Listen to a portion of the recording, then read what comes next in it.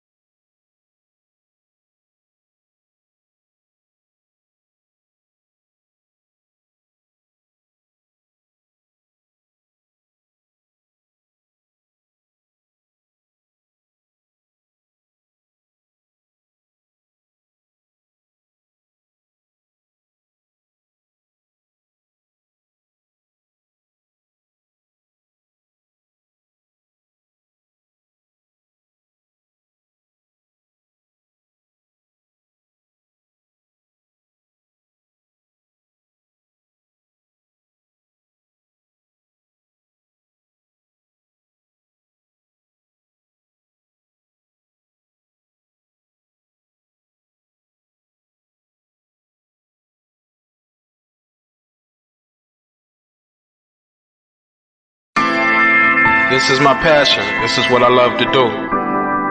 But some days, sometimes, I'm just like you, man. I hate this job. Damn, I hate this job. Damn, I hate this job. Damn, I hate my job. Damn, I hate this job. I'm just like you. Damn, I hate this job. Man, I hate this job. Man, I hate my job. From a good dream I awake, sun rays on my face, planning out my day, hoping this ain't the one that I catch a case. I feel so good, I feel so straight. My manager keep calling me saying, hurry up, you late. Hurry up, you lay off. Y'all, man, I hate this job. Man, I hate this job. Been trying to play it cool, but it's hard to play it off. I've been hanging on to this bullshit, cause my car still ain't paid off. I know I'm on my way up, my boy just got laid off, so y'all, man, I hate this job. Man, I hate this job. These hoes here so ratchet, these niggas here so sneaky. Y'all don't even really pay enough for y'all to only pay bi-weekly. I'm trying to double up my cash, take this job, shove it up your area. Yo, man, I hate this job. Sometimes I wanna say, walk in and slap my boss. This shit is getting hard. Damn, I hate this job. Gotta make it out of this struggle, bruh. And I don't really mean to take it out on you. You just a customer, but damn, I hate this job. Damn, I hate my job. Damn, I hate this job. Damn, I hate my job. Damn, I hate this job. Damn, I hate this job. Damn, I hate my job. Damn, I hate this job. We're the reason why your stockholders always stay afloat. Yet I'm asking, are they hiring? Like everywhere I go, schedule will say 9, but I think it's fine if I clock in at 9:04. I work 40 hours a week plus overtime just to be bro. So y'all, man, I hate this job. Hate that I applied. So much has transpired since the day that I was high. Told me I could advance, but you were telling me lies. Gotta give your notice before I quit, but you don't say shit right before I'm fired. Damn, man, I hate this job. Sometimes I wanna say, walk in and slap my boss. This shit is getting hard. Damn, I hate this job. Gotta make it out of this struggle, bruh. And I don't really mean to take it out on you. You just a customer, but damn, I hate this job. Damn, I hate my job. Damn, I hate this job. Damn, I hate my job. Damn, I hate this job. Damn, I hate this job. Damn, I hate my job. Damn, I hate this job. You and your procedures, you and your protocol, you and your policies, none of that shit don't apply to me. You and your quotas, you and your standards, you and your 2 sick days a year. Y'all niggas bananas. Wonder why the postman's posted with hammers, going postal with Popo on camera. His wage got him enraged, stressed out, it's hard to maintain. He flips the middle, grabs his. He said, if you don't get the picture, I quit, you ain't shit, mother. Man, I hate this job. Sometimes I wanna say, walk in and slap my boss. This shit is getting hard. Damn, I hate this job. Gotta make it out of this struggle, bruh. And I don't really mean to take it out on you. You just a customer, but damn, I hate this job. Damn, I hate my job. Damn, I hate this job. Damn, I hate my job. Damn, I hate this job. Damn, I hate this job. Damn, I hate my job. Damn, I hate this job. Look, man, I hate this job. I put my pants on one leg at a time, just like you. I'm out here trying to take care of my family. Damn, I hate this job. It's not always glamorous, for real, but I do what I gotta do for me and mine, you know? Damn, I hate this job. Damn, I hate my job. Damn, I hate this job. Damn, I hate my job. Damn, I hate this job. Damn, I hate this job. Damn, I hate my job. Damn, I hate this job. Damn, I hate this job. Damn, I hate this job. Damn, I hate my job. Damn, I hate this job. I'm just like you, nigga. Damn, I hate this job. Man, I hate this job. Man, I hate my job.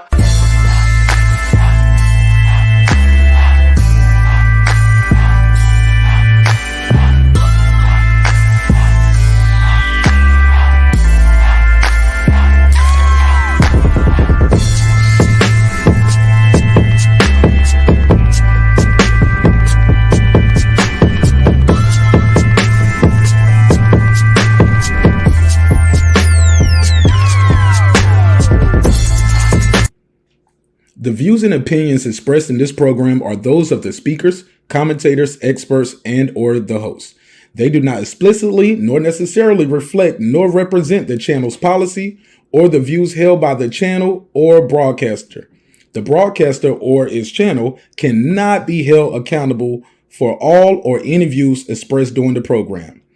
Basically, if I didn't say it, don't come for me. You come for the person who said it. And please don't sue me for somebody else's words. With that said, let's start the show, motherfucker. This that squad sound.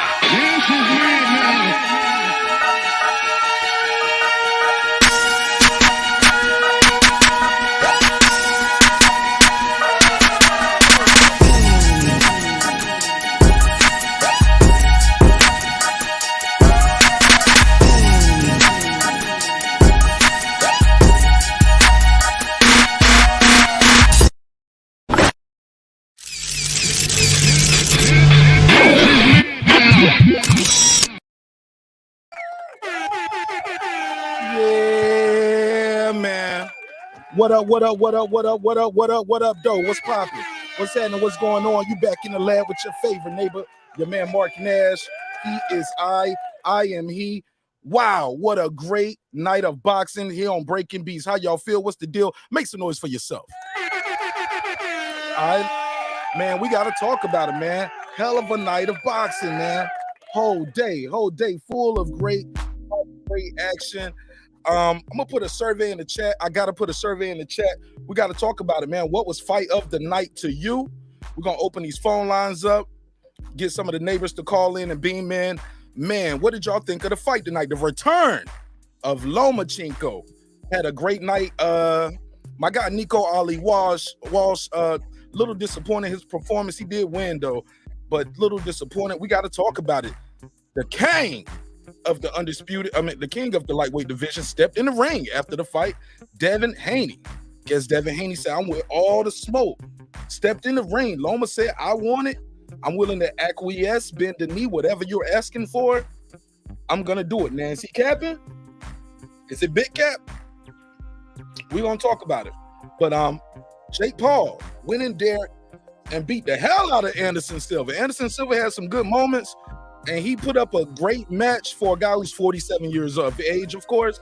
But at the end of the day, the young man just had a little too much in the gas tank and a little too much pop on those punches. He was able to drop Anderson Silva in the 8th and final round. Keep in mind, this was a catchweight.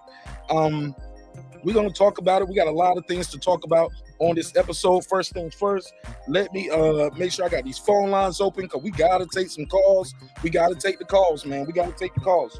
So make sure you join the conversation. 470-705-9507. 470-705-9507. It's your man Martin Nash, Breaking Beats. I'm going to drop the link. I'm going to open the channel up. You guys can pull up. Tell me what you guys think of the fight. Man, this was a hell of a one. Absolutely. Let's go. Let's go. I was so hyped, bro. I was so hyped because, you know, we was filled with a lot of disappointment with the other fight that we want to see falling through. I got my boxing fix, baby. Got that boxing fix in my vein. It keep calling me, man. It keeps calling me. Oh, man, it felt so good. So let me do this members only roll call. Neighbors only. Got to do the neighbors only roll call. What up? And after that, I'm going to drop the link, open the phone lines up. You guys can pull up. Tell me what you guys think of the fight. Should be a good conversation. Very interesting one right here. So let me give a shout out to all the neighbors. If you guys don't like the show and y'all hate what I'm doing over here, blame these people.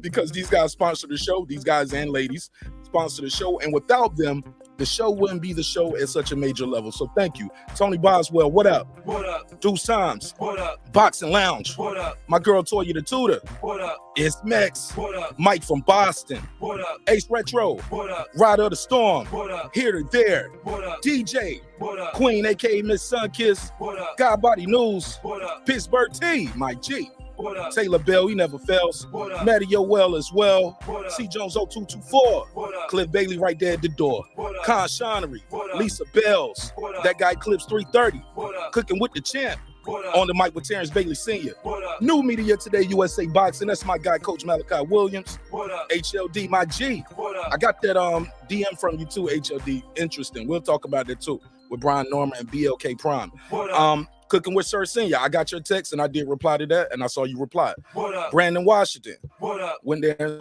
Black Adam today. Yeah, man, I communicate with most of these most of my neighbors throughout the day. Try to.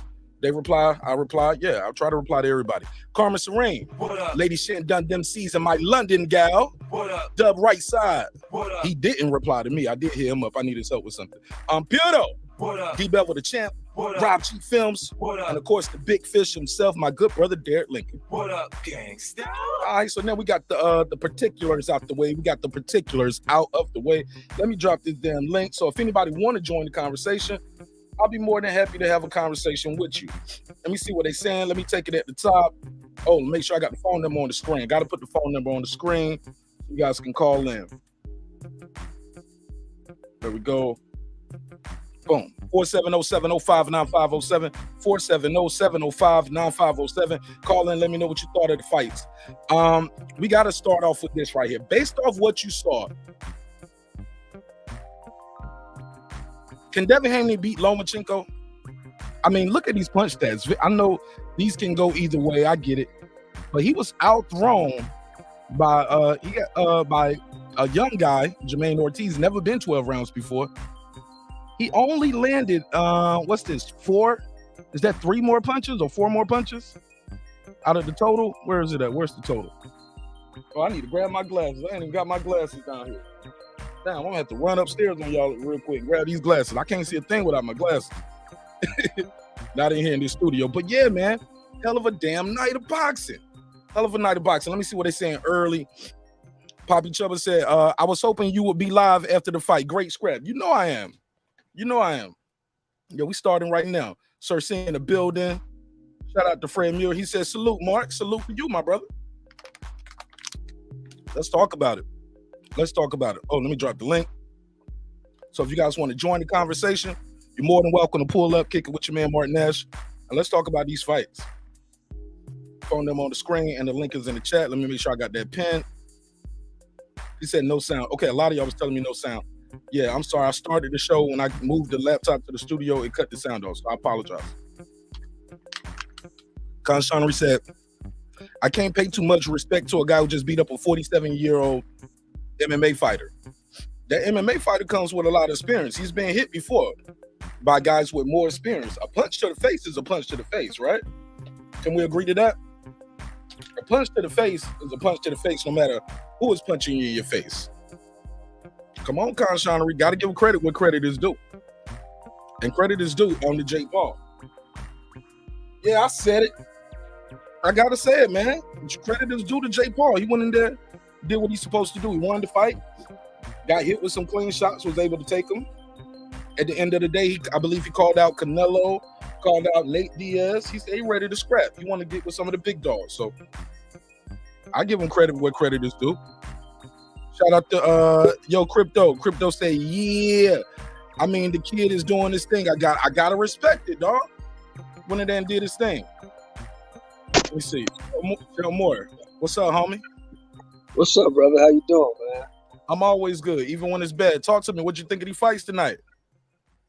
Loma did not look good. I thought that was a close fight. One judge had it 117, 110. I don't know what he was looking at. He won the fight. That's all I can really say. Jojo Diaz got his ass mollywopped. He lost every round. Williams Zepeda beat the shit out of him. Right. And the other fight I didn't watch. Who won it?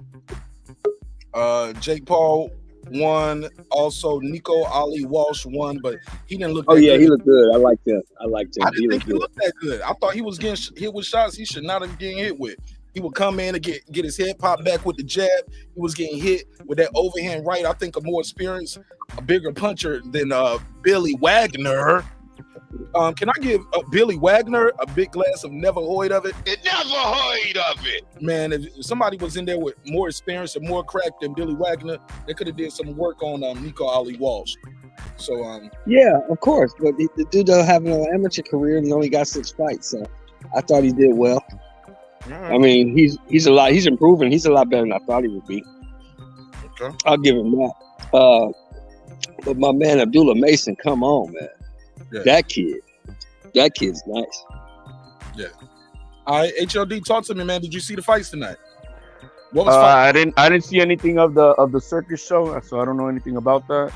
But I did see I was watching the JoJo fight. Jerry, you got to call the other line, Jerry. Jerry, you can never call the 470-705 number anymore, dog. You got to call this.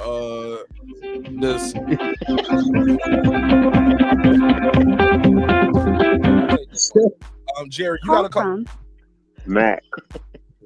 Jerry, call the 7. No, that's not a bad thing. It's just I like Jerry, and Jerry's a little long-winded, so I don't want to rush him off. He's an older guy, so I show respect to the OGs. I'm gonna be one day.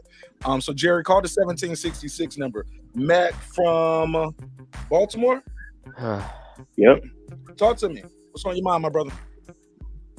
On the Loma fight, Ortiz looked pretty good. Loma, probably a little bit of ring rust, but the main thing that I took from it is when Haney got into the ring. Man, Haney looked huge compared to Loma. I mean, he looked very, very big next to Loma. And at first, maybe a couple years ago, I thought Loma, it would have been a walk or something. But now, man, Haney looks to be a gigantic problem. You know, just size-wise, man. He just looked too big.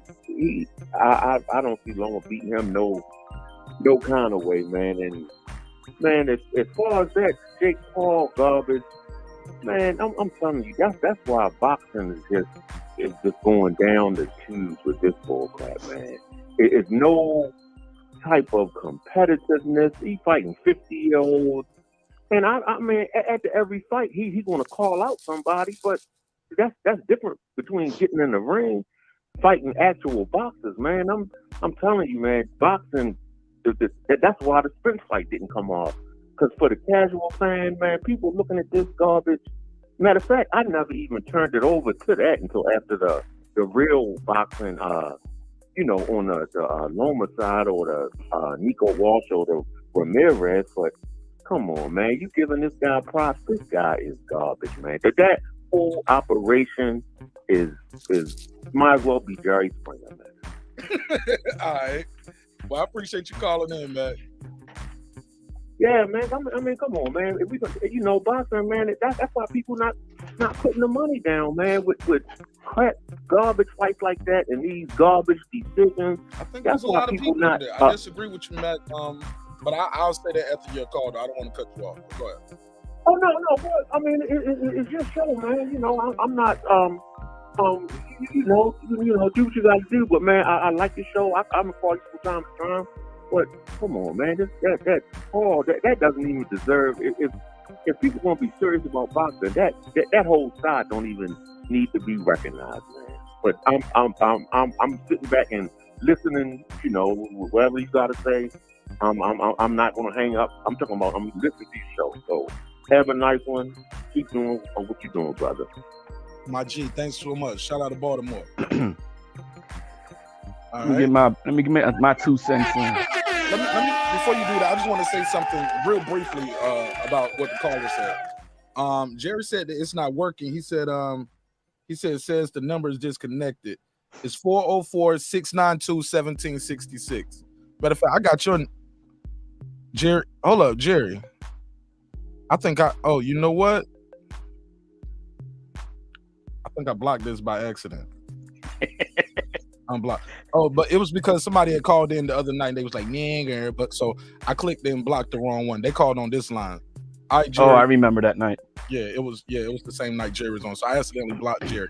Jerry, call in. I think Jerry is from. Yeah, Jerry is last 2 digits 85. Last 2 digits 85. Try it again, Jerry. My bad. She said you're blocked. No, somebody that called in was dropping a bunch of M-bombs, so we just bleeped them. Was it you, Jerry? Oh, it was somebody from Arizona. It wasn't this number, but I blocked the wrong one. Sorry about that, Jerry. Before we go to Jerry, HLD, go ahead. You got the floor. Talk to me. What did you think? Well, you seen that Jake Paul, right? I know I didn't even bother to watch that circus. Well, let me answer what Baltimore said real quick, real short. People came out to see that fight, dog. Say what you want to say. Had a lot of celebs in there from the MMA world, a lot of celebs from acting and film. It was a lot of people came out to see Jake Paul. So I get where Mac is coming from, and I understand his frustration. But this is a business, homie. And Jake Paul obviously is good for their bottom line. And the bottom line is the same thing as the first line. Make money and stay in business. So I get it. And like I said, I understand his frustration. But yeah, we ain't got to like it, but you damn sure got to respect that check.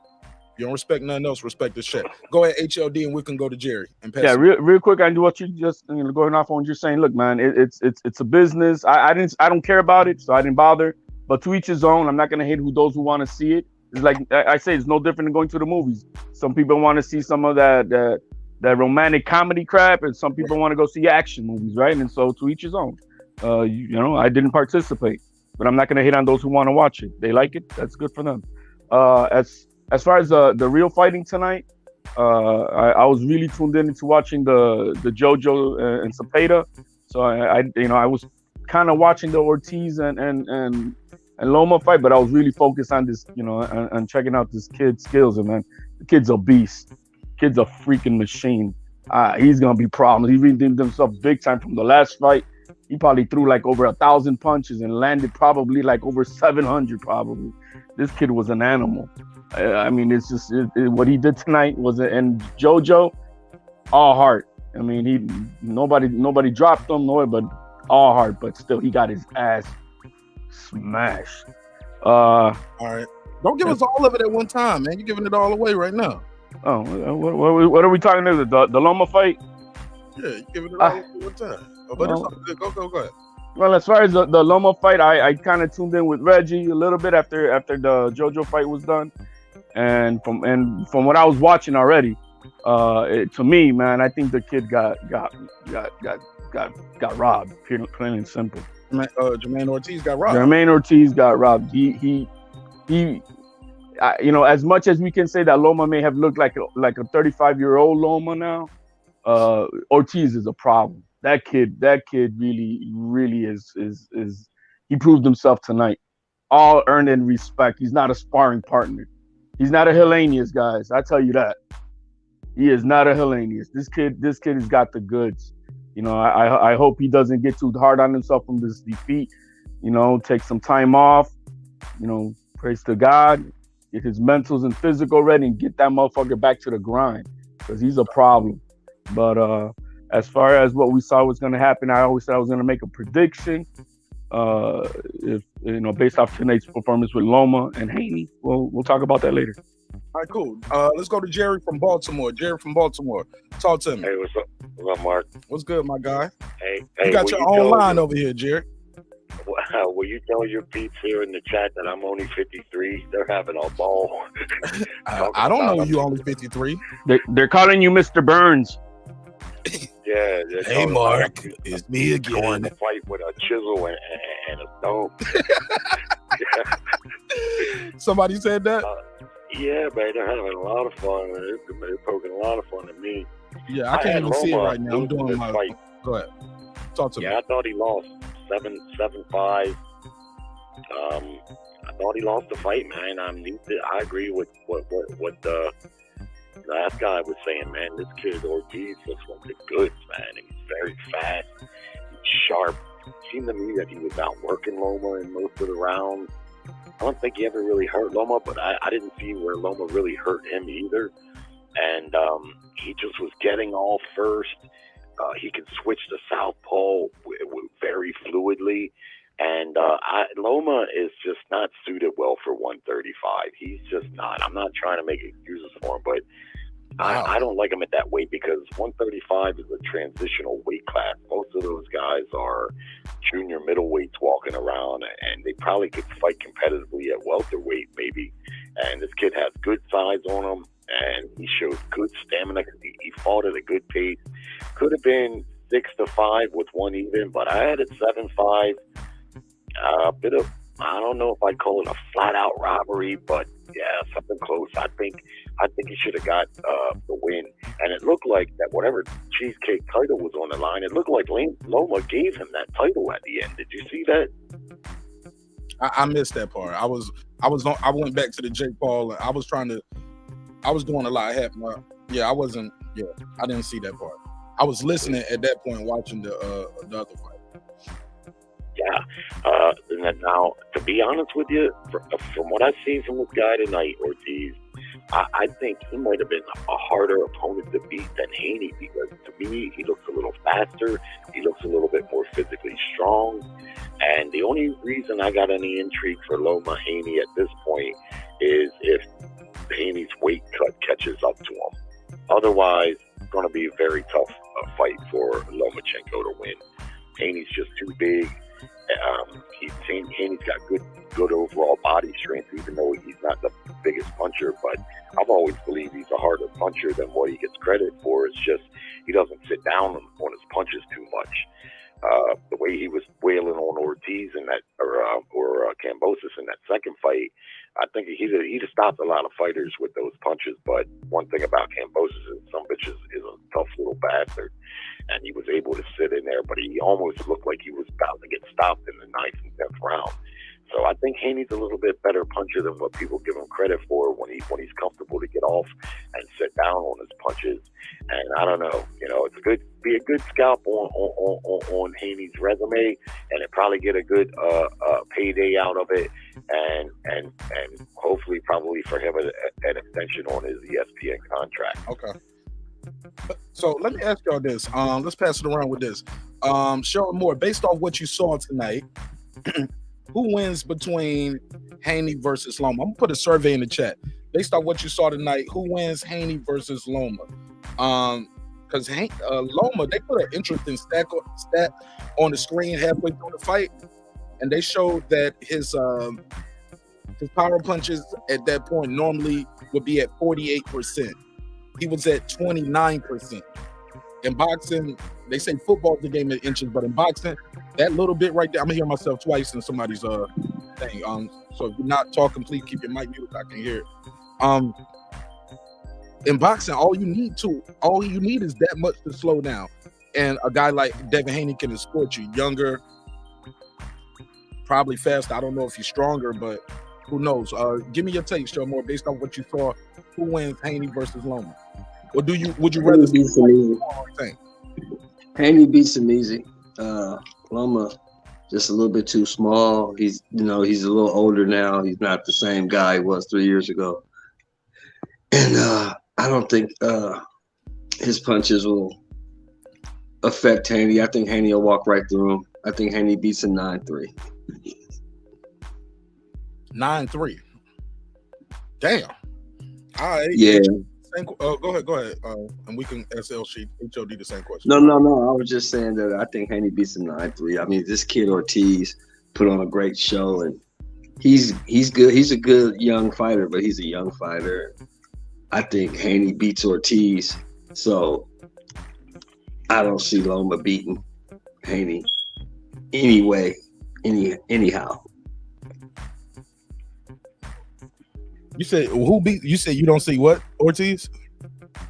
I think Haney beats Ortiz, and I don't see Loma, with the trouble he had with Ortiz, having any chance of beating Haney. I still see it. Okay, go ahead, HLD. Then we go back to Jerry. If you want to join the conversation, you can call 470-705-9507. I give you 2 minutes on the clock. 470-705-9507, or you can click the link and you can join the conversation here on the panel. Go ahead, HLB. Same question based off what you saw tonight. And I know you're not a Haney fan like that, but can Haney beat this guy based on what you saw tonight? From what I saw tonight, yeah, I do see it. Before it, like I said, if I would have seen the Lomachenko that fought Comey, I would have hands down given this fight then to Lomachenko to beat Haney. At this point, it's at that 50-50, and I think I might be edging the younger lion with Haney. I disagree with what Shelton said. I think Ortiz will give Haney the hell of a fight of his life. today. This kid is not a sparring partner. You got to throw that narrative out the damn window. This kid he proved today he is the goods, and I think he won that fight. I really do. You know, it's no edging, it's no nothing, no. But you know, can Lomachenko improve because he hasn't been in the ring and blah blah blah, and well, I mean, I don't know, but age, you know, Father Time is undefeated, and in that sense, I can see if Jermaine tonight gave Loma the trouble that he did, I can see Haney who's coming off, you know, he's got the confidence now. He said it himself. He became a champion. I'm glad he said that he wasn't a champion, but he became a champion now with Kambosos, and that does instill confidence. It's a quiet confidence that you don't see on paper, you don't see it anywhere else. It's just when you earn it, you grow with it, and so I might be able to. I think I might edge Haney over Loma as we speak today, but I wish it would have been Ortiz, because that would have been a hell of a fucking fight between Haney and that kid. All right. I don't know. I believe I'm agree with Tim Bradley on this before I go to Jerry. I think the experience played a major key. There was times where Loma can rock you to sleep, man. When I say rock you to sleep, I don't mean knock you out. I mean, like, though I agree with some of the things Andre Ward was talking about. He said he does those little subtle things that causes you burn a lot of energy. You know? I agree. I mean, I'm not going to take that. He's not a dead man walking. I'm not saying that Loma's a dead man walking. I didn't say that. I didn't say you did. I was just saying, like, certain things that I saw him doing that was giving Ortiz trouble. I think Haney can do that better. I think Haney has a longer jab. I think his muscles are twitchier and he's more active. Haney doesn't just give away rounds like Loma does at times, where he lulls in action. He's gonna still pop that jab out there. I think, and I believe Ortiz had a lot of success when he switched to southpaw, threw Loma off a little bit, because Loma was countering over his jab and was messing that eye up pretty bad. And once he switched to southpaw, he was able to negate that for a little bit. And then he switched back to conventional. I don't know why, but he switched back to conventional. So he still outworked Loma. He outworked his ass. Yeah, I don't see him beating Devin though. But I definitely see Devin. I see him giving a more competitive fight today than Loma would. Really? Absolutely. Like I said, I think he won the fight tonight. 7-5. All right, you thought he was robbed. All right, Jerry, did you think he was robbed? I didn't say robbed, but I would say robbed. I'm gonna say it. Let's say it like that. Fuck it. You talking to me? I was, but HOD's a member, so I let him talk a little bit longer than everybody else. That's my guy. But go ahead. If I was Ortiz, if I was in his corner, I'd take him out and celebrate and tell him, you won this fight, man. You didn't get the decision because they want to make this, you know, Loma's a long-time ESPN fighter with the top rank. They want to make the Haney fight, and that's basically why he lost the fight. Now, I've been a Lomachenko fan. This guy, 3-weight world champion in less than 10 fights, beat Kerry Russell in his 3rd fight. Some say he's overrated. I don't really think so. But one common denominator we've seen is when he fights these guys that are bigger than he is, that's a kryptonite for him. He's not able to do the things that he's able to do against a similar sized opponent or a smaller opponent. Of course, it's just a kryptonite for him. And right now, I would edge Haney. But what makes the fight a little bit of intrigue between he and Loma is, one, the weight cut for Haney. Sooner or later, that's going to catch up to him. Even though he's young, it could catch up to him in any fight now, because he's cutting massive weight to get down there. He knows it. His dad knows it. I mean, I know they want this Loma fight, but that could play a factor in the fight. And also, you got to factor in, to a degree, the fact that, look, not only has Loma not fought for a year, he also, I'm sure, was heavily distracted with what's going on in his home country. And he said tonight he'd be better prepared for when he fights Haney. Those are the points of intrigue for the matchup. But right now, you got to favor Haney. But what I'd really like to see is, I'd like to see this kid Ortiz fight Devin Haney. I think that would be a hell of a fight right now. Yeah, he's with me. Yeah, I Okay. mean I was really impressed by it. I think I seen him against Jamal Herring, and I was impressed with him in that fight also. But Herring, was old, long in the tooth, and he did what he was supposed to do. But imagine the poise. I mean, not only was this his first world title fight, it was his first fucking 12-round fight, and he's fighting a guy that's been on the pound for pound list almost his entire career. And to get in there and perform like that under those circumstances, this kid, if I was in his corner, I'd take him out and celebrate. Go for it, Kyle. Boxing section in the building. What up? What's going on, man? Listen, I felt like he should have stayed with Rob. That was the strength conditioning coach that he was working with. He should have just stayed with him. Those last 2 rounds would have been his. He needed those last 2 rounds to win the fight, and he didn't get those last 2 rounds. He ran out of gas, and there's no way in hell this Lomachenko beats Devin Haney. You can forget about that. You can forget it. But Ortiz had a good fight. Listen, if you follow my channel, if you've been on panels with me, you know that I already said this was going to be a tough fight. I thought Ortiz could win this fight, and he could have had he had the gas tank to finish it off. But he didn't have a gas tank, so that's what lost him the fight. Could it have been a draw? Yeah, but a robbery, nah. And then they was going. Now the 117-111, that kind of like pissed me off. But him losing by 2 rounds, I get it, because those last 2 rounds, he needed those last 2 rounds, and he didn't deliver. Like the difference between him and Teofimo Lopez was Teofimo Lopez finished that 12th round strong. And that's what got him the victory. So this guy, he didn't finish strong, man. He's my guy. That's my guy. You know what I'm saying? I knew he could fight because every time I rooted against him, he would beat the people that I was rooting for. And that's how I learned who he was. So I knew he could beat Lomachenko, but he just didn't have enough left in him to beat Lomachenko. And I think if he'd have kept if he had that stamina to keep pressing the way he was pressing, man, listen, we know Devin Haney got the stamina to keep pushing forward like that. And them lunging shots that he was hitting him with, he can't hit Devin Haney with that shit, man. Because he really couldn't hit him with that. You know what I'm saying? He got caught in the eye, and his eye kind of deterred him. But I thought he should have stayed southpaw. But he went back to orthodox and started getting hit again. I'm like, bro, just stay southpaw. You landing good shots. You getting the better of them, and you know what I'm saying? And you revert back. So I think hold on, big boy. I think it's an experience thing is what lost him that fight. The experience of Lomachenko was what won him the fight and what lost Ortiz the fight. But yeah. All right, pass it around. Go ahead, HLD. You want to jump in? You about to say something? Okay. I'll say this. I disagree with y'all on him giving Devin Haney the run for his money right now. I just don't see it. Because the experience of going the distance like that. I think Devin Haney punch selection is just too good. I think the kid is stronger than a lot of people think he is. That's just me. But I passed the mic. Yeah, I mean, people do that, though, Mark. They get caught in the moment. Don't get me wrong. Jermaine Ortiz put on a hell of a performance.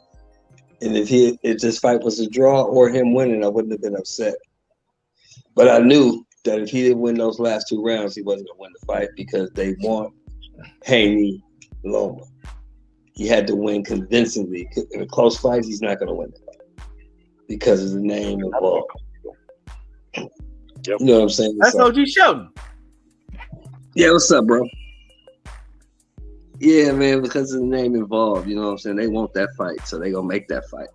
But he had to win and win convincingly. He didn't do that. It was close. Now I still, I like Kyle said, 117, 110. I don't know what the fuck he was watching. But that fight was not that. 115, 113. I went with that. The 116, 112 I thought was a stretch also. But hey. Shout out to Jermaine Ortiz. He proved a lot of people wrong. People thought he was just a sparring partner for him to come in there and lay down, and that is not what happened. Hey, can I give my credit though, OG? Because I've been saying this. Yeah, you've been saying it. You've been saying that shit for like 2 weeks now. You've been saying it for like 2 weeks now. I've heard Jermaine Ortiz. Now, yeah, I want to I want to get Mark and your take on this. Now, how long have I been telling everybody that JoJo Diaz ain't shit? He looked like shit tonight. He didn't even look like he came to fight, bro. He came to fight. It was just nothing he could do. He was hella fat, man. He came to fight. There was nothing he could do, bro. Ain't nobody can do nothing much with Cepeda. It's not about JoJo. It's that this kid, the Cepeda threw over like 1,000 punches, bro. When the average fight, huh?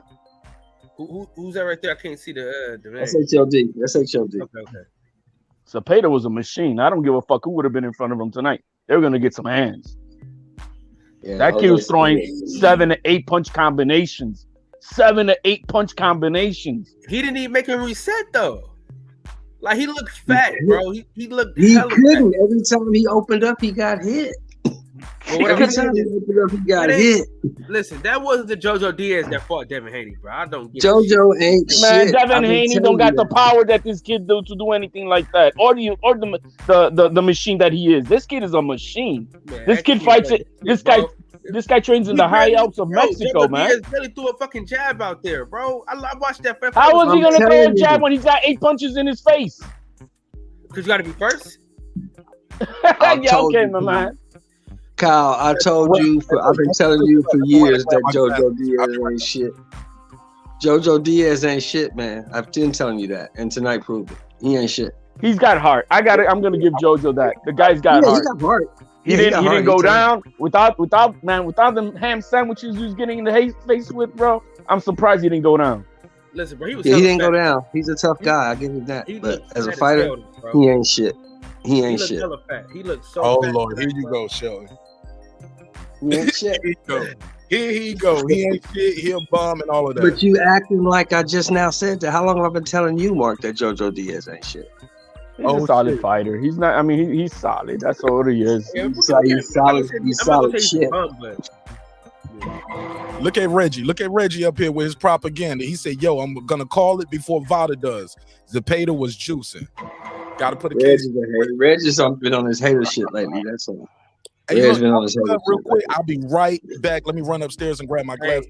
Is that they don't understand where Cepeda trains? This guy trains in the high Alps over there in Mexico, man. High altitude, over 10,000 feet.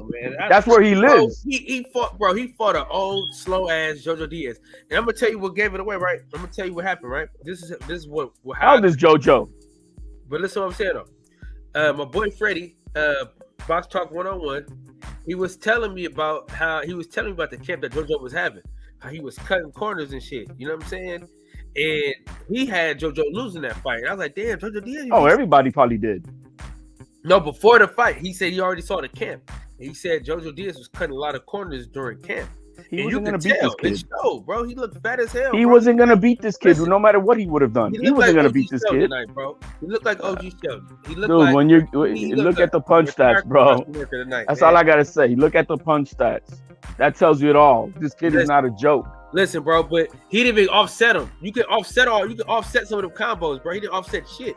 Dude, man, this guy was fighting like Chocolatito and Estrada, bro. That's the type of shit that he was on, that bantam shit. Give me a fucking break, man. Give me a fucking break. You're not gonna. You just want to hate on him. You can hate on him, bro. But the kid is. JoJo Diaz was ass tonight, though. JoJo Diaz looked fucking terrible. You can't tell me JoJo Diaz. He looked terrible against Fortuna. What are you talking about? He looked terrible against Haney. He looked terrible against Gary Rush. He looks like the same motherfucker. He looked terrible. I mean, he's not good. He fights. I said it the other day. JoJo Diaz fights constipated. He fights constipated. That's how JoJo Diaz fights. Like JoJo Diaz is not good. I've been telling y'all that motherfucker ain't no good. Hey, Mark, you need to make that a drop because OG Sheldon always talking about ain't nobody good. After every fight, we listen to it, be like, "I told y'all he wasn't that good, Mark." He's a bum. He's a bum. I be like, he's a bum. He's bum-ish. I love it. Hey, I don't like it. I don't like it. Hey, I'm gonna be honest though. I'm gonna keep it so 1,000 with you though, bro. JoJo Diaz looked like OG Sheldon more tonight, bro. He looked like a retired construction worker. What you been trying to get that great food. Hey, that wife cooks great food. You know what I'm saying? That's what JoJo Diaz looked like tonight, bro. He looked fucking terrible. He didn't like his though. What do y'all expect? He's a tough son of a bitch. I give it that. JoJo Diaz is a tough motherfucker. He took that ass whooping like a man. Muhammad Ali, I didn't watch Muhammad Ali imposter grandson fight. Did he win? Yeah, he won, but he the legend continues. Yeah, man. He gonna be the middleweight champion. He's gonna be the middleweight champion. No, he's not. He's gonna be the greatest of all time. One at a time. Go ahead, Sheldon. What you say about him being the middleweight He's gonna champion? be the greatest of all time, number 2, bro. Hold He gonna carry on the legacy. Sheldon Moore. Ali. I love you. No, it's Walsh. His name is Walsh. Hey, look, I got love and respect for you, Sheldon. I met you a couple times in real life. You know I would never do this in real life. I love you, but I'm gonna need you to hold this for the sake of entertainment. Entertainment purposes only. Matter of fact, hold the left hand too. Right hand and left hand. Man, you better stop that shit. You don't believe in the legend, Mark? Man, come on, Mark. You gotta believe in the legend, man. He's the legend. That's what they were announcing him. Oh, and the legend continues. The grandson of Ali. Hey, I'm gonna say this though. Because I spent a lot of time with him, right? You talking about like a great individual though, like a great person though. You can't help when you meet him. You can't help but root for him, bro. You know what I'm saying? I don't want to get corrupted, man. So don't end that. I will be lusting after his mother in his father's face. Oh, Rashida, man. So he don't want to hang out around me because I'll be asking. But hey, I did like the interview though. The interview, he told the truth. He said, "Look, people think I'm out here, trying to make a name off my grandfather, trying to get paid.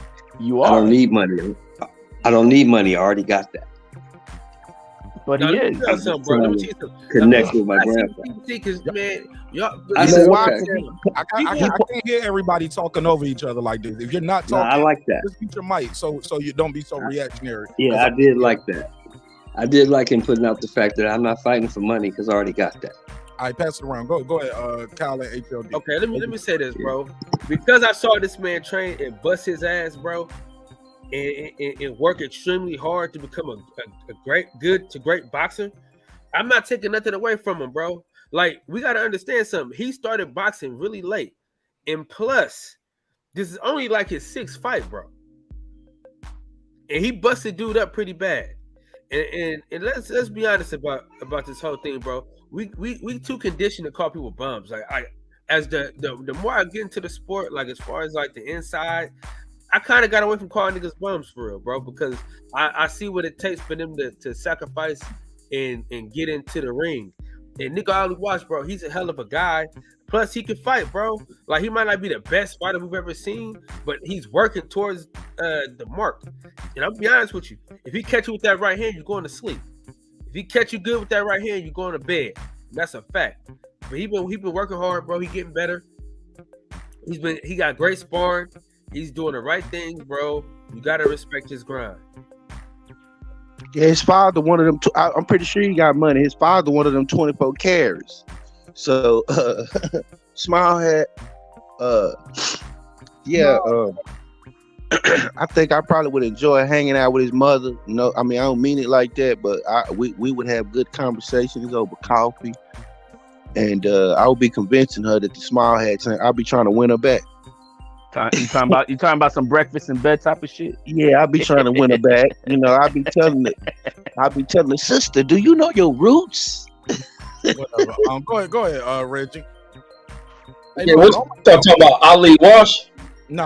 We talking about other shit, man. We ain't got to talk about that. Yeah, that's what we're talking about. Devin Haney was in the ring with Lomachenko. Lomachenko said, "This is lightweight. This is lightweight. Looks like heavyweight.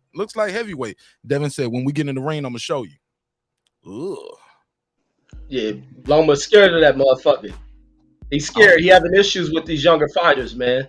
And tonight was bullshit. I don't know how Loma pulled that shit off. How victory is given to him, especially with the 117, 111 scorecard. I don't think no one even people in that arena were shook. A little bit scared that Loma was going to pull this off. He didn't look good at all. He didn't really give off anything. This kid was very fluid. He moved around well. He was catching Loma. He was comfortable. And he was in there showboating. He was in there playing with Loma. There ain't no way I didn't see Loma winning the fight. And even when we were scoring as the fight went on, nobody had Loma up in this fight. I think the wrong guy won, and it was BS to get that guy off that victory. Go ahead, Jerry. What you think? Ali Welsh. People got to remember what counts. This guy's got 6 fights. You can't confuse his legendary name with where he's at as a pro. For a 6-fight pro, he looks damn good to me. And it looks like he's got great management. So they're going to move him right. They're going to get him the right type of sparring. And, time will tell. But he gets A across the board for me. This guy he got in there tonight was a little bit of a tougher, better opponent. But I thought he did well. And no problem there. And Jojo Diaz is a good fighter. He's always been a good fighter. But I think he's suffering from Mikey Garcia syndrome in that he's been fighting longer than people realize. And he's worked as a sparring partner a lot. And he's gotten hit a lot in his career. And now that he's made some money and he's had a few fights, I don't think he's known for going up big in between weights too. Now, I didn't see the fight tonight, but from what I'm hearing, he lost, I guess, in one-sided fashion. But that doesn't really surprise me because I don't want to overrate him because he lost to Gary Russell. No shame in that. That's a high-level pro. He lost to Devin Haney. I had 10 rounds to 2 Haney. And then he lost his fight tonight. And I think it's a culmination of how long he's been in the sport, the fact that he's taken a lot of punches, he's done a lot of work as a sparring partner, and I don't think he's always living the life of an elite athlete. When you put all those things together, he runs into a buzzsaw younger fighter. He's gonna have issues, kind of like Loma tonight, you know. Kind of just like Lomachenko tonight. Loma got this decision tonight. People, and including the commentating crew, and it gets a little tiring for me when I hear them say, "Well, Loma's doing these subtle things." Fuck subtle. He getting the other guy's getting off on him first. He was walking Loma down at times. Fuck all that subtlety. I mean, that's great if you can capitalize on it and really get your shots off, but he wasn't really doing that. So what does the subtlety add up to if you don't capitalize on it? And the experience thing too, that's another thing. Oh, his experience. Come on, man. You either win or you lose. He got this decision tonight. I thought it was close 7-5, but he got the decision because they want to make the Haney fight. I mean, that's what it is. But it's his job. He knows that going into this. Jermaine Ortiz's job is to make it so clear that you can't take it from him. You can't take it from him. And he took his foot off the gas at times. He had some low moments. And he let Loma get those staccato burst off on him. And he was non-reactionary to it. So I realize that, Mark, but understand this: when you're fighting high-level pros, it's not just as easy to say, "Oh, you got to win convincingly." Man, it's tough enough to beat Lomachenko as it is. Why? And it's always been this way in boxing, and I know this. I know the politics of boxing, but to me, that's why he got the decision tonight. It was more the politics of boxing, not that he won the fight. And someone confirmed in the chat that he did take the belt back and give it to the kid. I think Loma, in his heart of hearts, maybe down the road somewhere, he'll admit that he probably didn't win that fight. You know, and of course Ortiz knew that the cards would be stacked against him in that capacity. But at the same time, like I say, man, if you win, you win. That's how it really should be. It shouldn't be that you have to beat a high-level competitor convincingly. I mean, that's not always in the cards. You know what I mean? If you win 7-5, you still, in my opinion, you know, should get the win. But a lot of people predicted that this would happen tonight, that the kid would have to knock him out or basically dominate him all for the whole fight. Because, I mean, yeah, he kept such a pace during that fight. Yeah, he got a little tired at the end. But to me, what he slowed down wasn't enough. It wasn't like Loma was just dominating the shit out of him because he got that slow.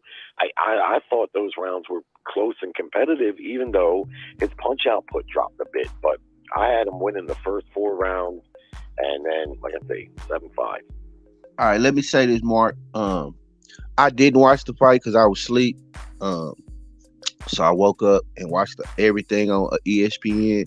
I could say that Andre Ward and Tim Bradley, they need to stop that bias shit, man. They just be in the tank for the fighter that they want to win. It's like Top Rank get him the schedule of the fights that's supposed to happen after this fight. So they start rooting for who the favorite is. Oh, Lomachenko hit him with this. Did you see that? I'm like, dude, man, y'all gotta chill with that. I just don't like that in the tank for Top Rank shit, man. Just call the fight like you see it.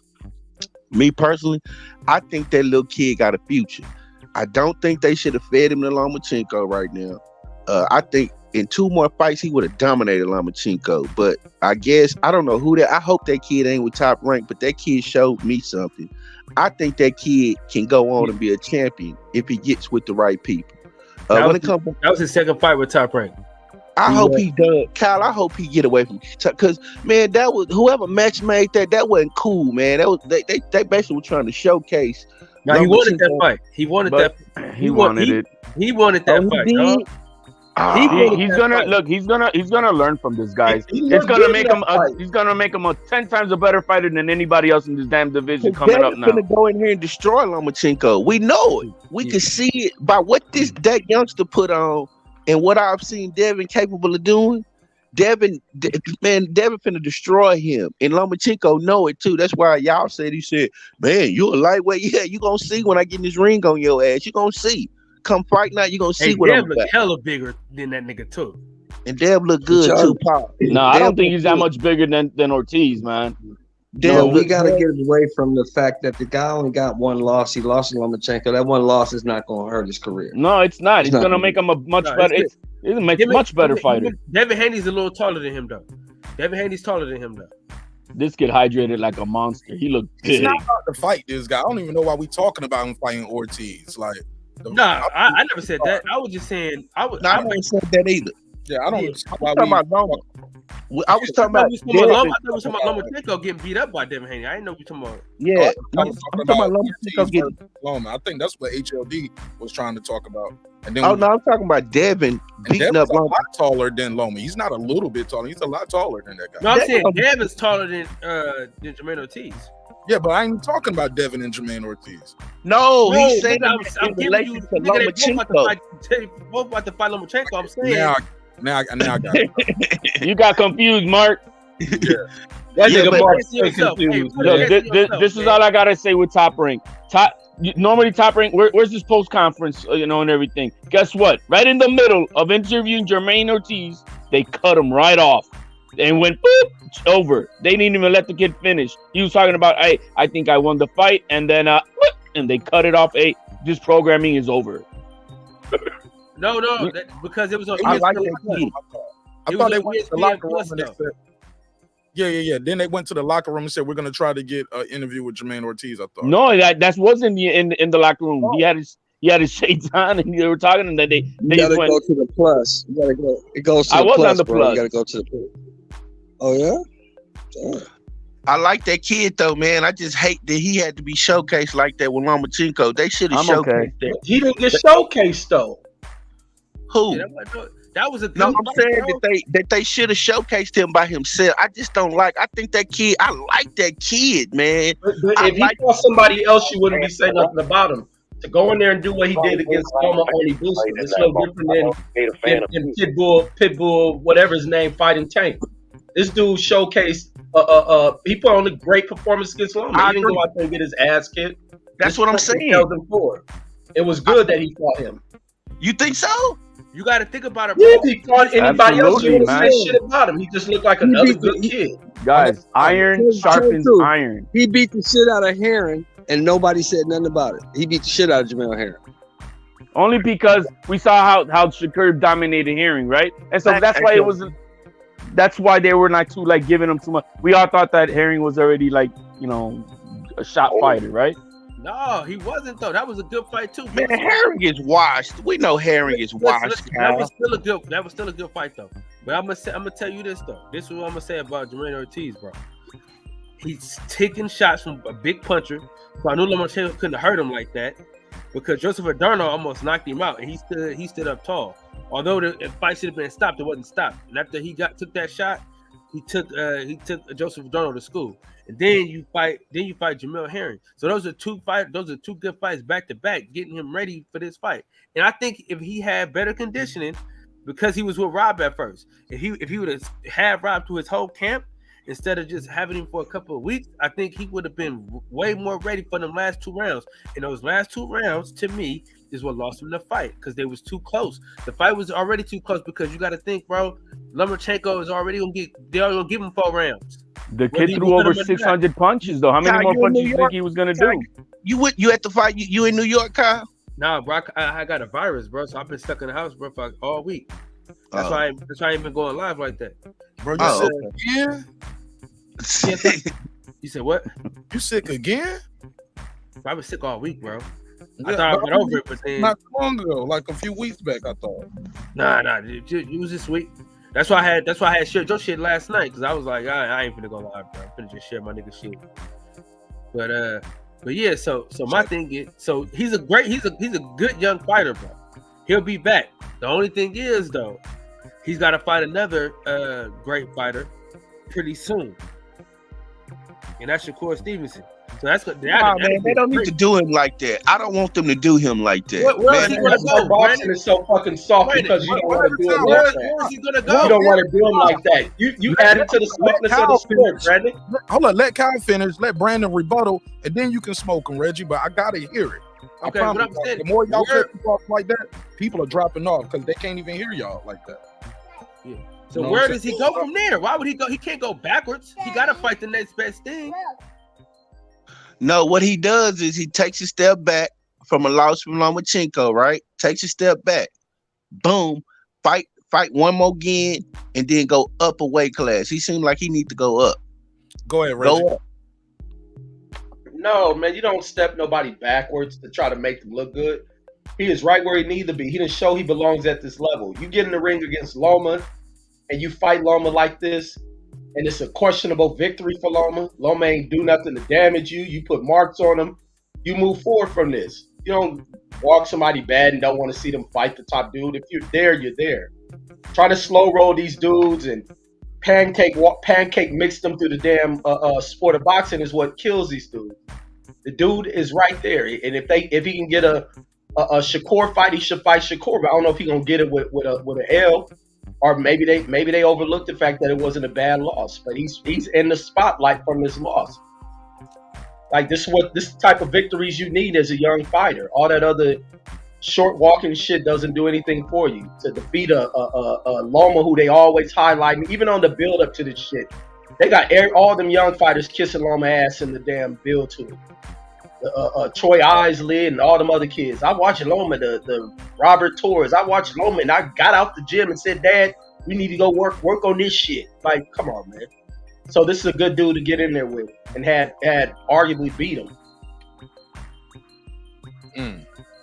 Go ahead, Jerry. Me and Jerry. Yeah, if he was my fighter, I'd probably have him 3 or 5 more fights to get him some more experience. And maybe to keep his confidence high. I would be doing my best right now to keep his confidence high off of this fight because, like I say, I think he won the fight. Putting him right in there with Shakur, I mean, maybe if the money's right and there's a title on the line or something, but I don't know. Title. I wouldn't hesitate. Puerto Rico versus Puerto Rico, right? Brandon, please, y'all. We got to hear. I wouldn't hesitate to get him in there with Shakur at some point, but maybe not right away. He's young. He's got time. I do think, even though, like I say, I think he won the fight, I think he gained fans. He certainly made a fan out of me tonight. So sometimes in a high exposure loss, especially when you're that competitive, that can not only make you a better fighter from a competitive standpoint, because we've seen that before, but it also can make you more fans. He probably going to get a bigger fan base off of that performance tonight, I think. Okay, go ahead, Brandon. HLD, Reggie. That picture you're showing right there, I mean, it's not a fair thing assessment. That was really more of a scratch with the tape. made to Loma, but I think he definitely, I don't know, man. We're gonna see now a much more competitive fight than what I've ever thought with Haney once this gets made. Yeah, HLD, I heard it in your voice. Come on, HLD, you got to get a man his props. I heard No, it. you have to. I said that earlier. I mean, what we saw today was not the Loma that fought Coleman or Nakatani, at least. You know what I mean? So he's gonna be a much more competitive fight. My boy Tiafimo did the job. Let's just call it Well, what it is. Hey, you gotta give credit today to Teofimo Sr. He gave a 5-minute tutorial to Jermaine Ortiz. I saw that. I was laughing my ass off. He was like, hit him in the body, like right here. I saw that. I was like, he was talking about the angles and shit. And Devin is going to destroy him. From what we saw, we can see that Devin is just better defensively, and them little spinning openings that he get, Devin is gonna be out the way of all that. Plus his arms too fucking short, so he gonna be jumping in there and he gonna be getting caught. And this fight is gonna be non-competitive, and people probably gonna start booing. That's how Devin gonna dismantle this dude. I don't know, because I mean he is, and even still, this Lomachenko beat the shit out of Jojo Diaz, and Jojo Diaz he's the same height as Loma and gave Haney a good 12 rounds. So let's not get it all twisted either. What you said? Say that again. I think Haney Loma will beat the shit out of Jojo. They're about the same size, and Jojo gave Haney a good 12 round. I think Haney dominated Jojo. Really, I mean, I mean, I really ain't seen Haney in a. I ain't seen him. Haney has never been in a 50-50 fight, guys. That's what I was going to say. And it's not his fault. He's going into the fights fighting the names. I mean, hell, he beat George. No, that's why this is going to be at least his first 50-50. I want to say something real quick. According to you, HLD, the dude ain't got no pop and he ain't got no chin. So he doesn't got no pop. That's not a lie. Hold on, you said he ain't got no pop, he ain't got no chin. Right, I stand by that too. HLD, let me finish the sentence. I'm concurring with what you said. That's all. I already know you said that. So if that's true, my brother, every fight he go in, it should be a 50-50 fight. If he ain't got no chin and he ain't got no pop, everybody he fight, it should be a 50-50 fight. You can't if you're on your bicycle run and hold, yeah, that's how it is. That's his technique. So yeah. HLD so full of shit. Now you sit here outlanding and out throwing guys though. HLD, I get it. But you're disdain for the guy. But go ahead, Red. Let me say this to HLD with his ass kissing ass and all over the place. Now you sit here and kiss the payday ass in this fucking Jojo Diaz fight, and you ain't not once bring up anything about power. Now this dude threw a billion fucking punches and couldn't do nothing to hurt fucking Jojo Diaz. Nobody has, because nobody has. Nobody's dropped JoJo. Nobody's never been dropped. You praise this beta motherfucker, and he ain't got an ounce of fucking power. Criticism. Anytime you watch his power is more than Haney's. I tell you that. He ain't got shit more than Devin. This motherfucker threw a billion fucking punches, and not once do you bring up his power or shit on his performance. You full of shit when it comes to keeping it real. Hey, Reg. Jojo Diaz said he had pop though. Jojo Diaz said Devin Haney had a lot of pop.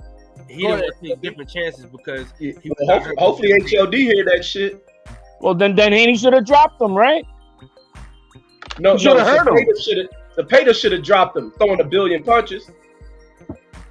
It just goes to the fact that JoJo is not chinny. That's all. Here's the thing. HLD, we know HLD does not like Devin Haney because he knows that Devin Haney is the rival to Teofimo. He knows that. We can see it coming down the line. And I think that Devin I brought this fight up from a 75th 30 or something to that effect to a 50-50. What do you guys think? I know HLD, I'm giving you credit. So I know why you feel the way you feel about Devin because Devin finna go. He's taking the easiest road to whatever he's become. That's why. That's not fair. How do you do that? How do you take the easiest road? His first title defense was against Santiago, supposedly, as he was champion. Then he fought Gamboa. Then he fought Linares. So was he a champion or not? Well, you guys want to call him a champion. I just told you guys what he is. He became a champion when he fought Kambosos. Okay. And he admitted that tonight, too. No, he did not. But he said, I earned it when I earned to become a champion. Yes, he did. Undisputed. He's talking about undisputed. No. He said the word champion. Here's the cutting corners, man. Hey, listen. Come on, bro. You gonna say the easy road, though? The easy route? Yeah, it is the easiest road to undisputed. Are you kidding me? What was the easy route, though? What was the easy route that he I just told you right now, he just beat Kambosos. Who the hell's gonna want to have that as a legacy? That's how I became a champ. Of course, he's gonna need Lomachenko. He beat Teofimo, coming off Teofimo's best win. God, we're gonna play that game. We know the team that beat Campo would have beat the shit out of Kambosos. So he turned into a different. I don't believe that. Maybe I don't believe that. Maybe he took that fight more serious. Maybe now he's. He grown into the weight, grew out the weight. Maybe he shouldn't have fought that fight at 135. He probably shouldn't have. I said that before. He signed a contract. He It made. doesn't matter. The fact is that this Tio would beat the shit out of that Kambosos. What are you talking about? What you talking about? He had a chance to fight Kambosos. Got his ass beat. He signed the contract. He made. I told y'all HOD full of shit. He lost, and he. You guys want to play that game? You really? Oh, he. Hold on. So Kambosos put a bigger beat down. I mean, Haney put a bigger beat down on Kambosos than Tio did to Kambosos. Get out of here. Yes. He even dropped his ass. It don't matter. When he dropped his ass. Bro, he lost. And Haney didn't do nothing to Kambosos. I told y'all HLD full of shit. Man. Hey, HLD, you gotta stop this shit, man. Fight Loma, beat his ass, and we take it from there. This guy HLD, man. God knows I got love for HLD. What, you gonna tell me I'm supposed to change my feelings up because Haney fought tonight? No, Haney didn't fight tonight. HLD, you changing your feelings up because you saw how shitty Loma looked. So you know what Devin finna do. That's why you was like, yeah, Devin finna beat his ass. What are you talking about, man? I gave it a 50-50 and I still say that Loma lost tonight. What are you talking about? No, what I'm saying is you know that Devin is finna shine. I know you know that. Well, let's hope so. He better shine. He better. No. You guys got him on that throne up there. He better shine. If this kid who's a sparring partner did this to Loma, what does Devin Haney got to do to this guy? If he gives me the same type of bullshit performance that we seen up on the other ones, that ain't been super domination because that's what this kid did tonight. Hey, what does HOD stand for? You figure it out. Yeah, HLD. He's leading with delusion. Devin. Hey, look, everybody in the chat, tell me, y'all break down that HLD acronym. What y'all think it stands for? We'll figure it out tonight. Hallucinating, leading with delusion. That's what the fucking stands for. Shit, I'm not the one dick riding because you got to. This hater really loves Devin. That's what it stands for. I like that one, Reggie. I like that one. Let me give him the correct. All right. HLD. Why do you really don't like this? Where did Haney fight that would change my mind about Haney? Where is it? Because he didn't fight tonight. No, you saw.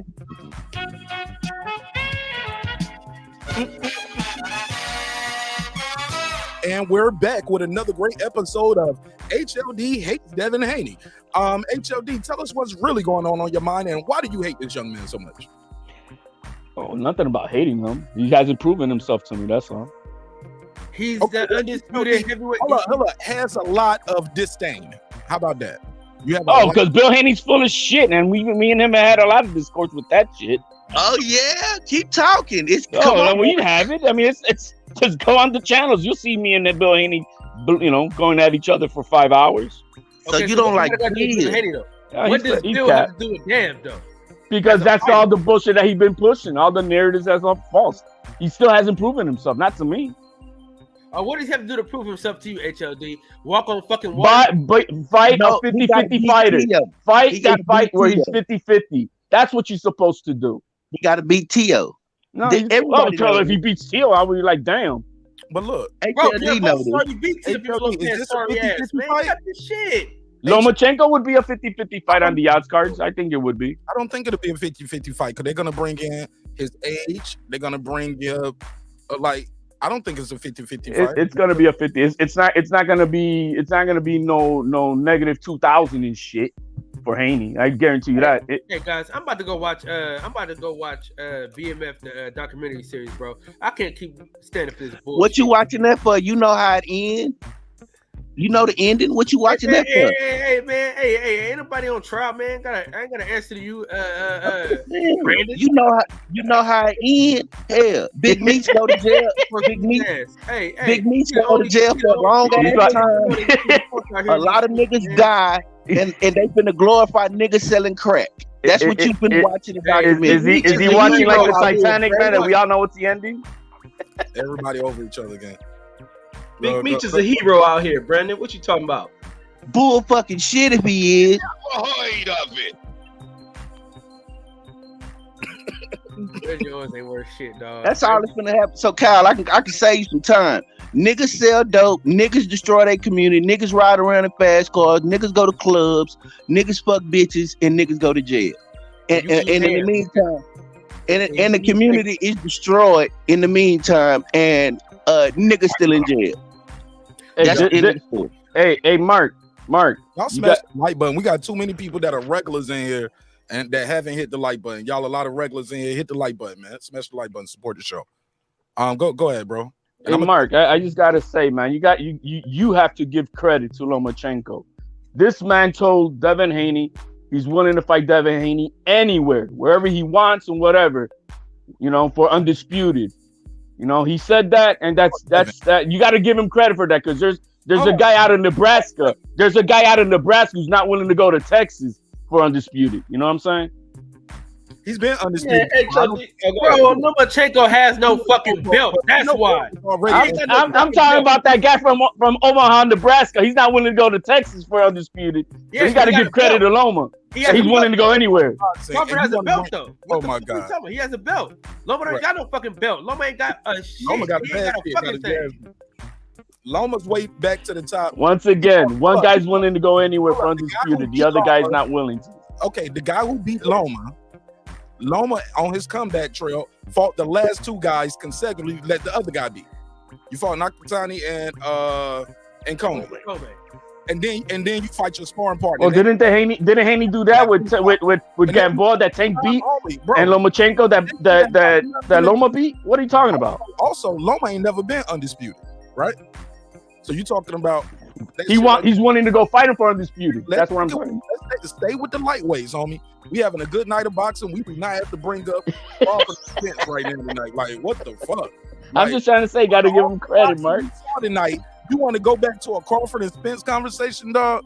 Shame on you. I didn't take the bait, Mark. You see, I didn't take the bait, Mark. He almost had me though. HLD, you almost had me. Yo, Brandon, but tell me I'm right. Tell me I'm right, Brandon. Birds fly high, Brandon. Go Brandon, ahead. tell me I'm right. Loma's willing to go anywhere to try to get undisputed. The other guy's not willing to leave Omaha, Nebraska. It ain't gonna work. Loma got to do whatever. It ain't about to do whatever. You see how he got undisputed? Brandon, he got beat. Dallas. He got beat down. He wants you to save him, Brandon. Go ahead, tell him how the birds fly high, Brandon. My brother. All right. HLD, here's the thing.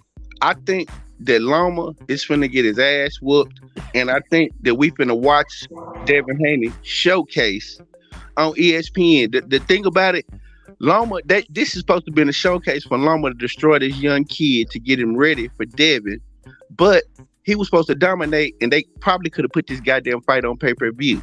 If he would have went in there and knocked this kid out of New York, this young prospect, we would have been watching the pay-per-view fight. Now, this some more ESPN Plus shit, or right after the Pro Bowl or somewhere ever ESPN put it. But I think Devin finna dominate this dude, HLD. Well, he should. He's finna return. I just do. He should. And look, better than Ortiz too. 10 times better than Ortiz. Hold on, this how full of shit HLD, because you bring in everything you bring to knock Devin on, it makes you look worse. Now he called to fight Devin anywhere. Well, he didn't fight Devin when he had the multiple opportunities where he's supposed to fight him. That never was. Devin That's the narrative. I think Devin is the one who'll go anywhere to fight somebody as a champion. And then you want to talk about resume. Go over fucking Lomachenko's resume. What's great about it? He been fighting motherfuckers, moving up from small ass divisions. If you want to talk about that, then you get Bob Arum putting him against guys who have sat on the shelf. So what's so great about his resume? If you want to point out resumes, it ain't that fucking great. And when he fought somebody with a name on the resume, he done lost to him. So what's so great about the resume? Like, stop it, HLD. Give credit where it's due, man. And today, again, Haney didn't fight tonight, so there's nothing more that changes that except that Loma that he should be able to dominate. The way we're talking, he should be able to dominate Lomachenko 10 times more than Ortiz did. And if the fight is anywhere near as close as Ortiz did, what does that say? Okay, so Loma fought HOD. What's great about his resume? Oh, tonight we saw. I always said that I needed to see Lomachenko tonight to see how it's gonna be with Haney. No, but his resume, he got a resume. What's 50-50 fight on Loma's resume? Gary you can't name it. Stop it. He came off the bat. What are you talking about? Look at the guy's only got 16, 17 fights. How many champions has he fought? And who's He beat Gary Russell in his third pro fight. And that Silva fight was such a damn bullshit ripoff. The guy came overweight, hit him a billion times in the nuts. That was a fucked up ass fight with Solito. That was bullshit. Loma actually lost tonight. They just gifted him that. So no, tonight I agree that. That's the first thing I was saying. I thought he was robbed, Ortiz. So Loma really should have 3 losses already. I agree. His resume is lackluster. I agree. That Solito fight is kind of iffy, but at least but the last 2 definitely. I would say I agree to that. So what's your biggest gripe with Devin Haney though?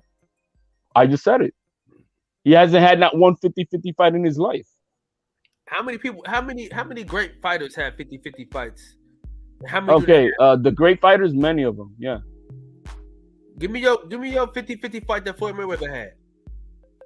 Oh my God! Really? No. Here's the thing, Kyle. This man brought in. Kyle, you gotta stick to Teofimo. No, listen up. You gotta stick to Teofimo. That's his fighter, Teofimo.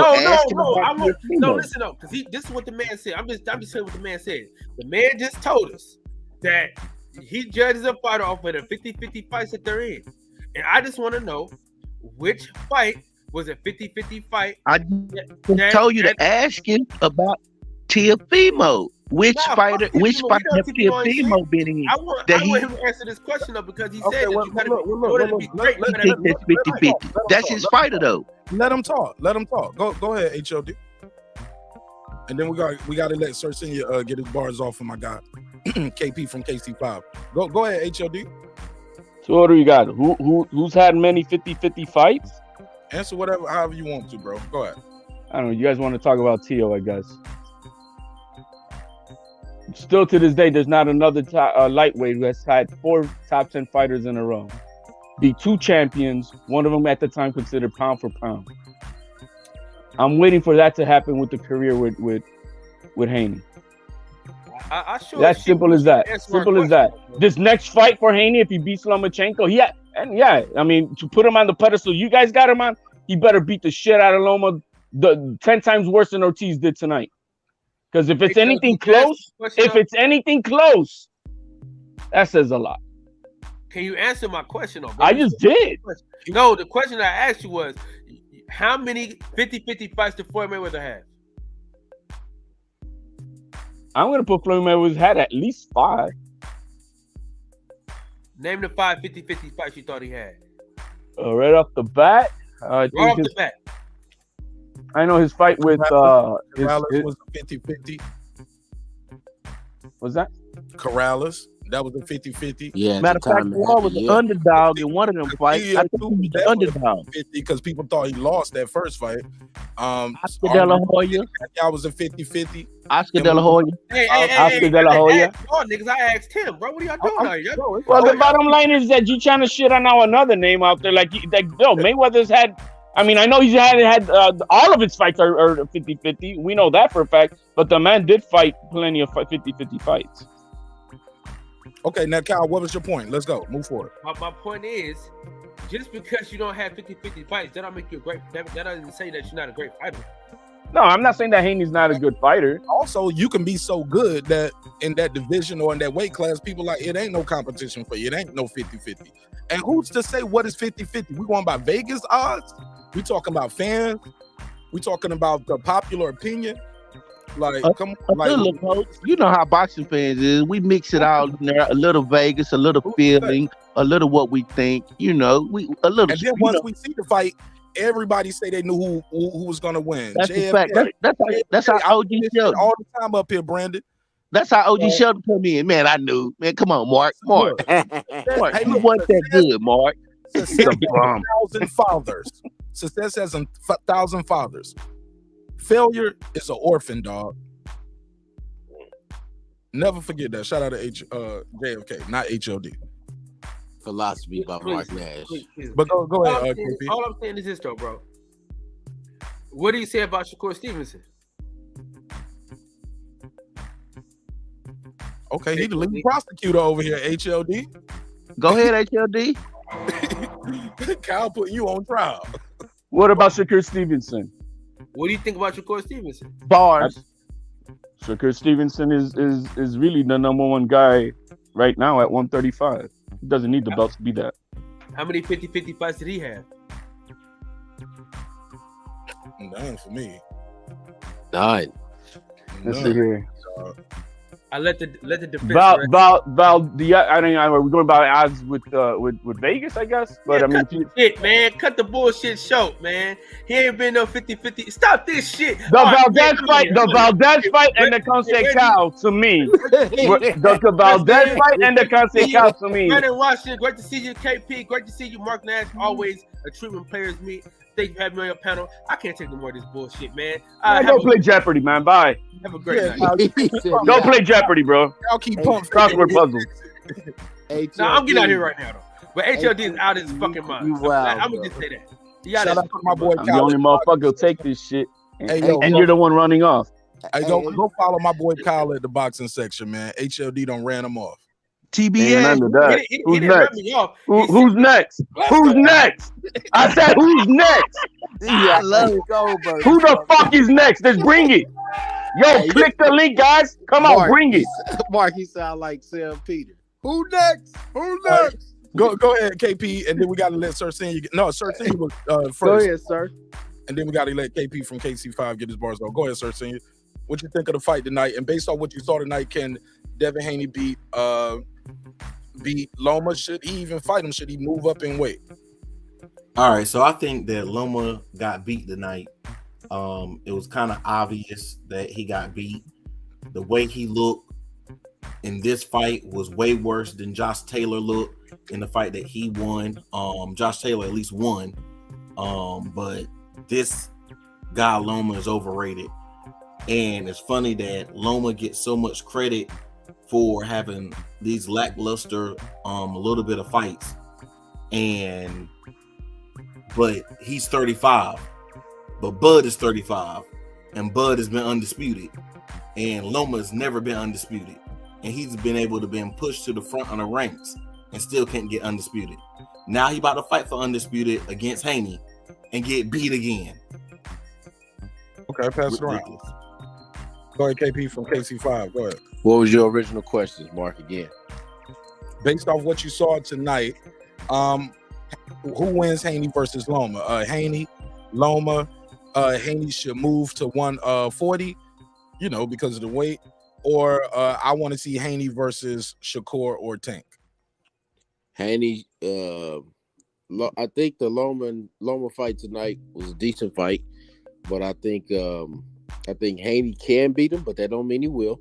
I think he can beat him. I think that's like a 55-45 or 60-40 type fight. I think it's unfair to try to gauge whether or not Devin Haney has had any 50-50 fights. The guy's 23, graduated 3 years ago. Shit. I mean, how many 50-50 fights can you have if you just graduated? Shit, so I think it's unfair to even ask that question. This will probably be his first time kind of getting in that rim where he's starting to have those kind of fights. So that's where I see him at. Devin Haney, he got a real case, but I think at 135 he needs to fight Loma before he moves up. that's probably going to be the biggest fight he can get. Because of course, you know, they got Tank and witness protection program. So shit. Go ahead, Jerry. And after that, we can open it back up to everybody. Devin Haney, I have to say, I think people are overrating him just like bit, and I know you might think that sounds outrageous because of his wins over Kambosos and the fact that he's undisputed, but no secret, he won those undisputed titles in one fight. He won them in one fight. So he still has work to do. Now, like the other guy just pointed out, he's only 23 years old, so how much can you expect from him? I'm tired of hearing about how he went to Australia. Tyson Fury came here 3 times and fought the most dangerous puncher in boxing. Nobody ever said, hey, he came all the way from England. He went to Australia. We get that. He went there and he beat a fighter who beat the man who beat the man. But nobody considered Kambosos the top 3 lightweight in the division, even though he had that win over Lopez, who beat Lomachenko. I get that. And I'm not trying to discredit Haney's accomplishment winning the undisputed title, but he won it in one fight against one fighter who was not considered top 3 in the division. So I can understand why Haney had some critics, but you can't really not give him his flowers too, because he did dominate George Kambosos, who beat Lopez, and I thought he beat Lopez fair and square. And we know Lopez, you know, we know what happened there. But, you know, prior to tonight, I had the Lomachenko-Haney fight, a 50-50 fight.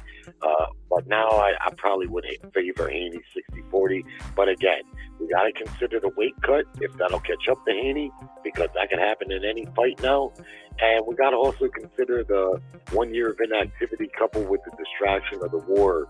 If Loma, that might not have been the best Loma that might not have been, you know, he might have been a little bit rusty and distracted. And then lastly, we got to kill this narrative too about first off, Loma's resume.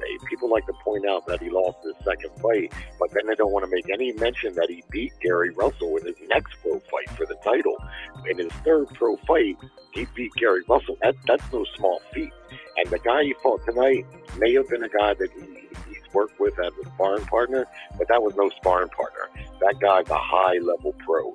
So I got to give Loma credit for coming back and fighting a guy that good. He had to know how good he was if he sparred him before. He could have came back and fought some far less talented than that. And Loma said before the fight, he said, this guy knows his boxing and he's fast. And so, you know, again, I thought he lost the fight, but Lomachenko's resume, and for people who that maybe just been paying attention in the last couple of years, if you go look at his fight straight out the gate, he's fighting high-level pros. Even his comeback fights are against better fighters than most of these guys are fighting right now. And with that, I'd say Ortiz beats Kambosos right now. Yeah, anyway, outside of that, yeah, we gotta stop this. We gotta stop this Devin Haney slight cap. You know what I mean? First of all, I want to call HLD the boxing section slayer. That's your new name, boxing section slayer. I ain't never seen anybody. Thank you. That's number one. So Kyle, you got to come redeem yourself. The boxing section slayer murdered you. As far as the Devin Haney shit though, man, he not overrated. I can't be overrated if I'm undisputed. That's number one. Number two is undisputed. You do win all the belts. Undisputed. I don't give a fuck if I got one and you got three. It don't fucking matter. If I win all the belts in one fight, that's a stupid ass argument. That's what's supposed to happen. That's what's supposed to happen to the winner after the fight. He wins all the belts. I mean, shit. So hold on. Let him Jerry. finish. Hold on, Jerry. Let me get this off and you can rebuttal. Cause I know I know them darts be hitting, you know. But man, go ahead. Let's hear it. You mean them spears? Go ahead. Nah, go ahead, Jerry. I'm gonna let him get off on Ridge. Go ahead, man. Go ahead, Jerry. I'm gonna tell you like this, man. What these Spirit fighting chucker. 4 champions or fighting 1 champion? when you say that it doesn't matter if you become undisputed, if you think about the term undisputed, that means there's no dispute that you're the best fighter in that division. In my book, in order to be undisputed from a literal place, you have to beat the 3 top fighters in the division. Oh man, here goes some new shit. Hey, small hat. Small hats. And I'll tell you that. But the bottom line is, it's less of an accomplishment to win 1 fight than it is to win 4 fights. If you fight the 3 other, even if you got the belt, like Haney did, and you fight the 3 other champions. Man, Bud became undisputed at 140 in one fucking. He had old boy had 2 belts and he had 2 belts. That's why Josh Taylor is a better 140 champion than Crawford. 3 fights because he beat 3 Postal. fights. Josh Taylor is a better 140 undisputed champion than Crawford any day, every day. He won a belt. He unified with Postal, and then he fought Ndongo, who had 2 titles. That's what I'm saying. He didn't fight 3 different fighters. Right. He fought 2 different fighters and 3 fights. So hold on. So that would discredit. So if Bud fought Spence for undisputed, what you saying? It won't even be no real undisputed. Yeah, that's what he said. He fought Spence, who had all the other belts. He fought one guy who got 3 belts. Put the case on it, Mark. You're not undisputed. Of course, you're undisputed in the sense that you have all the titles. So Bud's then got to beat let him finish the sentence. Let him finish the sentence. Yeah, I gotta hear this. Brandon, you ignorant fuck. That wasn't even Brandon. That was KP from KC5, but it's okay. Ignorant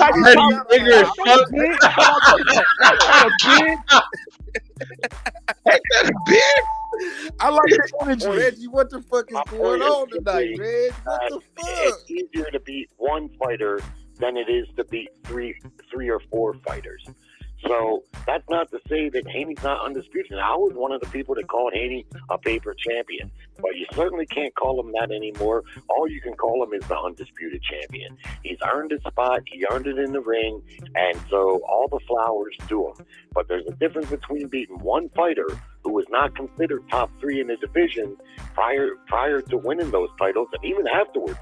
I don't know if anyone had him ranked top 3 in that division, but nonetheless, it's easier to beat one fighter than it is.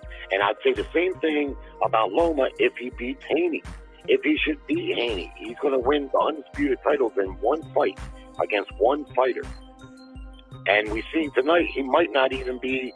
Like I said, I thought he lost tonight to this guy. I don't even know where this guy Ortiz was ranked. So I agree with what he said right there. That if Loma was to beat Haney, he still needs to beat like a Shakur to be solidified. Hey, Mark, can you make sure you timestamp this to make that a drop? I want that drop. What part? This whole little break. Brandon, you ignorant fuck. I ain't had a white man never talk to me like that, so I want to be reminded of what that feel like every time. He's classic. Hey, he held that motherfucker like a gun. Hey, like Brandon, that motherfucker for a while. Brandon Watson. Back to your country, white power. Go back to your country, white power. Yo, did he bring some of that energy? Was that the type of tone in that? Was that the bass in Brandon, you ignorant fuck. Hey, Brandon, that shit sounded straight like you people. Oh, okay. Did it though? You ignorant fuck. I loved it. Hey, look. Nah, man, Jerry Cooper. Look, and the crazy part is, it wasn't even Brandon who interrupted. You all sound alike. You all sound like you been deflecting Brandon Spears. No, man, don't do that Brandon, to Jerry, he been man. deflecting your spears and he come back with the rope. Yeah. I was throwing too many darts at him. Oh, you ignorant dart chunker. Shut the fuck up. I fuck with Jerry heavy, yo. He ain't running from this shit. He pull up every time, bro. So shout out to Jerry for having thick skin, and he knows this is all for humor, entertainment, because we have a multi-cultural, multi-diverse type of thing going on over here. Women, guys. Yeah, that sounds like a swinger party. What the hell are you talking about? Some guys who sound like women, some women that sound like guys. Like, it's a lot of things going over here. We got black, white, Hispanic, Mexican, Puerto Rican. HLD cut somebody out in Spanish for 30 minutes one night. Oh man, shit was crazy. I need to find that episode. No, and he was one. I didn't want to have to claim him, but he was one of my own. Go back to your country. That's the other part right there. But all right. Let's keep it moving, man. But Jerry, thanks for being a good sport. This will be a perfect time. Let me take a quick commercial break and pay a bill real quick. We'll be right back in 30 seconds. Attention Apple users, do you have a locked iOS device that was activated with a specific carrier and you want to go to a different company? TabTechUnlockSim.com can help bring your iOS device over to the carrier you want. With simple, fast, and easy instructions, you can unlock your iOS device without going to an overpriced phone repair store. Go to TabTechUnlockSim.com, unlock your next device in the safety of your home for the fraction of the price. And it's easy as 1, 2, 3. TabTechUnlockSim.com. That's TabTechUnlockSim.com. TabTech, your next device. All right, and we back, man. I appreciate y'all for supporting the show. Let's talk about it, man. KP from KC5, take the floor. Man, this shit crazy. Man, it's they say I got one of the best shows on YouTube, dog. I'm trying to live up to it. Let's go. You got the floor. Assalamu alaikum, my brothers. Right. Alaikum salam. White back. Hold on, man. His shit slipped out, boy. Oh, man. His shit slipped out, bro. That motherfucker. Hey, those flames in the background that we got on the screen ain't for nothing, man. We got going to hell. Hey, Mark, play TB drop. Oh, man. Where is it at? And he kept grabbing, holding. He didn't really want to fight. I wanted to. What was that? Fight. Oh yeah, that was the Shakur thing. He kept grabbing and holding. Let me see. The goddamn white man is the motherfucking devil. He killed everything that a black man ever created. No, Jerry need a drop now. Brandon, you ignorant fuck. I told you that's the drop I want. I want that drop. Right, God damn it, Brandon, you ignorant fuck. Let's get back to boxing, man. KP was trying to jump in. Do you remember what you was jumping in? I was trying to. He fucked me up, bro. All right. Is it on? Wait, hold on. This is what it is, though. It's like a double. It's like a double, or fuck, it ain't a double standard. It's like a triple standard now. The guy got to beat Loma, and then after he beat Loma, he got to prove himself against. He said 3 other fighters that's in the top 3. He said that shit, bro. So like, the new standard is always moving every day. This shit is hilarious. Same standard for Loma.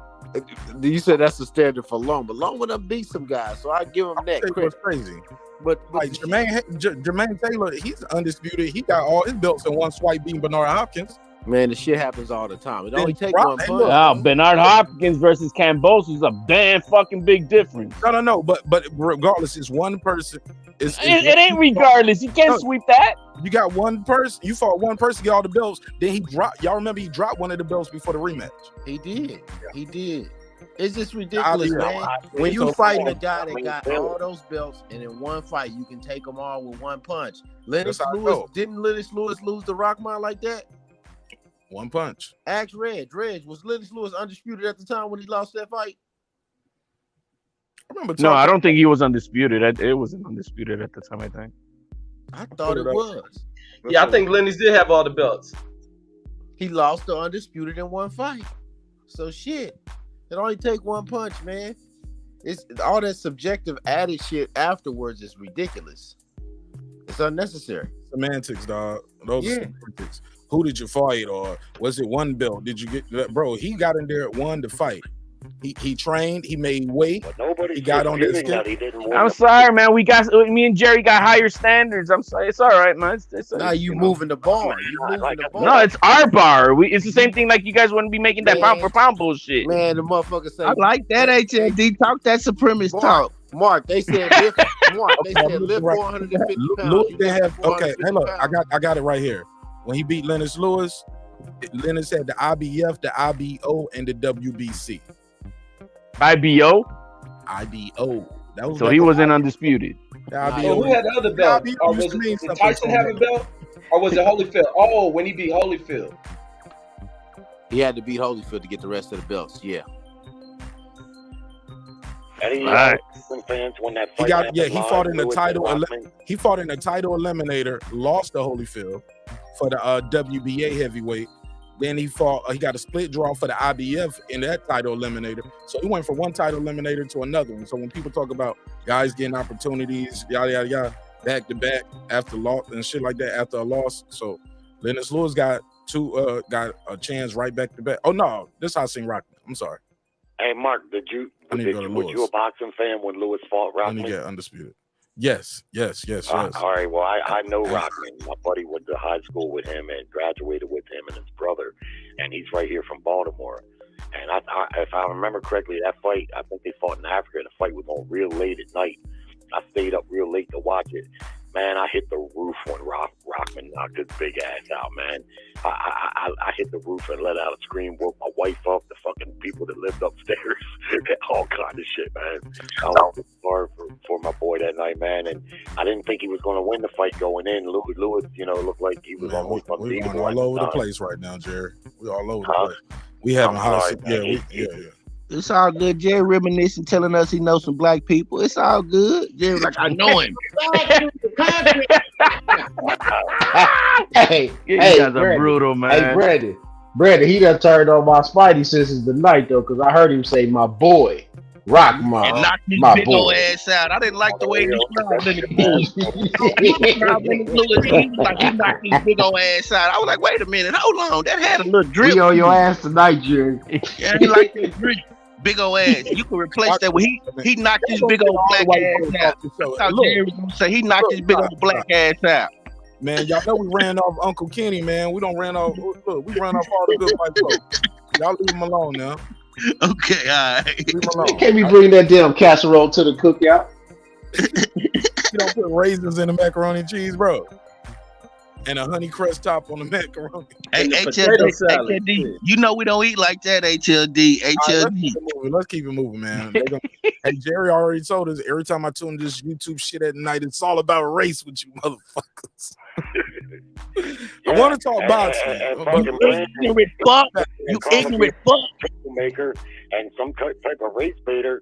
Yet I listened to your show for a month, Mark, before I ever called in, and all I heard was brothers going at each other's throats, man, threatening physical violence and murder and all kind of shit. And somehow I'm a troublemaker. That was that's why you came over here. You like that was just so you know, that was Reggie. That was Reggie. All the violence and murder and killing and shit. That was Reggie. I just want to say it wasn't. You ain't never heard me spew no violence on this shit. Reggie, that's your violent ass. That's Reggie. Reggie, all I do is tell jokes. I ain't never threatened nobody with Reggie, violence. Mark, tell the truth, Reggie. Reggie, do you know this? Every time somebody comes to Vegas, who they got to check in with? Nah, Reggie threatened no boy. You got to check in with Reggie. You got to check in with Reggie. They got to check in with the front desk. Jerry, you got to check in with Reggie. Hey, Reggie know he threatened old boy from California that time. You come on, Red. This me, man. We go back a long time. Remember, old boy from Cali? You got at it. You and Mark was like, yo, that's too much. Y'all started. He was like, yeah, I'm from this part. I'm from that part. You like, oh, that's a new game. Come on, Red. I seen you smash dozens of people. So Jerry, just so you know, I've never threatened violence. I know I may seem violent on the telephone, but in all actuality, I'm actually the peacemaker here, and I actually am the man of life. Just want to say that. Just don't leave your lady around Brandon. That's all. He's trying to see with Nico Ali Walsh's mama. He said he just want to hear her because she Muhammad Ali's daughter. Yeah, he just was gonna pray with her, man. You just gonna pray with her. Yeah, that's my sister. We got, you know, we share things in common. You know what I mean? So y'all wouldn't understand and he wouldn't. So you know, he Brandon been sleeping on his Quran reading. He don't slack. He kowtow him, Louis Farrakhan. Brandon talking and it ain't walking it out here. Oh man, got a white woman and everything. Come on, man. Come on, man. We ain't got to go through that, Mark. We gotta put you in the temple TEX. All right, but let's move forward, man. Let's leave it alone. All right. Let's leave everybody alone. Leave everybody alone, man. Golly. Yeah, that was fun. That was a fun little break right there. Hey, Jerry said that's all I heard. Brothers talking crazy to each other and being violent. I said, damn, is that what he see? And he said that's what inspired him to call in. Yeah, he was like, yeah, I might well call in. They acting like they up there acting ratchet anyway. Hell, that's what I'm used to. They need an overseer. Y'all need an overseer. Yeah, let me get them together. Let me get them right. Hey, he said that sounds just like St. Ives and Mad Dog 2020. Yeah. He the white savior. Shit, y'all know y'all love Jesus. Thanks for coming, Jerry. They said Jesus shall return, and he called on the phone. They need you, Jerry. Shout out to Jerry, man. Y'all leave him alone, man. I like Jerry's perspective on a lot of takes, but he's right. It's a lot of unnecessary shit to be happening in this space, man. Well, you know what they do, Mark? You know what's been happening to me? But I don't know if you saw the chat. It was a guy from Greece that been race baiting us all night. He pulled up with the Greece's superior race. But also when I go on barbershop, there's a guy over there. Yeah, fuck Fred.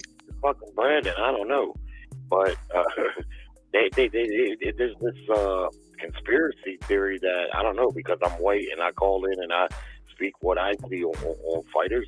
I try to be consistent, man, but man, they want to try to shut me down and say that I'm there to be an agitator between black folks, and I'm like, where the fuck is that coming from? Y'all don't need me to agitate shit. This is gold. It's not funny. That is not lying, though. He's telling the truth. Hey, Jerry, just tell him you got a black wife. If he was Kanye, they would say, talking about other races, they would like, that's anti-Semitic. You get what I'm saying? This guy is not lying with what he's saying. Put Condoleezza on the phone. Man, he ain't lying. I don't try to make no trouble, Mark. You don't, bro. That's why you welcome here. I gave you a whole line to call in. You get what I'm saying? Sure. Because I didn't want to keep a short call. I don't cap for white fighters out of the way like anybody else. I mean, look, I'm white. Everybody knows that. You know, people going to root for who they root for. But just like tonight, they call Loma White Jesus. But I had Loma losing that fight tonight. I'm not going to sit here and because he's white say that he won. No. The way I feel about Devin Haney, I don't say that to discredit him. It's just a lot of folks, black folks, Brandon, they really want to support Haney, and I get that. So it's like you can't say nothing about him that they take it personally. You know, when you point out Jermaine Taylor as an undisputed. Nigga, that. Hello? Hey, Jerry. Hey, they said you start coming to these black shows at the Tim Allen show got canceled. You can't talk to him over the wooden fence. So you come talk to these violent niggas. He said over the fence. I got that. Well, you point out Jermaine Taylor as an undisputed champion. What has there been? 6, 7, maybe 8 undisputed champions? Yeah, but he got it all in one belt. That's what I'm saying. He got it all in one belt like Devin Haney. He did. And I would matter of fact, Devin Haney at least had the Taylor, regular WBC. That what I say about Haney, because he won it in one fight, he was still undisputed. But yeah, he won it in one fight. But the thing is, being undisputed, more than anything, has to do with opportunity. Most of the best fighters in the world were never undisputed champions. Not because they couldn't have been, but because they never had the opportunity. Right. If you look at Top Rank, they've made more undisputed champions. Why is that? Because Bob Arum usually has a bunch of belt holders. He usually has the most belt holders out of any promoter. And so he can position his fighters to be in those fights for undisputed. And you notice when Haney was with Dazin, he couldn't get the undisputed fight. But as soon as he signed with Top Rank, he got it. And so it's not, you can't discredit an undisputed champion, but you can be realistic about how they got it and who they beat to get it. All right, go ahead, y'all. Hey, Jerry, I need you to do me a favor, Jerry. Next time you on the beauty shop, you tell Fred this is a message I need you to deliver. You tell Fred I said fuck himself. That's personal. Let's keep it, man. Go ahead. Somebody He knows me, Jerry. Hello, fam. Hey, Brandon. Let me do this, man. Fuck that shit. All right, my bad, bro. I don't even want to say his name on a show like that. Oh, it's like that? I didn't know. No, I ain't got no problem with him, but I just know it brings up tension with a lot of other people. Right, we're not trying to promote hate for others. Yeah, I ain't even trying to send nobody over there. You promoting when you do that. Right. Yeah, but go ahead, H.O. I'm just saying, who after tonight, who would you guys rather see Haney fight next? Because both these are two names that are available to fight. He could fight Shakur right next, or he could fight Loma. I want to see I Loma. want to see him kick a Puerto Rican ass. Well, I mean, they robbed him, bro. He could have had a chance to do that if they wouldn't have robbed him tonight.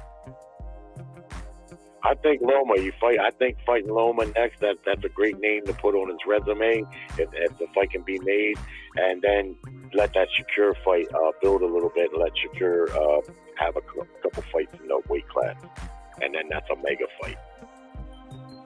It's a mega fight now, I think. It is, but it'll be even bigger after Shakur gets a couple. Yeah, but Haney's not gonna last one more fight. This is one fight. That's it for Haney, I think. Yeah, I think one more fight. Even though he took umbrage about it on the panel, like everybody talking shit about me not making weight because I'm looking the way I was. He didn't like that.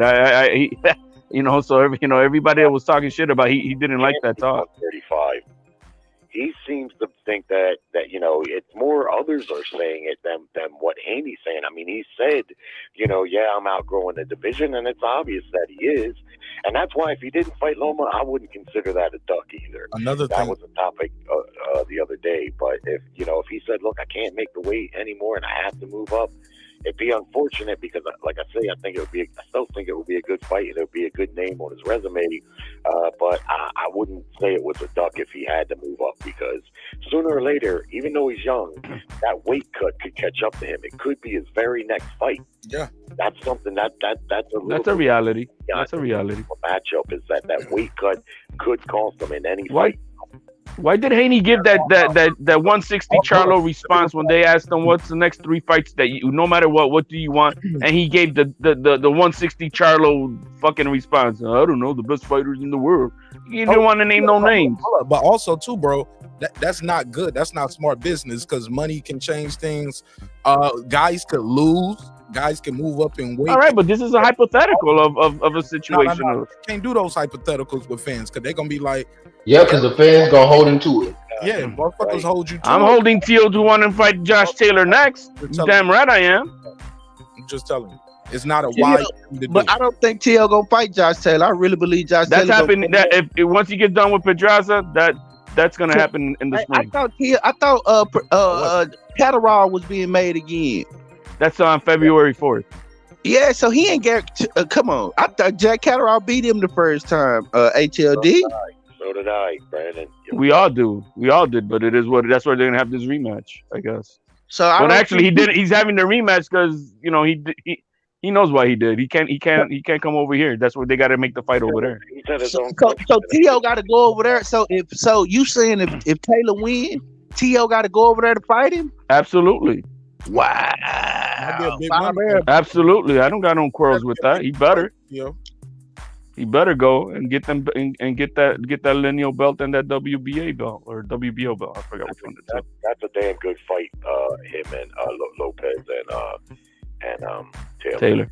And Taylor can still make 140 because see that's the thing too. Just like Shakur, Taylor is getting too big for that division. Now I heard him say out of his own mouth the reason he dropped the belt and the reason he's doing everything to make this rematch is because he feels like he won that fight against Catterall, but even a lot of his own countrymen are telling him that he didn't win. So I got to give him credit for that. He wants to go back and make that right, just like Mayweather did against Maidana and Castillo. Mayweather didn't fight those two guys in rematches because he couldn't make another big fight. Anybody he would have fought would have been a big fight. That's not the reason why, Jerry. The guy's on the same boat like Tyson Fury. He cannot come to the United States. Who? Josh Taylor. Oh yeah. I'm not talking about where they fight. I'm just saying. But that's why he had to drop the belts. Because Bob Arum was not willing to put him to fight anybody and he wasn't and Bruce Trampler and Bob, they weren't too happy about this rematch with Catterall at all. They didn't want to make that fight. The fight that they wanted to make was T.O. on December 10th versus Josh Taylor, but because of the situations on hand, it couldn't be done. Well, then we might as well not even talk about it because it won't be able to get done in the future. Well, it's going to happen by him going over to the UK. Well, which is what that's gonna be nice. That's gonna be a nice coming out party for Tito. Bigger over there too than it would be here. I think so too. Money for him to fight Taylor over there, and plus, if Taylor's the champion, that's probably how it should go anyway. Yeah, I mean, I don't have a problem with that at all. I mean, I think the fight will be bigger here in Madison Square Garden, but because the sanctioning bodies were trying to force mandates on him, and he can't stick around at 140, but he wants to fight Catterall again to, remove. Had Teal beaten Kambosos, he was gonna fight Taylor in the spring of the following year. That was what was gonna happen. HLD, we going to the UK. I'm okay with that. Shit, I don't got a problem with that at all. UKB dub. You can't.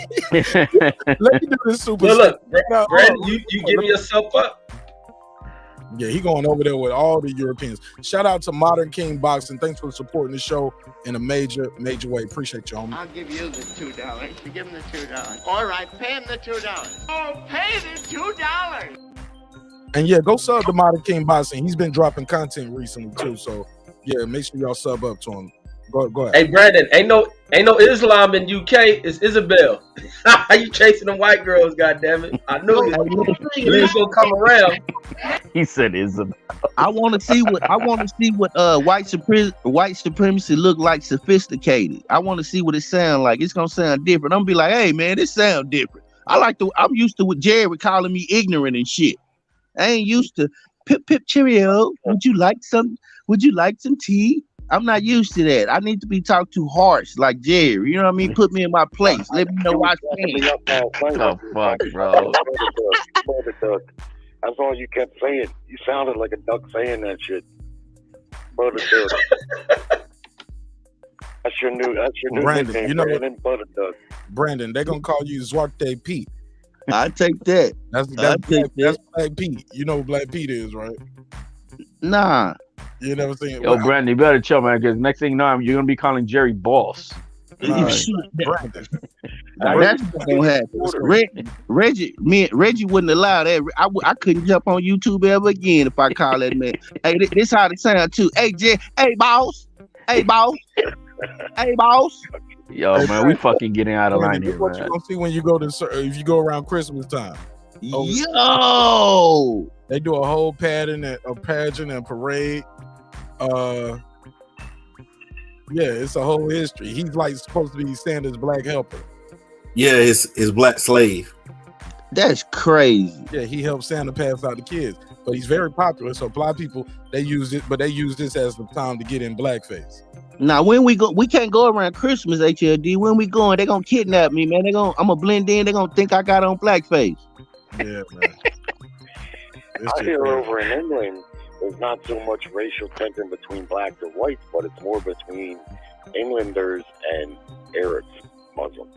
Yeah, this in the Netherlands though, Brandon. This is in the Netherlands. Shit, them Jamaicans be over there stabbing the fuck out them Brits. I'm not allowed. I'm not allowed in the Netherlands. They vet their people and they make sure you the purest of the pure. I am not allowed in the Netherlands. This Dutch. Zwarte Piet. You know what I'm saying? He's the helper of Saint Nicholas. And yeah, it's portrayed as Zwarte Piet, usually put in blackface, colorful Renaissance attire, in addition to cultural curly wigs, lipstick. And it's a lot of controversy since like 2010. You know what I'm saying? And we don't even look like that, bro. Our hair don't look like that. Our lips don't even look like that. At least make me look like, you know what I'm saying? In my mind, I look like Mike Tyson playing with the white tiger. You know what I mean? Make me look like that. That's how I look. Yo, you're a savage. By blackface, like characterisms, are y'all offended by that? So what? Hell yeah. I didn't hear him. I didn't hear him. Characterisms. Are we offended by the characterism of black folks? Blackface. Blackface? Yeah. Are we offended by it? What do you think? Well, I mean, I ask you that to ask you this. Martin. I like watching Martin. Martin has a character on his show that's a white guy, where he's got on like makeup to look like a white guy. I'm sure you've seen it. White guy Bob, I think they call him. Yeah, white Bob. What should I be offended by that? What? Hey, you ever heard of this movie Birth of a Nation? Like the original one, Jared? No. Okay. It was a very popular movie. It's historical They played it in the White House, but the history of that movie is it perpetrated a lot of negative stereotypes about black folks, like we have an infatuation with raping white women and things like that. Also, historically, blacks couldn't do roles on TV, so they would dress white folks up to look like black folks because they couldn't do the job. You get what I'm going with this? Jerry know what that shit is. He heard of minstrel shows. He old enough. Yeah, so when So, you start Jerry, the reason why we are representation, offended, minstrel shows, even when you have performers on TV, they have a black folks might write the shit, might produce it, put it, but no, you can't be on TV. It's a lot that goes with this, Jerry, but I don't think I would tell you, but I believe you don't think we know. I would tell Jerry why it's offensive. It's offensive, Jerry, because it's offensive because historically. Brandon, let me hand it off. Hold on. Hear. Yeah, Brandon. Yeah. Brandon was like, if I keep talking over him enough, he'll stop. No, I'm not gonna stop. But I will stop now. But that's what I'm saying, Jerry. I think it's a difference in what, because when Martin does that white Bob, that shit, it was a coworker. I get it. It was he's a character. Yeah, I get it. It's a character, and he's dressing up in whiteface, right? But he's not pushing out negative stereotypes of white people, like where he's doing, like he's like, okay, white people, all they do is beat up on black folks, and they do shit like this, and he wasn't perpetuating negative stereotypes. It's not the same. No, he was definitely perpetuating a stereotype. And the one key episode I remember is where he's in the room with Gina and they're partying, and he's drinking down pitchers of beer. I mean, I'm not necessarily bothered by that.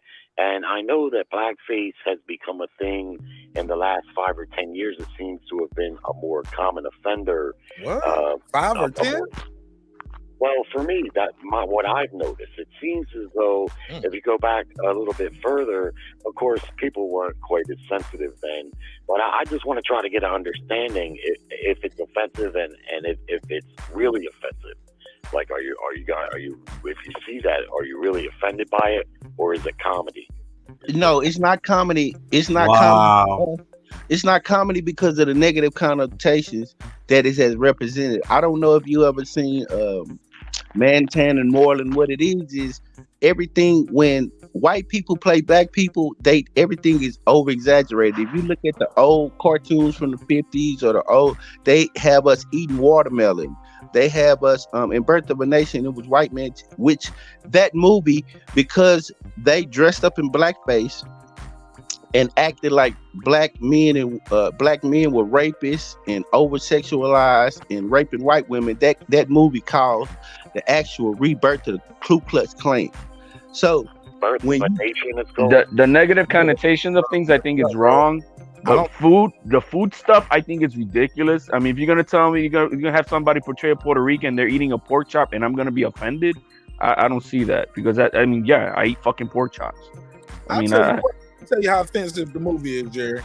If it was Jews being perpetrated this way, that movie would be called anti-Semitic, because it perpetuates a negative stigmatism that cause people to do bad things to a certain group, and like somebody put in the thing, like they let this shit play at the White House, dog.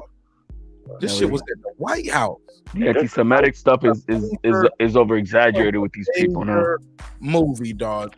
Like this shit was a big. Is it a documentary or a movie? It's a movie. Okay, and so it's old. How old is it? It's old as fuck. When did they play that in the White House? Oh, 1929, I believe. Oh, damn, man. We're holding on to that? 1915. See, 1915? Oh, that's right. The thing is, HLD, that shit been passed down from generation to generation. That's how I know about it. You know what I'm saying? Because that shit still affect my people now with the KKK. That movie caused the rebirth of the Ku Klux Klan, because they showed that movie and it scared people and it showed what imagery was. So what it did was enforce a stereotype and show people and make people really believe that black people were like that. So that's what caused the rebirth of the Klux Klan, and then they went on a goddamn lynching spree of killing black men, all because of white men dressed up, portraying these fake ass characters of us. And not only that, it made the population believe that we were whoremongers, that we were after And they it was women. it was the first to have like a score. Right. It was the first time you see close-ups, fade outs. Like the imagery was just so vivid. So People yeah, we are offended by all blackface propaganda. at the White House. Like that's so when we talk about blackface, I know somebody in the chat was like, damn, you digging way back. I had to dig to the first one, the origin of the shit. You get what I'm saying? Well, think about that made this the shit though. major. as it Like, we relates having a real to- conversation. We can do it. Well, think about this as it relates to today in 2020. Black folks, the guy was telling me on the show the other day about how things are the same or as bad now as they were then. I totally disagree with that. Fuck out of here with that. That, like you said, the way blacks were portrayed from what you're telling me in that movie was in the White House. That just goes to show you. I sat and watched a brother the other night on a YouTube channel smoking a big ass joint and talking terribly about white people. If there was systemic racism by whites, YouTube platforms like these would be the first thing disallowed. If this was in 1939 and this technology and format was available then, it would have never, ever have been allowed. Hey, Jerry. I can wait. Well, I'll say this. Hold on. Let me reply to that real quick, metaphorically. You know how you know the in entertainment, right? I bring 50 Cent as an example, right? Well, not even I won't even do that. But Irv Gotti was like, yo, I blackballed him, right? I blackballed him. I shouldn't have blackballed him because he went somewhere where I couldn't blackball him. I should have let him sign to my friend because you know what happens? You got control. So a lot of motherfuckers got control. A space like this is economic for them.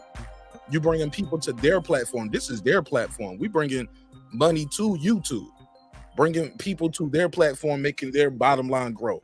But at any time, they can push the button and cut your water off, dog. Let you get big enough and you saying the wrong thing, they'll cut your water off. And they've done it to a lot of major channels. Like, let me get as big as Minister Farrakhan or Alice Jones, Kanye West. You see what happens when you big enough? They can just push the button and cut your water off. So it is what it is. Well, the Kanye West, it's been a lot of topic of controversy, and this is where I think you brothers sometimes get me wrong. I think what he said was anti-Semitic. You can't go around talking people up like that. White people can't talk about black people like that. Maybe regardless of what happened. What did he say? Tell me exactly what he said that was anti-Semitic. Hold up, bro. Let him finish. Let me finish. Let him finish. No, man. If we're going to be consistent, we need to be consistent across the board. If we want to try to do anything to work on race as an overall thing, you know, we got to play from an even playing field now. If it's anti-Semitic for me, then it's also anti-Semitic for you. Now, Kanye is a shock factor guy, and I'm not surprised because he had been out of the news for a little while, and he's going to wear a controversial shirt. He's going to say controversial shit, and that's his biggest play in his playbook, if you ask me. But I do think he was a little bit out of line there. Can't go talking about each other like that, man, and categorizing people like that. And he wouldn't like it if it was done to black folks. And I'm not Jewish, but I don't think it should be done to anybody. Okay. Amen to that. Now, let's say, what exactly did Kanye say that was derogatory or anti-Semitic against the Jews? Can you tell me? Well, I mean, you heard what he said. I mean, we all heard the interview. I can't. I didn't hear nothing anti-Semitic, so tell me. Yeah, what he was saying about the Jews. What did Kanye West say specifically about Jewish people that was anti-Semitic? And you say just like what you were saying about that the film that you mentioned. It was designating a race of people and then characterizing them in a negative impact. So that has ramifications. It did then, as Mark said, those ramifications carried on throughout the decades to come.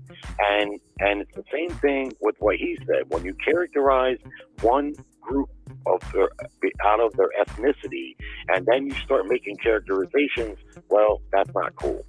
Okay. Well, here's the thing. See, this is what the media does. I want everybody to listen to what the media does. They blow up things, and they know that most of America is ignorant.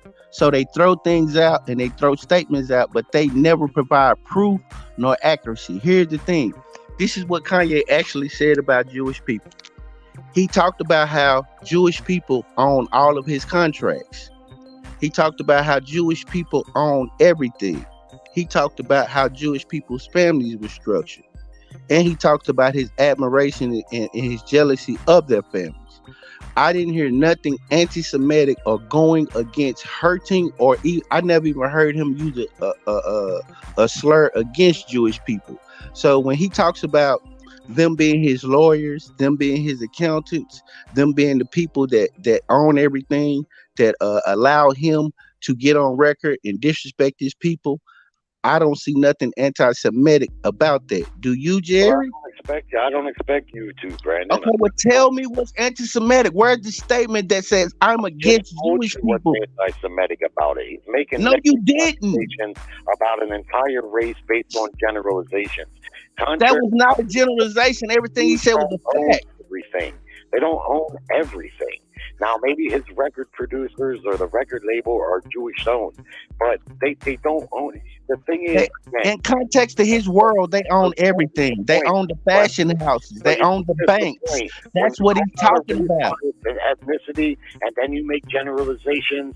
He didn't make a generalization. I think he did make a generalization. No, what he did was it is a generalization, though. Okay, let's call it that. Kanye's wrong, Brandon. Let's call it a generalization. Brandon, let me ask you this. Brandon, let me speak. Okay, it's different types of Jews. You have your Orthodox Jews. You have your non-Orthodox Jews. Syrian Jews. Hey, look, shout out to Russell Simmons. He did a great video talking about what's happened with Sammy Davis Jr. Right. He Black said, Jews. Yeah, but he said, but bro, he had a nigga trying to get on Jews. All of these people. He said you got the Hollywood Jews who don't really even focus too much on, they just there for the connections and for money and shit like that. He said, but they're not all on one page. The Orthodox, not Orthodox, the Syrian, the people out there in Hollywood, like he was like, they're not all together. Okay. See, this is why I disagree. Muslims got the same. Right. Muslims. That's not true. See, what y'all don't know is Muslims, but they will be if the right situation presents itself. Y'all don't understand right now. Listen, can y'all follow me? Can you follow me? I'm finna get deep for a second. Y'all brought up Islam. I'll tell you about Islam. If jihad presents itself, no matter what, I don't give a damn if you Orthodox, if you Sunni, if you Shiite, your job is to ban under Islam no matter what and fight. So y'all can't tell me that these people do not band together under certain circumstances, and because they are who they are in this world, they are the elite, that they don't network and go in and out of these doors. Not only that, they have created themselves a fucking homeland.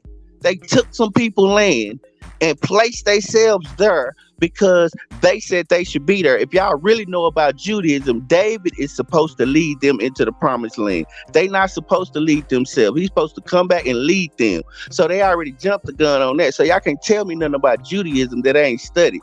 Now, if you want to say, hold on, let me finish. Now, if you want to say Kanye made a generalization according to the Jews in his life, in the context that he's talking about, I'll take that. But he's talking about his interaction with the Jewish people that he sees to be the elite of this world. They run the banks, which they do. They run Hollywood, which they do. They run entertainment, which they do. They run law. They are the lawyers. He needed to specify that. Then he needed to specify that.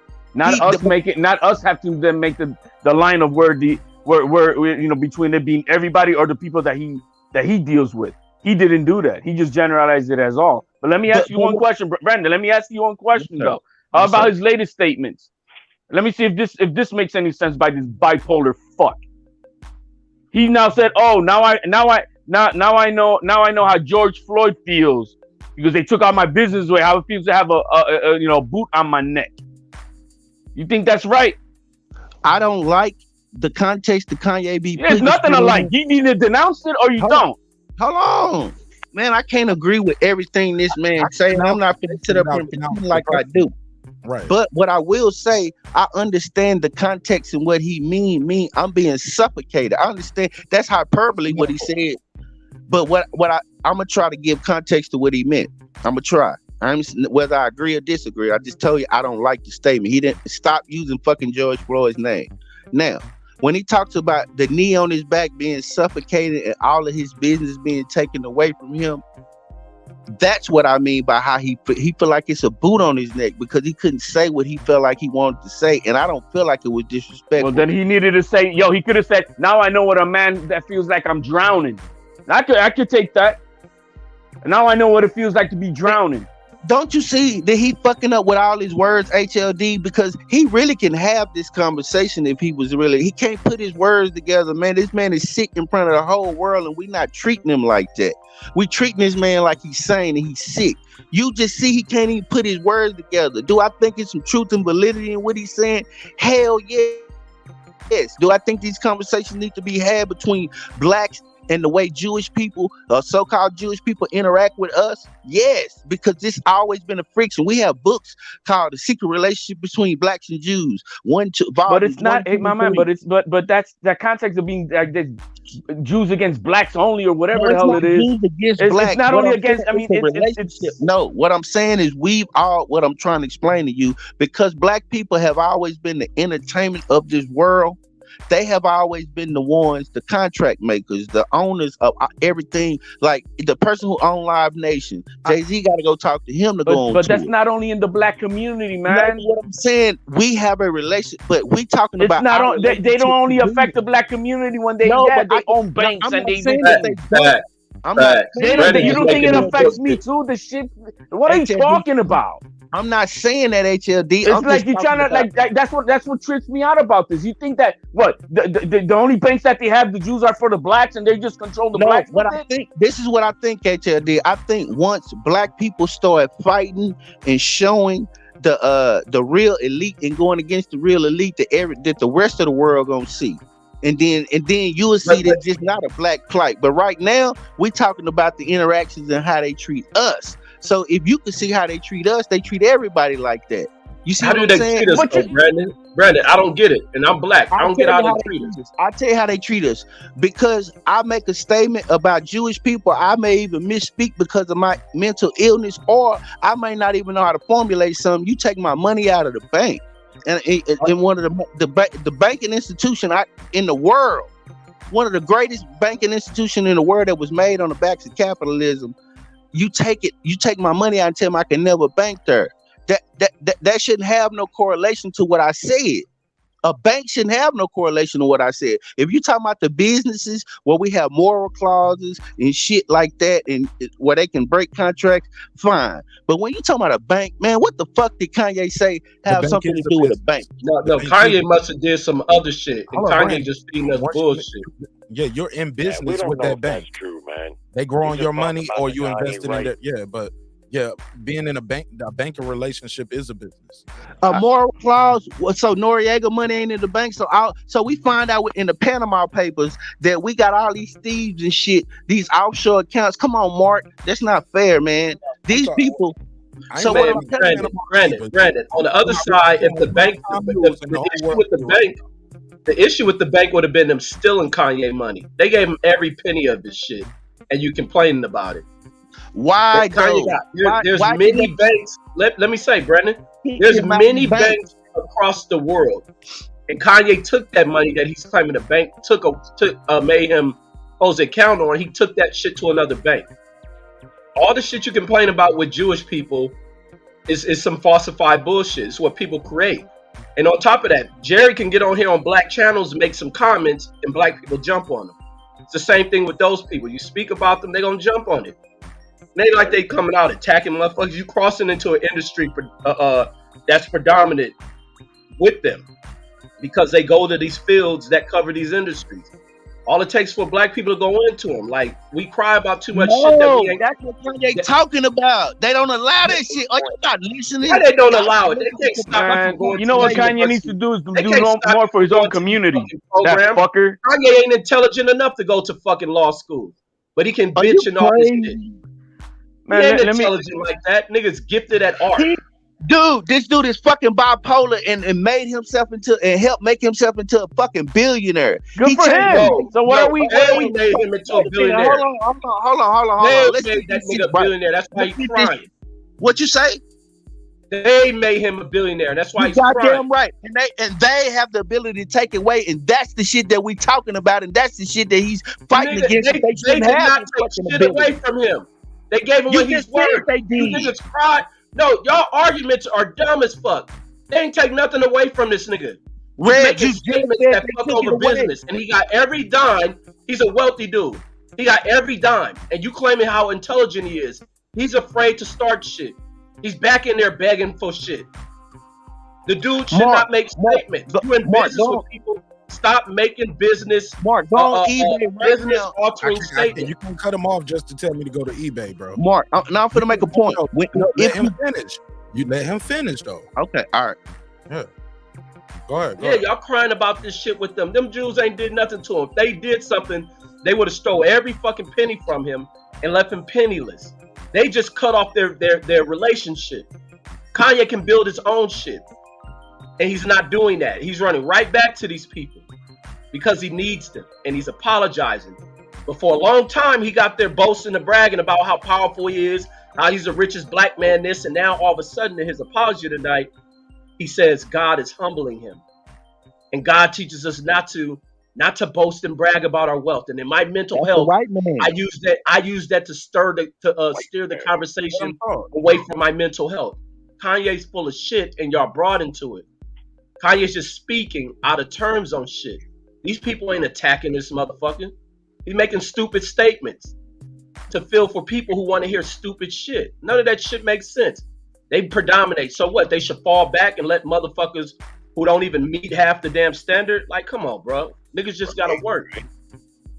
I'm still waiting for him to do something for where he came from, that he became a billionaire. What the fuck has he done for the city of Chicago? Let me tell you, four people.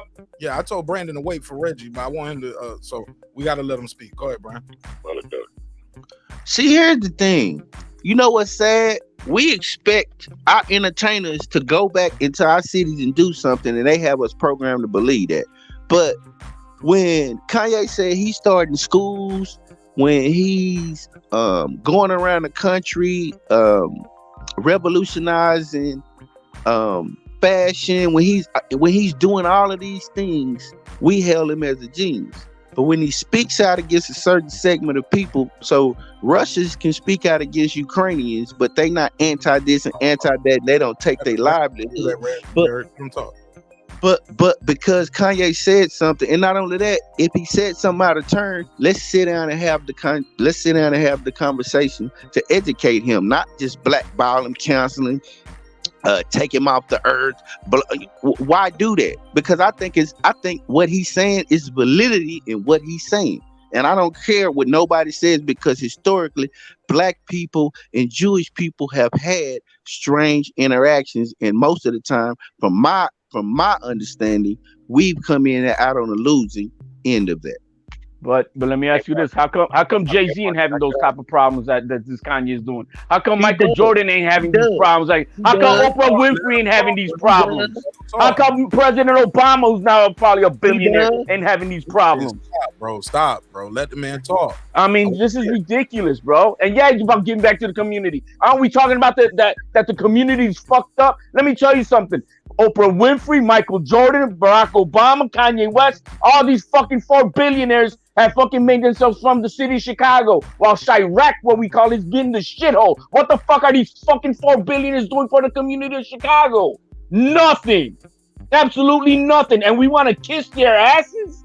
You care about if they fucking want to take their money to a bank? Fuck them, bro. Are you kidding me? What are you talking about? Go ahead, Jerry. And then we can pass it around there. When I started my business, I bought it. There was an established client base, mostly Jewish people. The guy that I bought it from told me, watch out for these Jewish people, man. They're going to try to get over on you. They're going to try to get you to do shit for free. I had to go back and renegotiate all the contracts, right? Guess what I found out? A certain percentage of them did try to get over on me and get shit for free. But The majority percentage didn't. They treated me fairly and they paid me fairly. Same thing I get when I deal with white folks. A certain percentage of them are try to be real frugal. They try to get over. And the rest of them, the majority, same thing with my black clients, all the way across the board. Problem is, like I said, with what Kanye said, is they're hurtful generalizations, just like the movie that you referenced. Maybe not quite as impactful, because Jews aren't going to fall back like the other guy said and just say, fuck it, we're not going to be successful because he feels like he's a billionaire who's been strangled out by Jews. I mean, if that's the case, then Jews have that same power over white people, just like HOL keeps saying. I mean, if they have that power and they don't own all the banks and they don't control all of Hollywood, I mean, of course, there's a majority there. To Brandon's point, no one's debating that. But what are they going to fall back and say, fuck it, we're not going to do that because Kanye can't find a place to put his $1 billion? Nah, man. He said some offensive shit and he got called out on it, just like anybody else should be. Yeah, I don't think he said nothing offensive. I think he may have misspoke. But when he comes to when he's really talking about the interaction between blacks and Jews, I think that should be reexamined. I usually don't separate, but just for this context, I think Jewish people and white people are the same. I don't know how to separate them. I'm only doing it in context of what Kanye is talking about. But if I saw a Jewish man walk by me and a white man walk by me, I wouldn't know the difference. My man. Man. You're doing the same thing that people do for Donald Trump. Hey man, he misspoke. He doesn't know what he's saying, and so we're gonna cover up for what he says. No, I'm not covering up. Let me finish. So when Kanye is talking about Jewish people and his interactions with them and how he deals with them, I think it's more out of frustration because I believe he hit a glass ceiling and he don't know how to express how the elite is treating him. That's what I believe. Now, don't give a fuck, man. Tie up your fucking shoes and get to work. Let me finish. We know that the elite Jewish people, I'm gonna say this, were and we got to move forward. Like this is a members only conversation. We on the main right now. You're right. Yeah, I know that I did this topic several times on members only. All right, they have been the gatekeepers of black people. They have been the gatekeepers, and it has been legendary. We got to move forward. All right, well, I'm out. I'm done. HLD, give me your final thoughts. Sir, give me your final thoughts on this topic. We got to move forward. On this topic, I just believe that, you know what? If you allow yourself to get fucked over, you will. You don't think my own brother Puerto Rican won't fuck me over and shit and negotiations? You damn right they will. It happens in everybody, in every community. Your own brother will fuck you over. That's why you got to make sure you know what the fuck you're dealing with and cover your own ass with it. So that's the way I feel about it. Yeah, there's some people who are more powerful than elite, blah, blah, blah. Of course they are. But when it comes to people fucking people over, I'm sorry, man. Sometimes your own family fucks yourself over. So that shit is it's bullshit. Fair enough. Go ahead, sir. Senior. Yeah, I would say that everybody will try, most people rather will try to get the upper hand. However, there is a group of people that will choose to do harm to another group of people because they have the power to. That actually shows who you are, is when you have power over someone, how you respond. How you respond to the person, the weakest person in the room, power-wise, shows who you really are. You didn't change because you got money. You just have the ability to do it. And you didn't change because you lost money. You just now can't do it how you wanted to do it. So that goes for Kanye or anybody he was talking against. But some people understand how the game is played and they won't say certain stuff out in public. They feel it. They believe it. They might operate it in it, but they won't say it out in public because they want to kiss the ring and keep making their money. Respectfully. Oh, Lord. You had to do the respectfully at the end. But go ahead, Jerry. Reg, give me your final thoughts on this topic and we can get back to boxing. Me or Reg? That's what we're here for.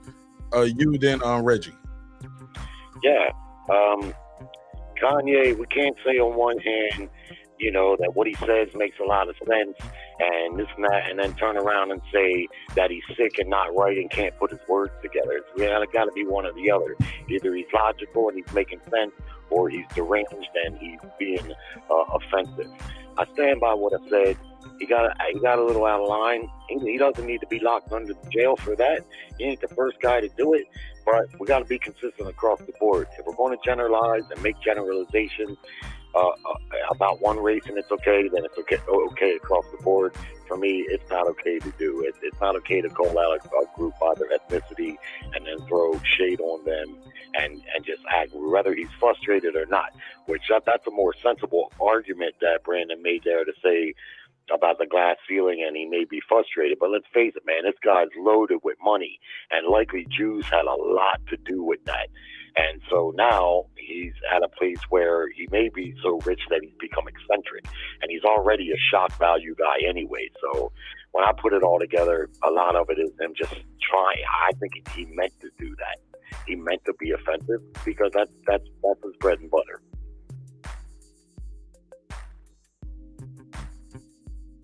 Go ahead, Reg. Give me your final thought on this topic, man. We still got a lot of good boxing to talk about. Yeah, I ain't with none of that. I ain't with none of this shit when people make these Jewish comments. I think they're dumb as fuck.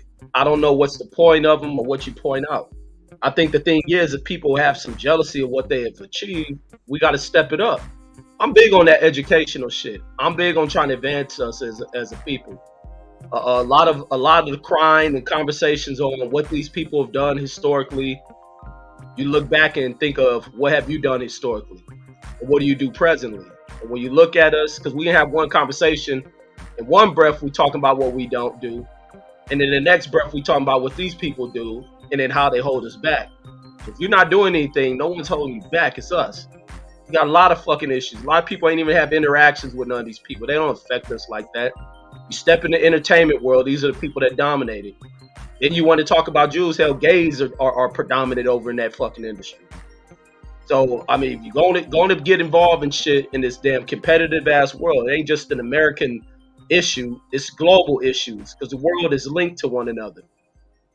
And you got to step shit up. And it's time to start stepping it up. People who had these conversations, let's step it over into more intellectual conversations, and people will drop the fuck off because they can't have these conversations. So how you think you can sit in the room with people who actually implement the rules to this shit, they function in this world, if you can't have the conversations on what regulates the world? So, I mean, shit, got to step it up. If you're going to be in it, you got to learn it.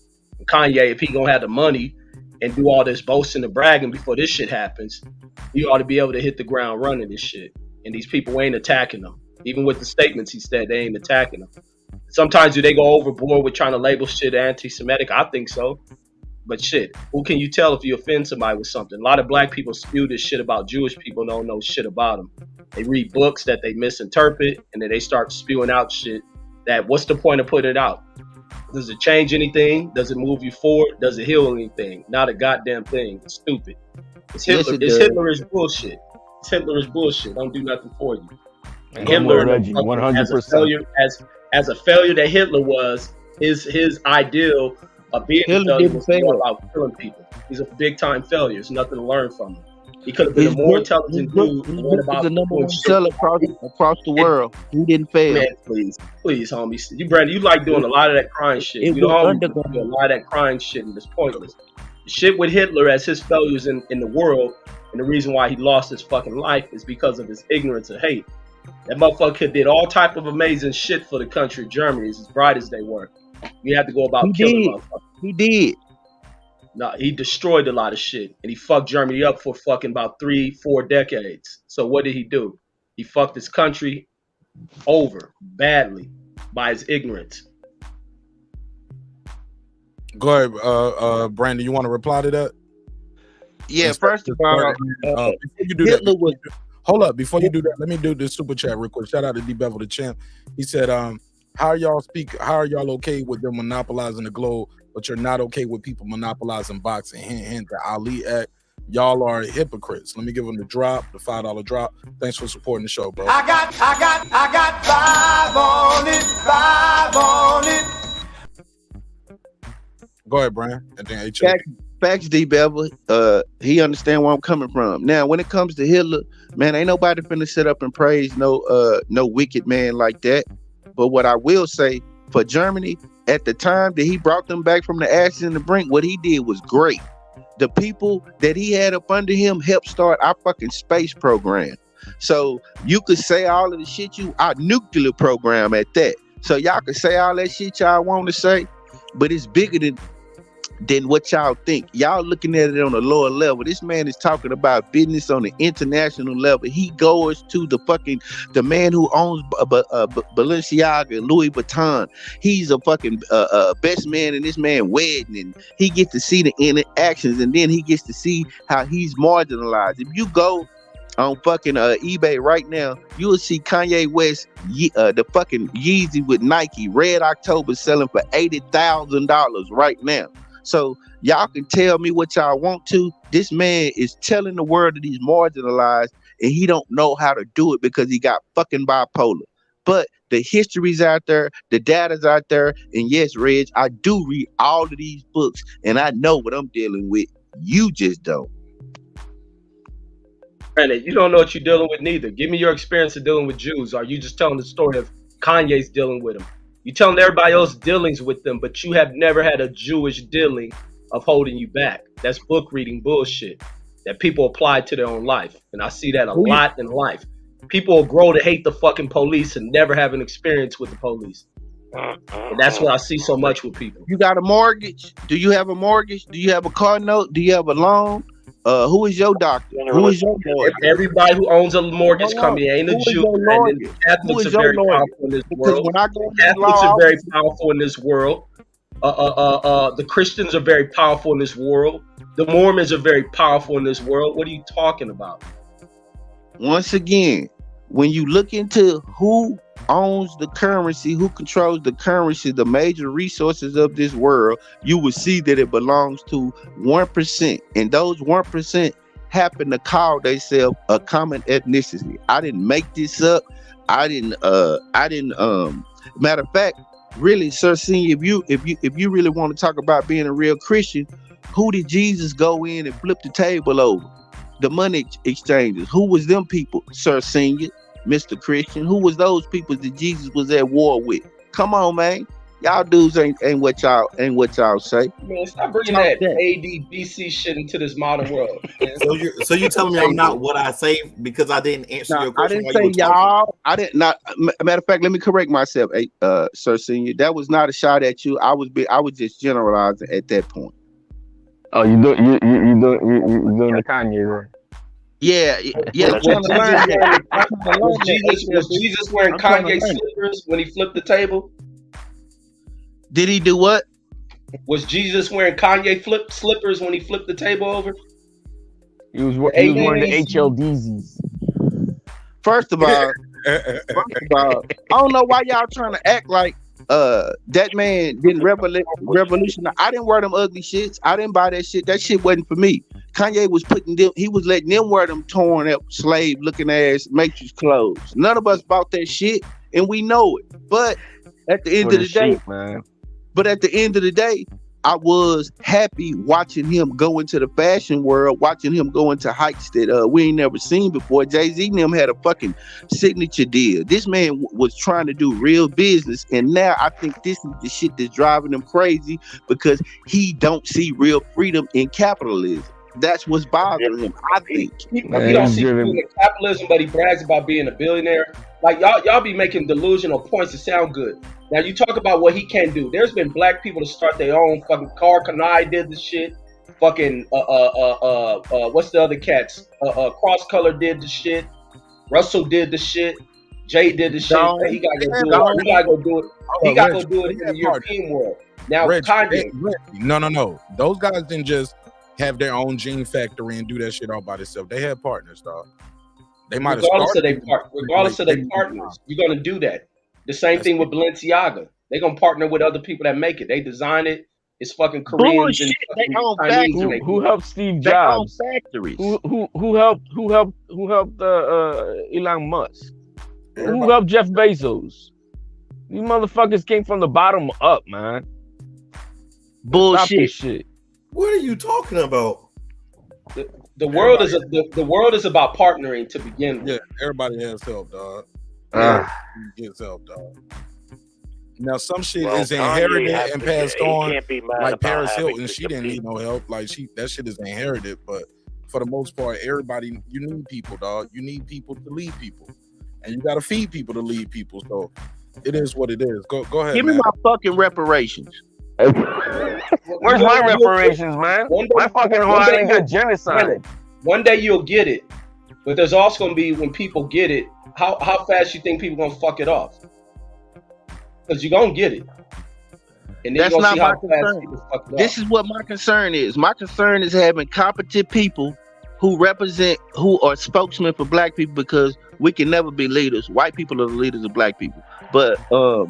What I would like that proves why you shouldn't make them points. Hold on, let me answer the question.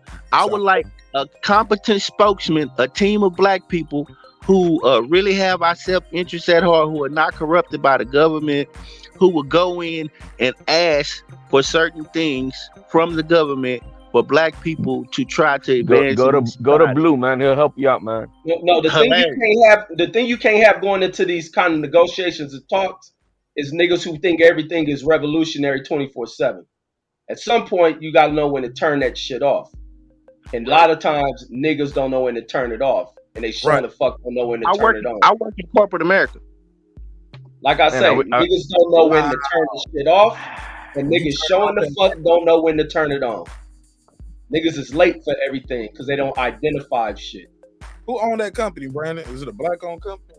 You know goddamn well a white man owned this company. Is he Jewish? Yep. Nah, I don't know. I just made that up. Exactly. All white people are Jewish to you, though.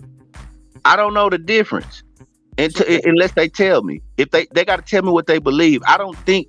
Me personally, I don't believe that Jewish people is an ethnicity. I believe that that's something that they branch out to make. They all look like Jerry Seinfeld. For white people, right? So I don't know the difference. So when I see a white man, I just say, oh, there go a white man. Oh, there go a white man. There go a white man. I don't know the difference unless they tell me. I'll be like, oh, there go a Jewish white man, but that's still a white man. Back to your country, white power. 130. Yo, man, we got to talk about boxing, man. Is the motherfucking devil. He kills everything that a black man ever created. Listen to that shit. Wow. What about rap music? We ain't killed that yet. Oh no, because that's control. That's control. Oh, the other stuff's not controlled, not according to Brandon. It's all controlled by white. It is. Jewish No, men. just saying, but yeah. Well, hey, look, if I only Dave Chappelle told you that. Dave Chappelle said that he was doing a show, and he said that it was okay for them to say nigger, but he wanted to say the F word. So they was like, well, you can't say that. Well, he said, well, then I'm not a nigger. So that's how we feel about that. So I don't like that Kanye is allowed to call black women bitches, hoes. He can say nigga 100,000 times. A segment of the black community does not like that, and I'm one of them. Just so you know, Jerry. But you know what's funny is that these niggas will say, "Oh, they let me." Wait, let me say this, Jerry. My way it would be allowed. I don't like it either. But see, it sounds like what you said. He's at a tax bracket now where he's still having to deal with a lot of rich and elite people, and yes, a lot of them are probably Jews, and he hasn't figured out a way to compete there with them, and so he's frustrated. And those comments came out of frustration. To me, it doesn't make them any less anti-Semitic. It's probably a product of his frustration that he's doing that because he hasn't learned how to compete in their world. But guess what? That's anybody. That doesn't just pertain to like H.O.L. saying it's not just that way for black people trying to get into the movie industry. It's anyone. You're going to have to compete there, and that's just the break. And let me say this. As much as these dudes complain, they let me say the N-word all this time, and then when I want to say that, I can't say it. So why are you saying the N-word? And you'll come out, it's so offensive. Well, let me say this, man. Let me say this. So why the fuck are you saying the N-word? Then we can go into like Master P. I watched the revolution, or the maturation of Master P. When he moved away from talking about ice cream and all this other shit, and got on some other, he shifted to the kind of music he was making. He fell the fuck off. Why was that? Because they let me say the nastiest, filthiest shit on record until they tell me I can't say it no more. They take me to court and they say you can't say that, or they just bleep it out the record. And we know that. He made a conscious decision on his own. Yeah, because I know the more filthy I get, the more records most of the time I sell, because my people are being so filthy every day. You know, we have our greatest record entertainers, Puffy and all these motherfuckers selling us liquor and all this bullshit. So yeah, we looking for filth. We're filthy people and we've been made that way. And we're gonna keep being made to be that way. If you make a pot of soup and you use bad chicken and then you create it and then you consume it, who do you blame that you use the bad chicken meat? You can't. I blame the butcher who brought me the fucking chicken. Somebody else for its residual effect. I blame the butcher. I blame the butcher who normally sold me bad chicken. What do you do then?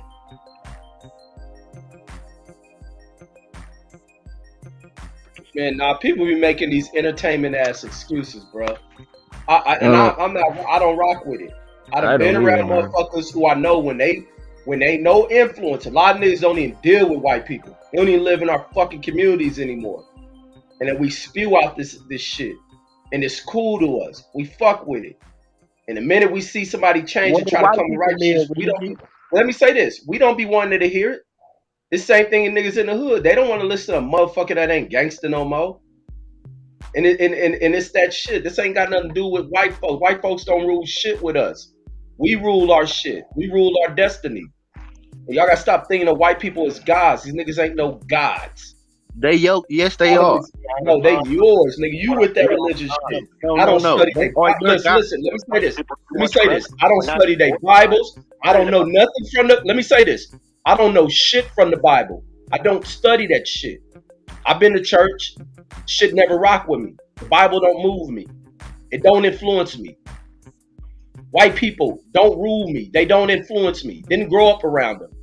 Yes, got around them later. I got around them later in life, in pursuits in life, but they don't rule me. They have never been an influence on me. My influence have been motherfuckers from the community I come from, who have done sick shit, who has done positive shit, who have done shit that I pick and choose what I learned from. I picked up more from the positive that white side. Man brother had more impact on your life than more any black man you ever talk about. You always talk about that white man brother, and you always have that white man text on your show. So get the fuck out of here. White people run your life, and they run all our life. They tell us where we can go, where we can't go, what we can say, what we can't say, who we can talk to, who we can't talk to. I don't know what the hell you talking about, Brandon, man. Brandon, what white man are you talking about?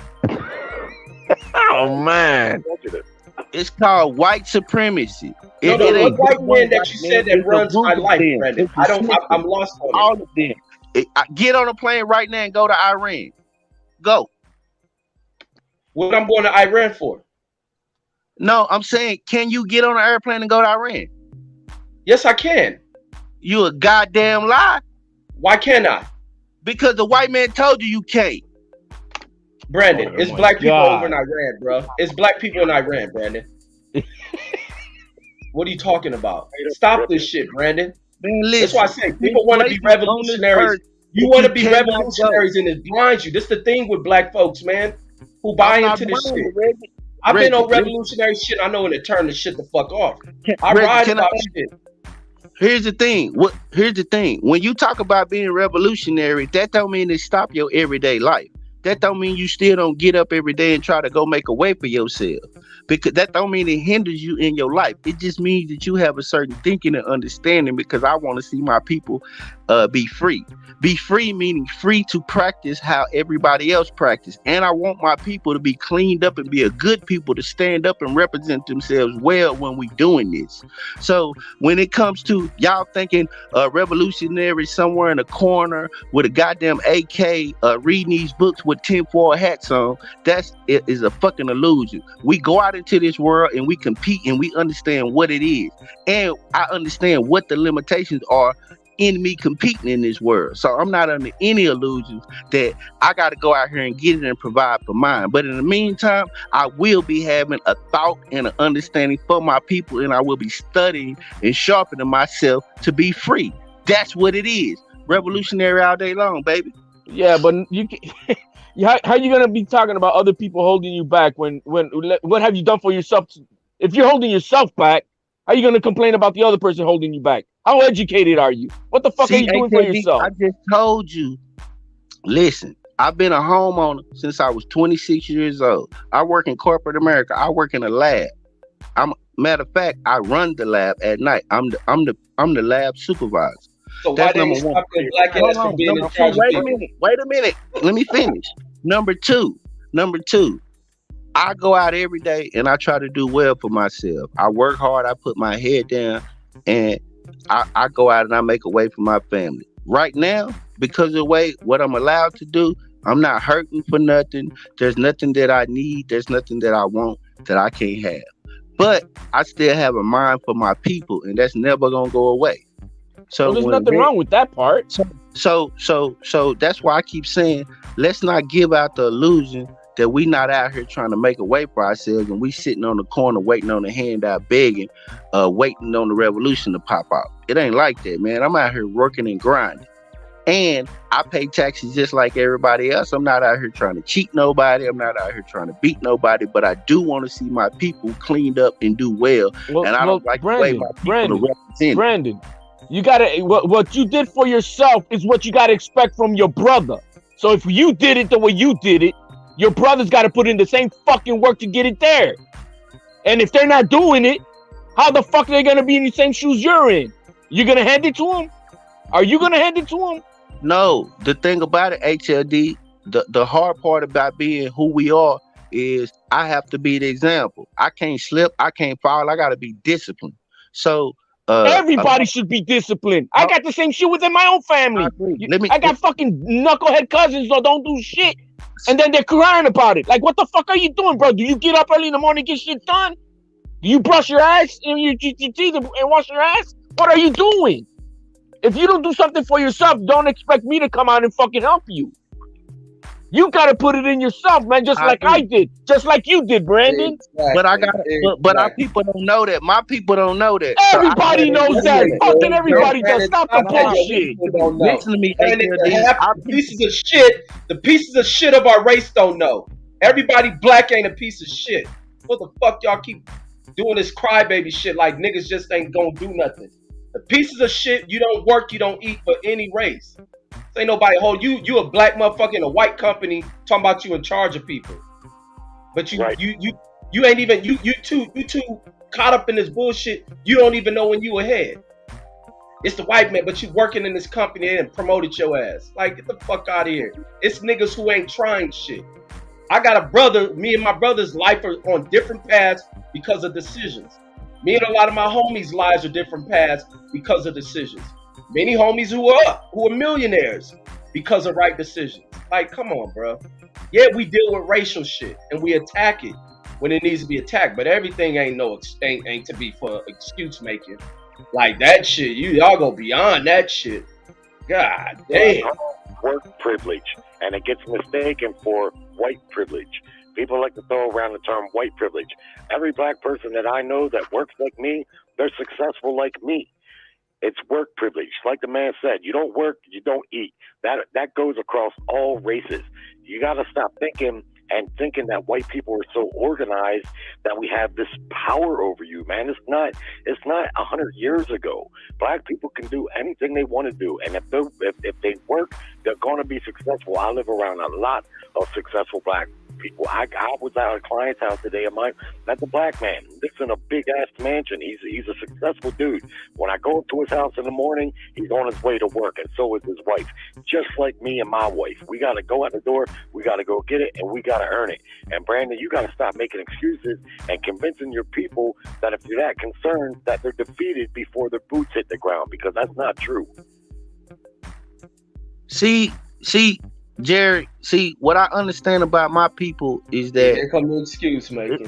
is that we I ain't making no excuse. I just have been around this since I was a little boy. You gotta recognize I grew up in an organization that dealt with my people, so I understand the sicknesses of my people. You gotta understand that we had epidemics to hit us, crack cocaine, shit like that. It didn't hit our community the same. We had all these setbacks that were put in front of us, so my people have to be dealt with a little different, with a little care, with a little talking to, with a little understanding. You know what I mean? So it's not just, oh, get your ass up and go to work. It's, hold up, black man, I gotta condition your mind.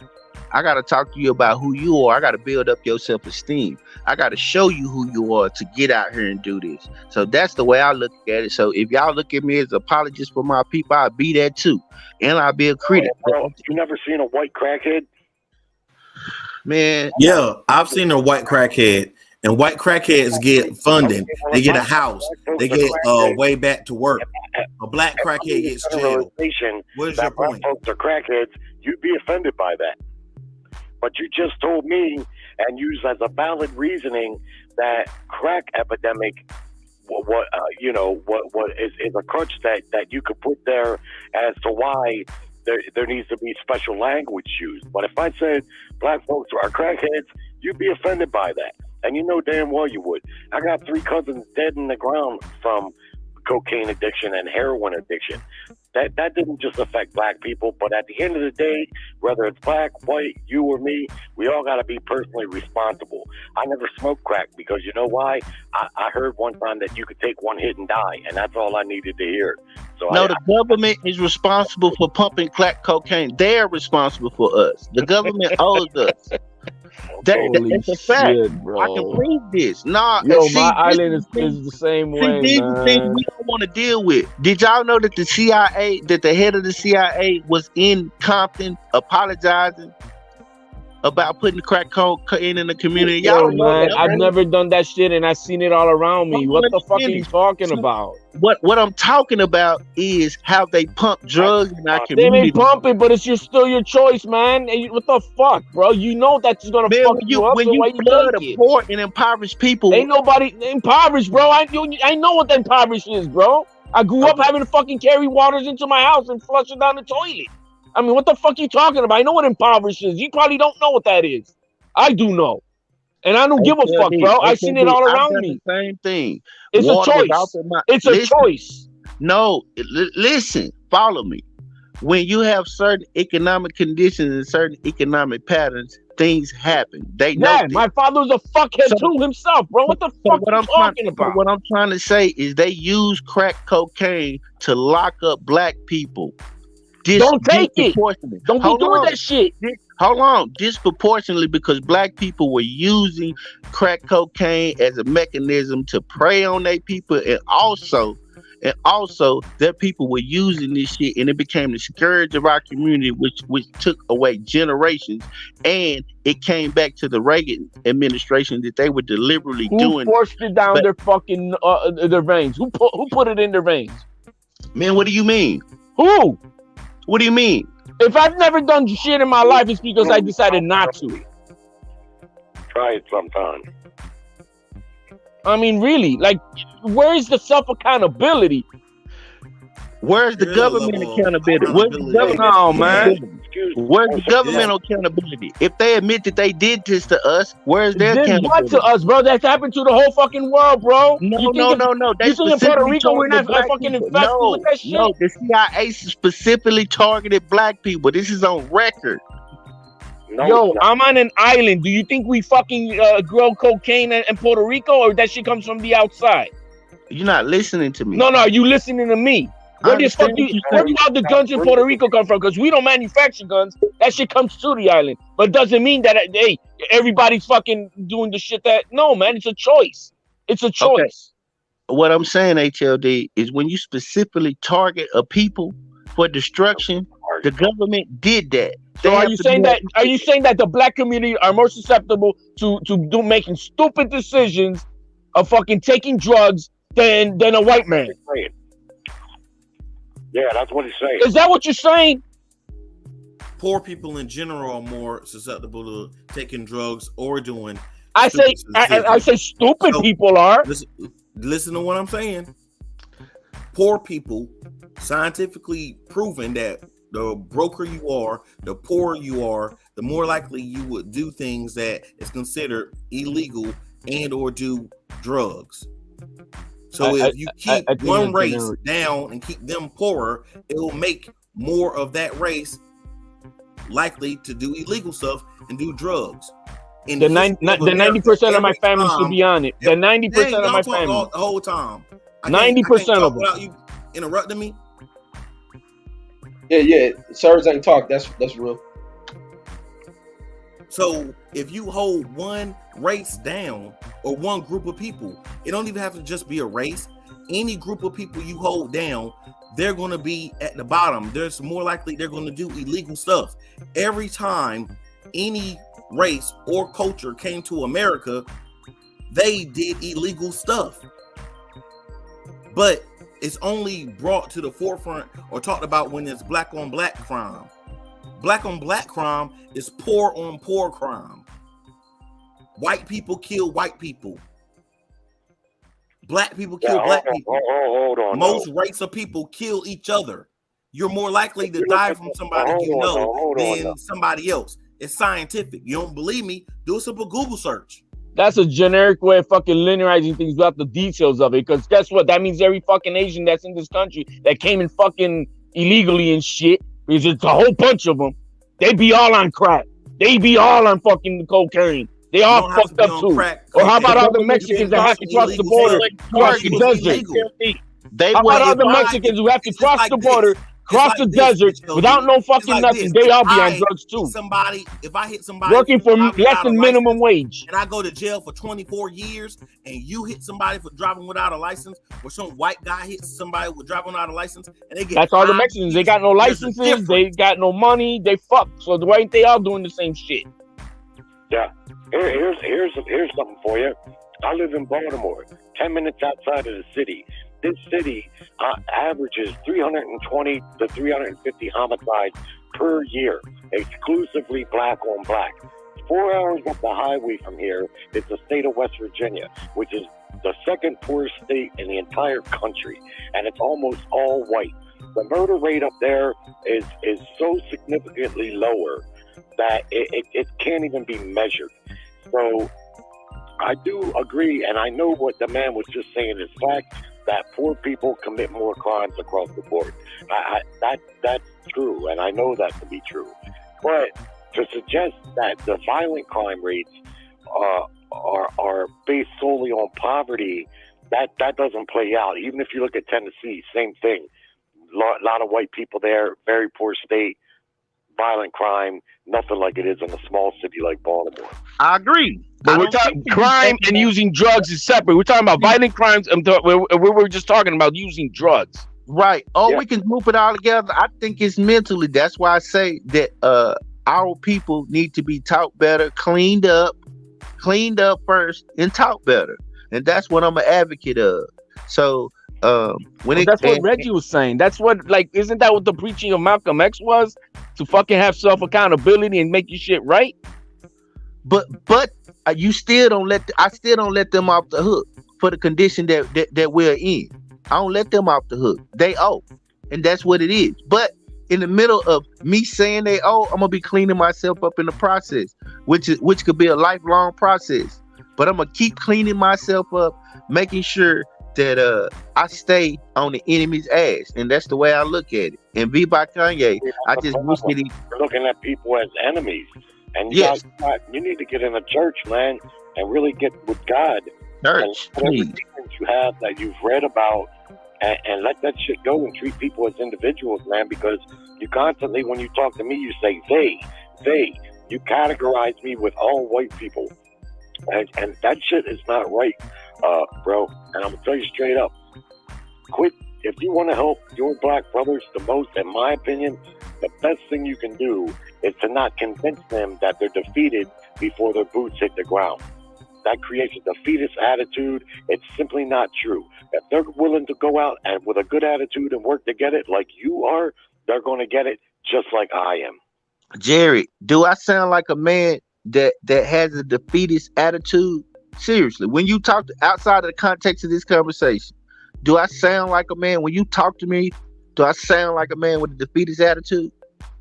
No, I didn't say you did. I said that's what that teaching does. That's the impact it's going to have. It can't. If that teaching is within me and I don't sound like that, then that teaching is going to sound like me, because I don't have defeatist attitude, and that's the point that I'm making. Some of the points that we need to understand. See, here's the thing: when you have a common enemy, or you even led to believe you have an enemy, it strengthens you and resolves you and who you are. So maybe let's just hint, wink, wink, say that black people need something to strengthen their resolve, and maybe we need to make up a fake enemy. So let us have this fake enemy to strengthen our resolve and to get us together, so you won't see us popping our ass, shaking our ass, and then when you tune into these shows, you will see us being a civilized people, not arguing back and forth. I'm not worried about the popping of the ass. I'm worried about violent crime. You see, that's what because I live 10 minutes outside of the city where 9 people got shot last weekend and 6 of them died, and a couple of them was little kids. I want to help you with that. That crime is. I want to help you with that. The way that I can believe you, I believe that we should be left alone and let our people who know how to deal with us help and clean us up without any outside interference. That's how we. I ain't with none of that shit you talking, Brandon. If anybody's willing to help, I don't give a fuck what color they are. They can help. Like, you ain't gonna always get people that want to trust each other. Like, and where you they can't control people. If that's, I mean, I can't say if that's what you want, then that's what you want. Somebody may not give a fuck what the color person is to help them. You contradicted yourself earlier saying, "Now, why should the people try to help our own people because they made it?" Well, I mean, then who is supposed to help you, man? Because I just mentioned Michael Jordan, Oprah Winfrey, Kanye West, Barack Obama, all from Chicago. The fuck have they done for the community, man? HLD, here's the thing. What I'm saying is, can you answer my question? What the fuck have they done for the community in Chicago? When you talk about tangible shit like putting buildings in places of employment, they've had it. They ain't there no more. So that shit ain't there no more. But they have tried. And I don't think money. I don't think throwing money in the community is always a thing. People need to be taught.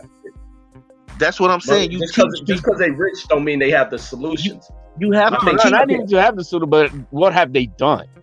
What I'm saying, politically, Barack Obama has done a lot politically in political positions. I think wealthy people should have more political influence and use that power of there's power in the dollar, and these motherfuckers don't use it. They rather fuck that. They rather all the wealthy people have all the positions now. All the wealthy people have all the fucking political positions, and they not doing shit with them. That's the problem. I think if you let poor people run for office, then you get to see who the best of the best is, who really is gonna do something for the people. But if you keep having these same old wealthy ass people connected, lobbyists and all this bullshit, that's why America's in the shithole that it is now. That's why you see more crime. That's why you see more people running in. When you get a chance, research Baltimore City politics and see who's in the positions of power down there and who's been in the position of power down there for the last. That shit is corrupt. I seen The Wire. I understand Baltimore. Chief of police, black state's attorney. You know why? Because they are taught that bullshit ass corruption. They don't know no better. When you put people, just because it's a black face, see, I'm not with the black face. I'm with the black idea. How did we get here? How did we get here? I'm with the black idea. Here's the thing. I understand when you say, look at them, we put them in power, But look at their idealism. Look at what their background is. If their background ain't even rooted in nothing, they gonna keep doing the same thing that you seen Mayor Daley do in Chicago. It's the same shit. Current mayor is from Baltimore City, grew up in Park Heights, right in the heart of the city. Fucking worst place for black people in the entire country is Baltimore City. And it's run by black folks. Black mayor, black state attorney, black chief of police, all the positions of power down there. And it's been that way for the last 3 terms. Jerry, what I'm trying to tell you, get back to boxing? Jerry, what I'm trying to tell you is they haven't been taught correctly. So they just only doing shit the way they've seen it done before then. If they were taught the right way, they wouldn't act like that. That's why I say I don't want to present them kind of people. See, you judging black people and black representatives based on them motherfuckers. And them are not us as a finished product. That's what I'm trying to tell you. You don't do that. You don't judge. That's all you do is characterize and lump people together. You talk to me and you say, these people, the white man, like I speak for all white men. You just lump me in with the enemy. Let's get back to boxing before I have to burst your nuts. Huh? Nah, if you want to have this conversation, let's have it. The reason I lump you in with you because it's never going to stop, Brandon, because you're always going to make an excuse to put it back on white people, no matter what it is, no matter what type of personal accountability you have to dismiss. Because that's where the buck stops. No. When it comes to personal ability every day, wait. Hold up, Jared. Hold up. Let me explain my position. When it comes to personal accountability every day, I, as an individual, have to know how to interact in this world when it comes to dealing with what I have to deal with and how to make a way for myself dealing with white supremacy. Now, I understand that the buck stops there with the white man. Every need that I have and every need that I want, I have to interact with these people on some kind of level. I'm not foolish not to believe them. So wait a minute. So because the way you interpret life ain't the way I interpret life, but I will say this. I try every day to make sure that I'm not a burden on the government nor the state that I live in, and I try to go make a way for myself. That's just at the end of the day, that's my position. That's gonna forever be my position. Well, that's fine, Brandon. Nobody has a problem with that. I do the same thing. I don't get up with some fucking halo wrapped over my head and some white guy outside of the door saying, hey, come on out. I'm going to make things easy for you today. Fuck no. I'm 53. I had heart surgery in March, and I was out today raking fucking leaves and working like a laborer from a foreign country. And if I don't do that, I can't pay the mortgage. I don't have rich relatives. I don't have no inheritance. I don't have any so-called white privilege.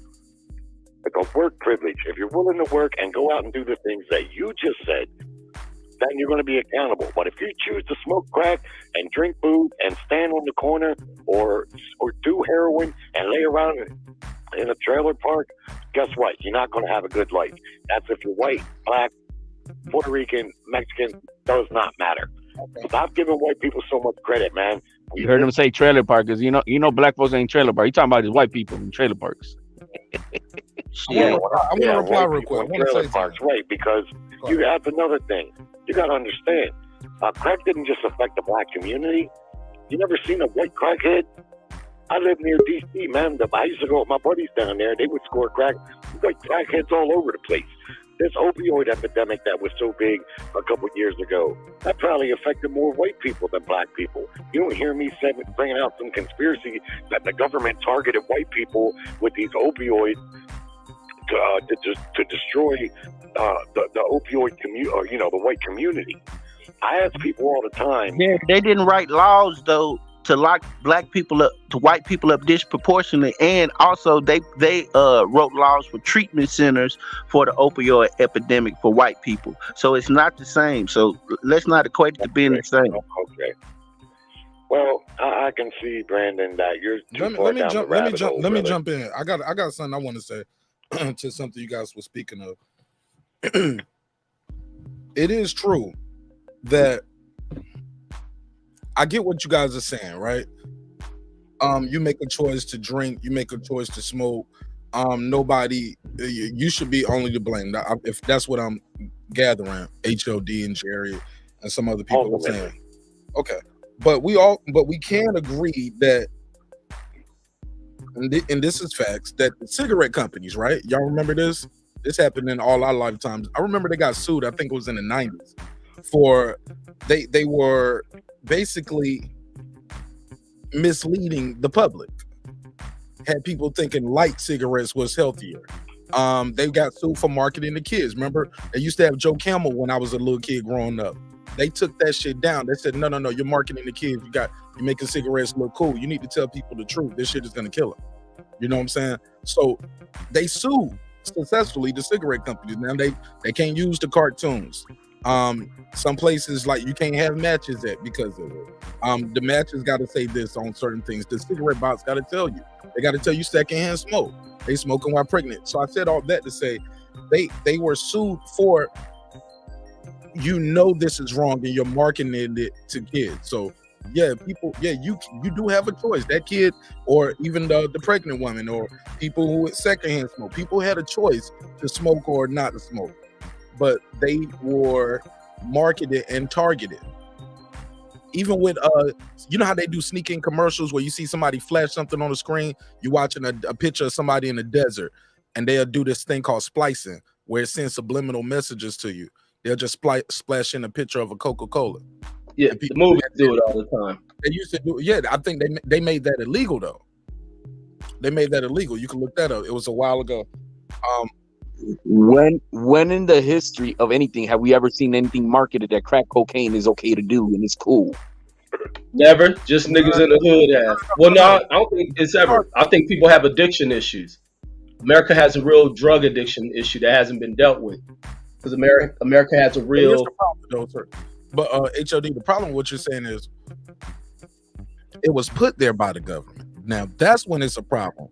Like it's no reason why. It's a reason why my neighborhood has fast food all over the place, pawn shop and gun shops. But you go to other communities, you don't see that. You don't have liquor stores all over the place in certain communities. In the ghetto, is it going to do good business there? It could. No, come on, man. Yes, I know a florist in the reason ghetto it does good like business. We had a family in West Virginia, you see a lot of bars and liquor stores because West Virginia has a high alcohol consumption rate. It always had.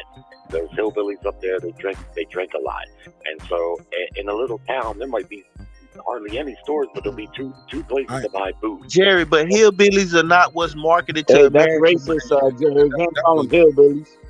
Yeah, and I'm talking about metro cities, dog. Like, you know what I'm talking about when what I mean when I say this thing. I don't know even why you brought up West Virginia. I'm just telling you, man. He keeps bringing up West Virginia, like even in that West Virginia town, and it's not. I bet it's more of that in the black community than it is in the white community. Wherever the black community at, it's the worst. Even in a poor town. If I put a bakery in Baltimore City, it's not gonna work there. The reason, I get what Jerry's saying, and it's sometimes when you bring, just because you bring something to market, don't mean people gonna respect it, even when it comes to grocery stores. But I also think that comes into where, because you can always interchange it. That's where the government comes in. Why did the government strategically put crack cocaine in the black community and strategically write laws to lock up black people disproportionately? We got racist ass politics. We got a lot of racist. Wait a minute. Bill Clinton apologized, but admitted that happened and apologized for it. Do those laws apply to everybody? I'm from LA, so I know all about this shit. But you got racist ass fucking politicians. And then you get people who talk about voting don't matter and shit. And you end up with Reagan's and them going in the fucking office. That's how you end up with that shit. And then you get people. Now we cooking. Listen. No, Brandon, don't stop there. But just because they bring it there, you also got to put it back on the motherfuckers who will serve you the shit. Okay, that's fine. About the revolutionary. Let me finish. Let me finish, homie. Why come we can't deal with the root first? Let's deal with that first. Yo, you don't deal with one thing. Only slow motherfuckers deal with things at one at a time. You can deal with holistic shit. You can deal with holistic shit all at the same time. The same thing. They even talk about, you want to talk about gangster shit. The Italians were talked about never fucking with that shit. And then they start dealing with this shit and fuck their community up. The same thing in ours. We have a revolutionary. We talk about the Black Panthers. What ultimately happened to the leader of that shit? He was targeted by the government and crack was strategically placed in the community. And he fell out using fucking crack. He got killed buying crack. He got killed jacking motherfuckers. He got turned on to that shit. He fell to the vices, bro. Ain't no conspiracies to that shit. Okay, how did the bike get there? How did the bike get there for him to use? Huh? How did the device get there for him to use? There Brandon, he goes stop right there. that He's gonna bullshit, blame bro. Come on, homie. the Come on. And I love motherfucking QEP Newton, but I ain't about to make no excuses for what he did. And neither should you. No, what I'm telling you is the government strategically targeted the black community. They admit this. Brandon, you don't think QEP Newton knew that shit? You don't think he knew what he was up against? He did not You know. said That no? didn't come out. I'm gonna You tell you said how it no? came out. No, it did not come out until the Freeway Rick trial. That's when it came out. When Gary Webb uncovered it. It's called Dark Alliance. I have the book. It was a series. It's a movie about it. It's called To Kill a Mockingbird. I mean, the Killer Messenger, some shit like that. But I'm telling y'all, we were strategically targeted.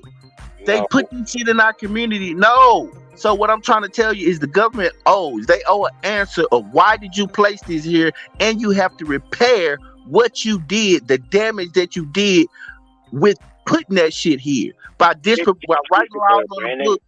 By writing laws on the books that disproportionately locked up black men that wiped away a whole generation of people out of our communities. That needs to be spoken to. I don't give a fuck what nobody says. Because they were dealing drugs. You don't think white people got arrested for selling crack? You never seen a white crackhead? You act like that crack was They didn't go to jail for half as long, Jerry. It Stop branched that, out, Jerry. No. It did branch out, Jerry, but it didn't originate in those communities. It branched out to those.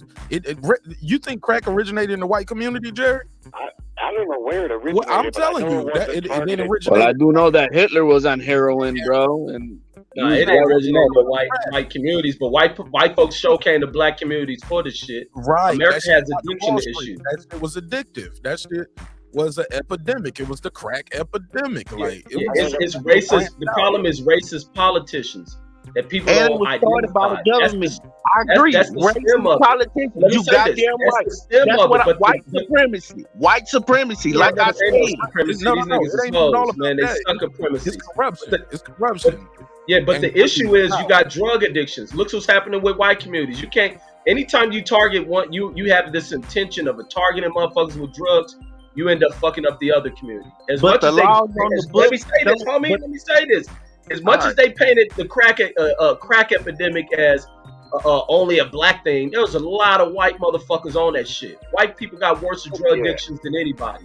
As much as they try to put, and this is only when you listen to half-ass bullshit white folks letting them tell narratives, you buy into this shit. Same thing with marijuana. They try to depict this as a black thing. There's more white folks on that shit than anyone. Yep. On all these drugs. Why did the head of the CIA come to LA, Reggie? Brandon, that shit is old news to me. I'm from That's not what I fucking LA. I'm asked from you. South Why Central. did the head of the CIA? Yeah, Why Maxine did- Waters fucking busted them out on that shit. That's why they go after her. She busted him out on what? Everybody don't know.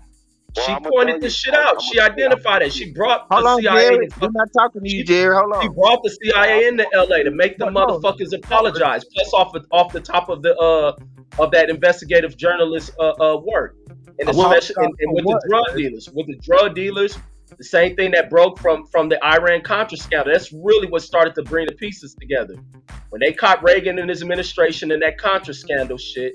And then they start pointing this shit back to Nicaraguans. You didn't know Nicaraguans being arrested in LA. All the drug dealers like, man, these niggas setting us up. The government behind that shit. You get stories of Tookie Williams and them trying to be set up for guns and shit.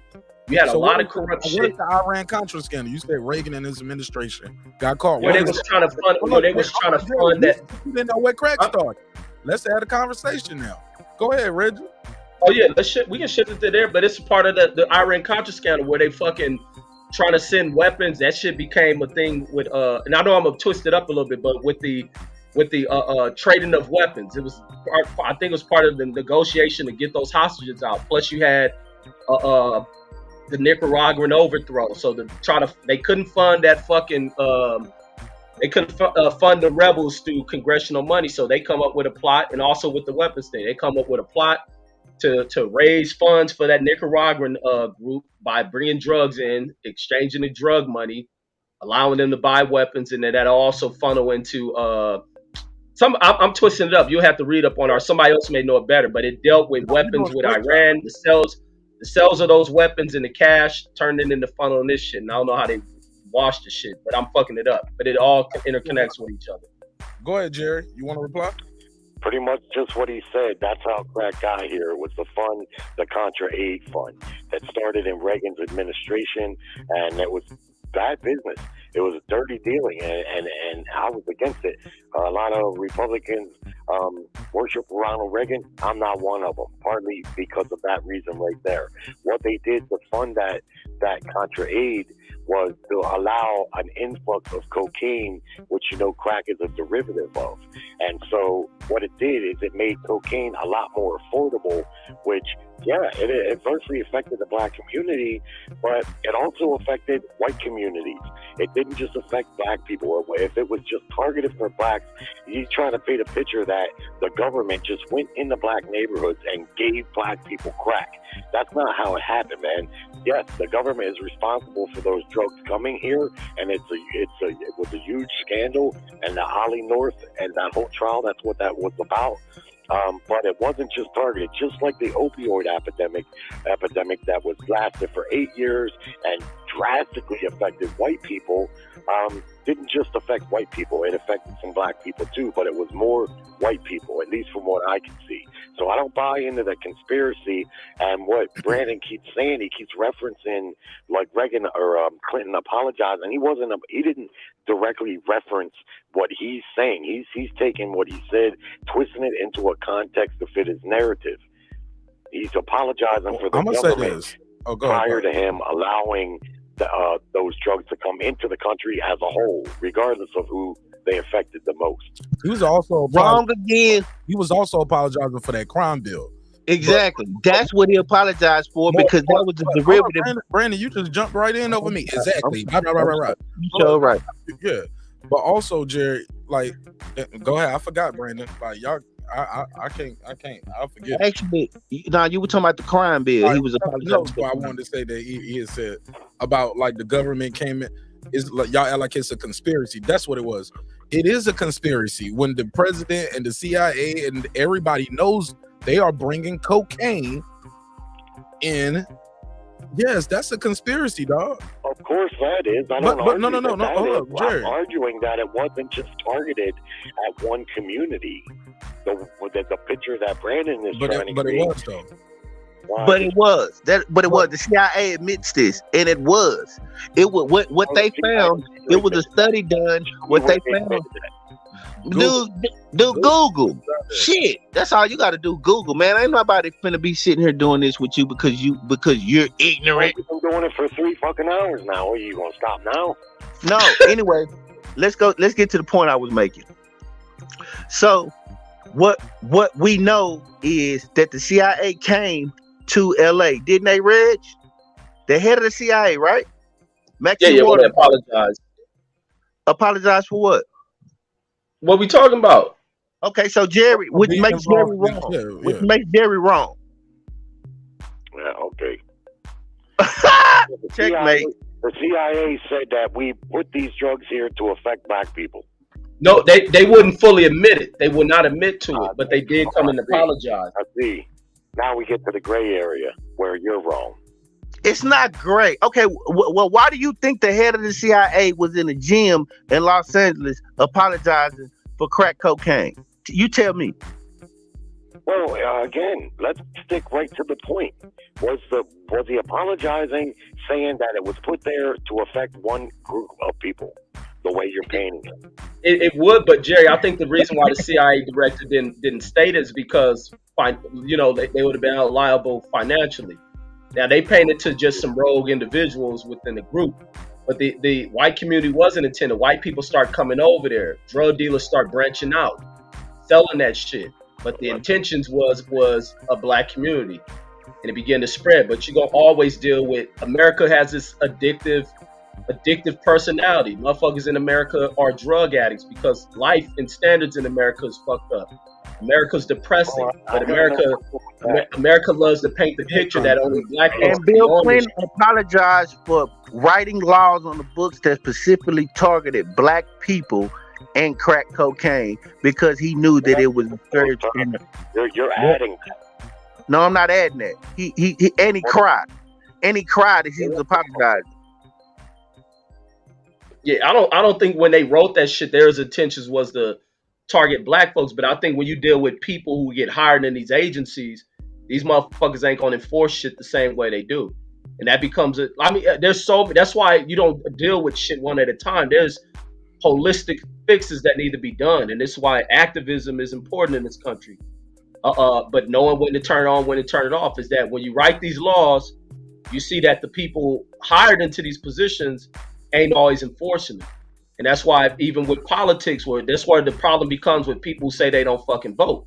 You don't vote, you don't control shit. And you continue to get Reagan-esque type people funneling through the system, Trump-like motherfuckers funneling through the system.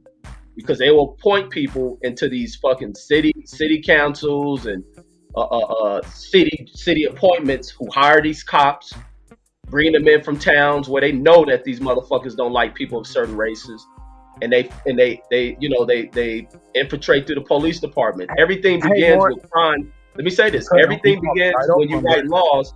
Begins with inside of society is how they're enforced, and that's by cops. These cops are out here doing wicked shit. How they're arresting people. They act like kids in Beverly Hills ain't out here doing drugs and doing other illegal shit, but they don't enforce the crime the same way with them. That becomes the problem. Go ahead, Brian. Oh, I was trying to type it in the private chat. Can you look up? I forget the Nixon administration. I'm gonna show you how it's conspiracy. It was a Nixon administration, I believe, cabinet member who said that they was gonna use the war on drugs as a disguise to target black people. Can you pull that up? That's I'm an actual pulling up quote. something else right now. Okay, but type it in the private because I chat, you find it. want to build my point to Jerry that it was an actual conspiracy. Not only that, it was conspiracy to destroy all black groups or all black groups that they thought were revolutionary or black groups that help black people. That was a conspiracy. It's called COINTELPRO. Go look that up too, Jerry. That's another government against black groups, I mean, against not even, black people. it ain't even that hard to look. Like stuff with the Tuskegee experiments that wasn't performed by black folks on black folks.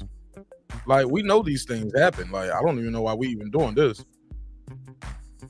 The CIA, you can look up CIA exploited African Americans who was incarcerated, other vulnerable individuals. This shit is out here. Like if you don't believe it, and you don't believe it. For me, if you're looking it all for comes down to personal liability. No. What I'm trying to say is, see, that sounds light. That's light. But what I'm telling you is, the CIA. This is, you can look it up. It's on the Guardian. It's other reports. Like you can look this up. Just type in CIA black people, and just let Google do the rest. Look it up. Yeah. CIA you exploits gotta black be people. careful CIA with sites because some of them are very liberal leaning. Well, by that logic, you can always find what you think is true and what you're not, but certain things are going to be facts. You're going to have statements from individuals, and from there you can pick what you think is real is not. But to say it's all in people's mind without doing the research, it's all personal responsibility. Yeah, I knew better than to do crack. My cousin didn't, and he's the same age as me, but he's dead. He left her behind 3 kids, and he was addicted to crack cocaine, and he made a personal choice to do it, and I made a personal choice not to do it. You see, so in the end, we can talk about conspiracies, government conspiracies, we can talk about all that stuff, but at the very end of the day, between me, you, and God, what you do is what you're going to be responsible for. Right. Fair enough. Like I remember before I passed to Brandon, remember McDonald's didn't have the calories and shit up there, but it was a lawsuit because they was like, hey, people should know what they're putting in their body. So because people like, well, shit, we ain't making nobody eat supersize the fries. We ain't making nobody come eat this shit every day. They choose, and it's a free market society. It was like, well, you need to tell them how much how many calories this is, how much this Coke is, this large fry. Like you need to tell them. And they started putting, hey, Jerry, I'll let you finish. Let me finish. No. That stuff, that stuff has addictive things in it. Fast food is very addictive, and people supposed to know. Like that stuff that's even on the label on the back of your soda. They got to tell you that now because it was a law that put in place because people supposed to know. Yeah, you got choice, but when you don't tell me all the information, you take away my power of choice. Does that make so sense? crack should have came with a warning. You're playing. You're trying to be funny. I'm talking just about trying to power of understand choice. Period. What your point you're making. You can take away power of choice when you take away options, and when it's put there by the government, agents. You don't have an agents. They have agent. That drug dealers was agents and shit. You can look this shit up, bro. They say they was rogue individuals, but yeah, this shit is documented, dog. If you don't believe me, you never looked up you said you knew about the Iran-Contra shit, but sometimes you sound like you don't. But it is what it is. No, but I don't believe that it came down to the agenda that what you're saying. We're in disagreement about that. No disagreement about the deal they made with the Contra Aid Fund. Yeah, that's well documented. But in the end, it's well documented that they targeted part of their agenda as well. Most of the alphabet organizations was put together to stop most of the black organizations and to put black people underfoot. What are you talking about? Well, just what I've been talking about. Sir Senior, that's the same article I got. One of the articles I got that you put in here. This shit ain't hard to find.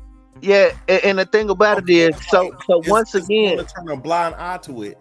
Like, okay, well, racism doesn't exist, and it's just you got to pull yourself up by your bootstraps. I literally went into the bank. Even white people say racism is alive and well.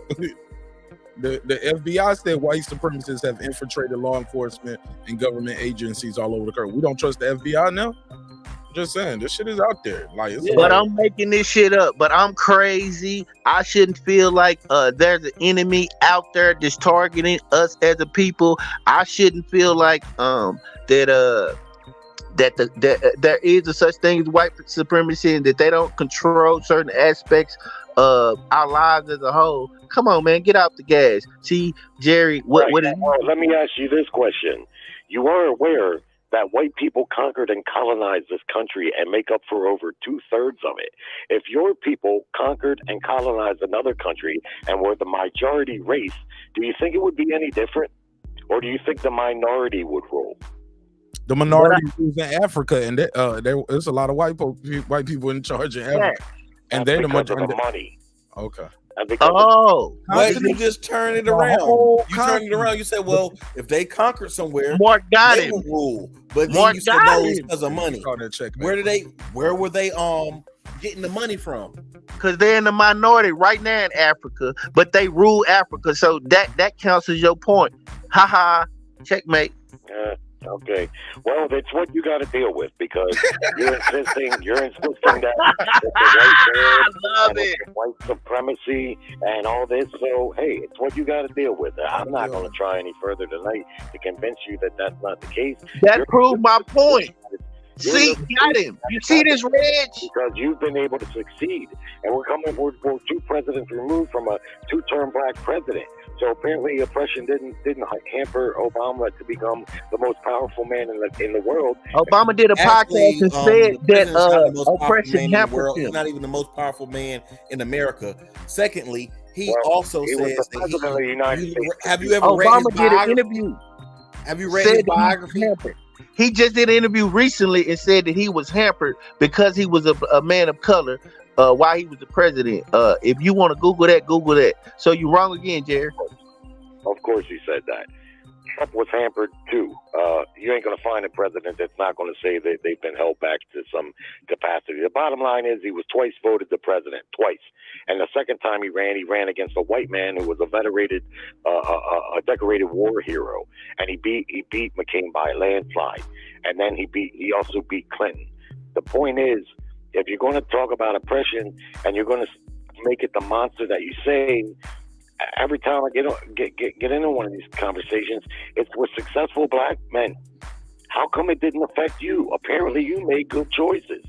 See, life's about choices, and if you make bad ones, like the 2 hard drugs, telling you how it affects you every day. We're gonna land this shit. Very simply, if I go to the bank and I was successful enough to put a couple $100 or a couple $1,000 in the bank, but when I want to take my money out the bank, I'm hindered and harassed and possibly called the police on just for me taking my money out the bank.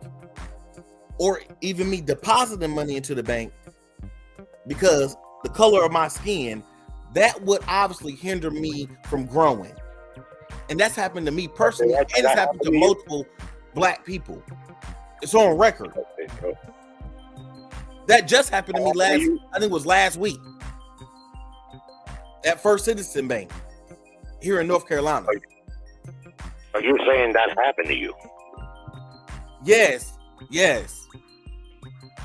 I recorded it. You want me to put it up? That could be my next video. I'll put it up. I'm there with my wife and my new baby and my daughter. And I was hindered from getting money out of my own account. I was questioned and asked, why am I depositing so much money into the account? Where the money come from? Yeah, well, I guess I'm gonna have to take your word on that. Post a While video. watching multiple. No, sir. Just post a video on your channel. That's it. Say less. I want to see that shit. I'm gonna post it up there. Yeah. All right. Well, I guess this was kind of a good episode of Breaking Beats, sort of, kind of. Let me do the super chat real quick. Shout out to D Bevel the Champ. He said, "Did white people get years in prison for crack, Jerry, or was it?" I do know they treated the opioid epidemic a lot different from the crack epidemic. Nobody can argue with me there. Well, opioids weren't illegal. They were being abused the way they were. They weren't illegal. They were Okay. prescribed by doctors, so of course it was treated differently. Fair enough. All right. He said, "Question, Jerry: should pimps get arrested?" Wherever prostitution is illegal, yes. All right, let me get D Bevel the $2 drop. I'll give you the $2. You give him the $2. All right, pay him the $2. Oh, pay the $2. Hey Jerry, but you know doctors take an oath, right? And if they are using that power to do addictive things, because it's the whole movie about how these people, you know, they didn't lock up those guys who were knowingly pushing opioids. Like they made it legal, knowing the addictive process of it. People get bought off. They took my doctor's license. They took his license. Did they lock him up though? Because they should have locked his ass up. No, they Because did some of lock them him guys lost their license because they was doing something illegal. And See, they should roll laws to lock his ass up for hundreds of years. Should lock him Well, up. perhaps if it was illegal, they may have, but I don't know the legalities there, and I don't pretend to know. But I do know he lost his license for overprescribing opioids. I had a doctor. Yeah, man. Yeah, that's a whole nother story. But yeah, all right. Here's the thing, Mark. I think that this was a healthy debate. I have successfully proven my point. I think the longer that we get to the depths of it, my point is proven. It has showed. I got Jerry to agree with me. Thank you, Jerry, for tapping out. I needed that. Also, let me close it, Jerry. You lost. Also, when it comes to Reggie, I always know when I got you because you get quiet. So I won that as well. And thank you, Mark. Man, I'm listening for you. Ain't win shit. You ignorant fuck. Yo. That's a new drop, I promise. But appreciate you, Mark, for coming with the facts. I hate the show got to end. I hope we can do a members only, but it sounds like you sleepy. I'm just frustrated with it. Like it's like the never ending story. And like once people got their mind made up, they got their mind made up. If this was the topic, that would be one thing, but we just went so far beyond the scope of the topics that we wanted to talk about, and it's just like all it does is bring more division. We're not talking about solutions. We're not talking about how to make things. Let me finish, bro. We're not talking about how to make things better. We're doing that. That's been a problem for me all night. The constant, just 1 second interruptions, not respecting people, the pettiness, the cattiness, it's just uncalled for. And I just think like we're gonna never come to solutions if we are, because we're not even talking about solutions. We're just saying this is a problem. This is a problem. We saying the white man is they're like a god. Come on, that's crazy shit. Like I'm not saying that. I don't support that. No. Let me finish. This shit is annoying. It's redundant. It's repetitive, and it sounds like a bitch session. You know what I'm saying? Somebody gonna say this. Somebody saying that. When I try to get, I like to try to do the education part. Let's inform people. Let's talk. Let's share information. Exchange information. Let's talk about solutions. What do you think will work? What do you think will not work? Instead of saying these people are my problem, these people are my enemy. Well, what's your solution? Do you want to kill them all? Like that's not gonna work. That's not gonna build any bridges. It's just constant division. I'm tired of the division. I want to build bridges, not burn them. And these conversations are not conductive to coming towards solutions, fundamental change. It's just okay, and then you got Jerry up here being a punching bag for what? You know what I'm saying? And feeling like he got to defend himself. Brandon take out his frustration from the white boss on any white person pull up on the show. I'm being funny, of course, but like this shit, nah, fam, we got to do better. You get people in the chat that's trolling. Oh, Greece people are the superior race. Just trying to race bait the panel in the chat. Just keep saying Greece people are superior. Greece people are the tougher. Like we Greek people are this. Like trying to race bait the show. Like, come on, fam. Like we got to do better as a community. We damn sure got to do better as a neighborhood. And I got to do better as a host. Next time, if I don't want it to go there, I'll step in earlier. But shit, I was cool with it, letting the conversation flow. Started with a couple jokes on Jerry when he lashed out, thought it was Brandon, and the shit just kept going and going, and it snowballed. And now we're not even talking about boxing no more for over an hour and a half.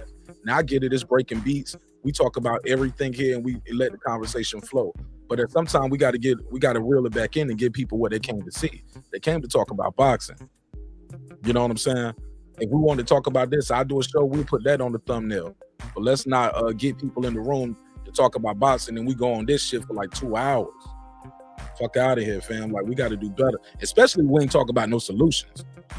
And we talking about just random shit and we just totally insulting each other and insulting a total group of people.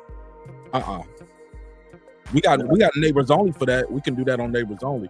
But on the main show, I gotta do better at hosting and reeling the shit back in. What can I take the hit for that? I say this. I offered a solution the whole time I was talking. I talked about teaching black people to do better, conditioning their minds, certain disciplines. So I think you may have missed it, but I always give solutions when I talk. So that was one of my solutions of cleaning ourselves up, trying to be disciplined and that type of thing. So I always offer solutions. And I think that it's so much shit on top of that though. Before that, it's so much other shit, bro. Before we even that shit get lost in the sauce. That's the perfect metaphor. You probably put 1 cup of noodles of solution, but you cover it with 3 or 4 cans of sauce, cheese, and more sauce and cheese and but it's there though, Mark. That's all. I mean, you don't even know it's there, dog. It's covered up so much. I'll say this: if you listening and you paying attention and you listening to what somebody's saying and not just thinking of it in a certain box, then you'll see it that way. But like I said, I always offer solutions. I think Jerry has a lot of questions and he asked questions. And we answered it. It started with blackface. Solutions be like, we need to separate ourselves. Your solutions ain't about how we can work together and build together. Your solution. No, my solution ain't your solution. No. You see what you just did? You just tried to mix my solution with your solution. No, tell me. I'm talking about solutions for us to build together. Oh, that's your solution. I don't believe that works. I don't believe that works. So that's not my solution, but that can be yours, and it can be argued and talked about. No, Brandon, the world is more integrated now than ever before, dog. Like I said, that's not my solution. That could be yours. No, I'm not telling you a solution. I'm telling you a fact. Okay, I thought we was talking about solutions. I'm telling you a fact. The world is more integrated than ever before. That's a great fact. So people are not gonna. You're not gonna just take people away from their grandparents, their mama, their daddy. That's not a solution. That's not even a realistic solution. No, to that's say. not your solution. And the way that you look at it ain't the way I look at it. But if you want me to give my solution and my position without you framing it, because I ain't said nothing about taking about. Well, I've said nothing about taking nobody from a grandparent or none of that thing. You frame that in a way that I wouldn't frame it. When I mean separate, we could talk about separate mentally. We could talk about separate ourselves by certain disciplines that we have, by certain eating habits, by not going to these restaurants, by not eating McDonald's, by cleaning our bodies up. That's what that can mean. So don't frame it like that. Have you ever said that before, Piv? So I missed that. But what I'm telling you is broad. See, because it's more. It ain't just one solution. It's many layers. That's what I'm saying. This conversation is layered, and maybe you looking at it just one linear, just one solution, and it's not. Absolutely. Fair enough. Right, shout out to Modern King Boxing. He said, tough combo. Ye is our American brother. For sure. I'll give you the $2. You give him the $2. All right, pay him the $2. Oh, pay the $2. Yeah, he said tough convo. Ye is our American brother. All right. Well, that's it for me, man. Y'all got anything else? Let me close up, Mark. Go for it. Yeah, I thought what you said was eloquent, man, and right. Spot on. I'm the same way. I'd mostly rather just talk boxing, but it seems like the topic on a lot of shows, it winds up being raised one way or the other. And where we start with that is, like in the past, when I've gotten, like here tonight, I've heard Brandon say a couple times, white people are the devil. Well, it's just like I said about Kanye. When you I never said that one time. Brandon, I can't. Hold on. That's the problem for me right there. That right there. We got to stop doing that. That shit is annoying. It's annoying as fuck, bro. You got to stop with that. He's the worst at it. So we ain't got to do. You ain't even got to do that, Jerry. I said what I said. Let me host the show, bro. But you ain't got to do that. Let's have a conversation without that catty shit and so reactionary. I can't even let a dude say one thing I disagree with about me, and I gotta jump in. Like, we better than that. Go ahead. You're gonna get a chance to reply, especially if somebody addressing you directly. Go ahead, Jerry. Okay, yeah. So when he makes statements like that, and he calls white people the enemy, and when he refers to me, he says, you people, this type of separatist talk, it touches just on what you said, Mark. It has nothing to do with solution. It's just catty, and it's divisive. Give up all this shit that you've poisoned your mind with about things in the past and factual things that have taken place, but concentrate on what the world is today and what your fellow man is today. If they don't treat you with racism, you shouldn't hold those beliefs that white people are the enemy. And don't deny that you said that, man, because you've said it a couple of times. So when we want these shows to go more to solution instead of division, we got to first start at the rudimental points, which quit making divisive statements and categorizing people just like Kanye did, how we got off on this topic to begin with. But otherwise, great show, Mark, and those closing comments you gave were spot on, brother, spot on. Yeah, I feel like it fell on deaf ears sometimes, but we'll see what happens in the future. Like, I get it. You got to have these kind of conversations, but I got a space for that, and it's neighbors only. If you want to have those conversations, sometimes we get into it over here if that's the topic, but some people come for boxing, they came for boxing. They ain't come for all that other shit. You know what I'm saying? Shit, some people just came to fuck with me. Like, they were like, shit, I don't even know nothing about boxing, but I fuck with Mark. You know what I'm saying? Yeah. And that shit cool too. So, like, you know what I'm saying? I'm trying to figure it all out, trying to give everybody a chance to do Well, their thing. good night to you fellas, and good night, Brandon. I'm sorry I called you an ignorant fuck earlier, even though they got a good laugh out of it. Hopefully we can all do better. Fair enough. Go ahead, Brandon. Oh yeah, just for the record, I didn't call the white man the devil. I was talking about as far as enemy, as far as all the stuff that we read about the CIA in the context of that. When it comes to these conversations, I don't know. Jerry asked a question about Jerry asking a question about blackface and how we felt about it. And I think that was really the lead into all of this, because he was curious about how we felt about blackface. And a lot of times I just think that these conversations need to be had because people are curious about each other. and they just roll like that. But as far as hating somebody, that's a waste of my time. I don't have time for that. It's a waste of my time. I enjoy boxing and I enjoy conversation, but to be framed as a hater of white people, man, that's a waste of my time. White people are my colleagues, and I respect them, and I have to work with them every day, and it's just the reality of the world. So outside of that, I just hope that I'm here to learn, grow, and to add my little piece. But other than that, man, I ain't trying to make it no more than what it is, but it is what it is. Brandon, that was the nicest thing I ever heard you say about white folks. I've never heard you say it before. I could have sworn I heard you talk about the enemy and things like that, but you say you never said that. Fair enough.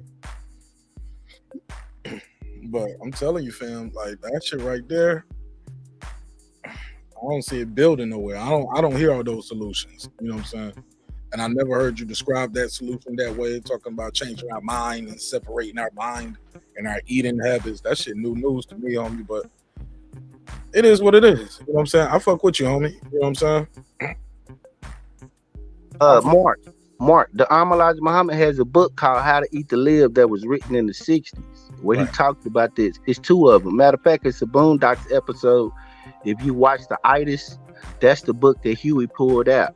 How to Eat to Live by the Elijah Muhammad. So it ain't nothing new, man. It's just different aspects and different facets. Maybe I need to be talking more on that facet more than the facet that I talk about. Maybe I need to start showing multifaceted, that is not just one-sided. Yeah, man. Sometimes you gotta. That's my fault. Yeah. Sometimes, like, you get. I don't think a lot of times your message comes across where like you trying to build or I don't hear all the solutions, dog. I hear you talk about things that happen to black folks and what they do to black folks and what's wrong, and they do this and they do that and these people do that. I don't hear a lot of what we can do and what we should be doing and how do we do it.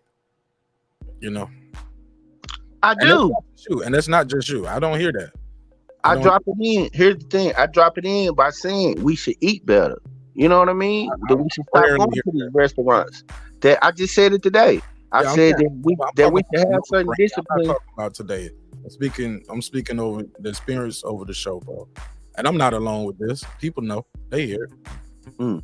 Well, maybe they should probably slow down a little bit and parse the words, because I do talk fast. But it's always a solution in there. I ain't never not brought solution, and I ain't never not brought alternative, because I know that it is an alternative. Discipline yourself. Get rid of the junk. And I know that you clean yourself up and you'll do for yourself. But you can't forget what the common goal is. It's to be free. We'll never forget that. I read you still there. You want to add anything, or are you over there making a video? No, I'm doing both. But no, I'm listening. I'm always listening. But no, I feel where Brandon coming from, but I just don't feel those ways about shit. I'm free, not a slave. I don't buy into that. I'm not oppressed. I come from the lineage of people who's been oppressed, but I ain't experienced what none of my people experience. I know the history of that, and that's why I wouldn't sit there and allow white people, when they came across me, to just allow them to do whatever they want. These are my battles, and that's the problem with it. I think people think they got to go collectively to address them rather than dealing with the shit when it confronts them. Like, I see this all the time. Like, everyone's not going to encounter some racist shit, and you're not going to always encounter it in the group. And when people are confronted with it, how do they react to it? And a lot of people, they don't react to it well. They don't confront it. They don't address it. The fear strikes them when dealing with someone stating something to it. Some of this shit, you just got to address it when it hits you, not to wait for it or wait till you come across another group to gripe about it collectively. No, you address it. If you got to beat the hell out of someone, you beat the hell out of someone. If you got to educate that motherfucker, then you educate them. You just have to address these things, man, and not allow that shit to return to you. And that's just my thoughts on it, man. But in this world where the world is growing, like even with my kids, like when I grew up, I didn't grow up around white folks unless my mom and them adopted a white child or took a white child in whose parents may have been a crackhead. She took them in. And but in our lives and in our communities, we didn't have white folks around there. They may have lived there decades before me, but they were removed from our communities out of fear.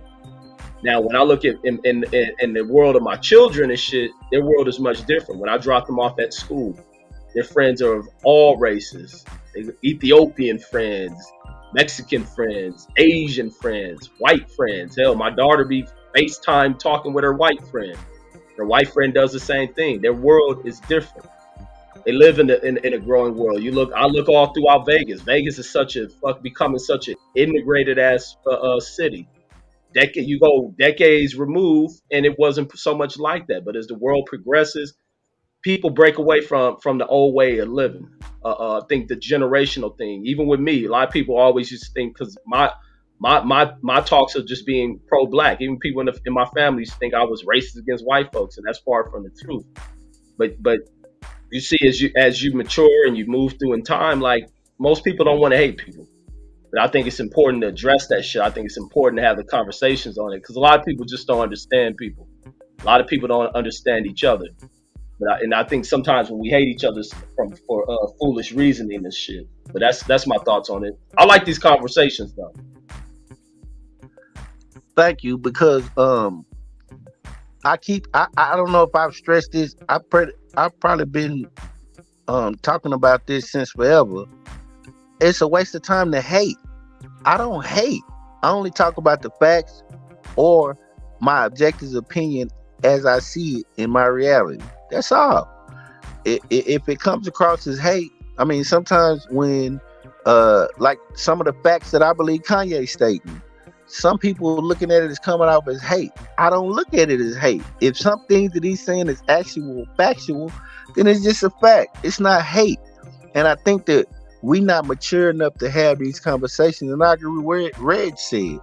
A lot of times we get misunderstood as a people because of the imagery that's put out against us, and they market the low level shit to us.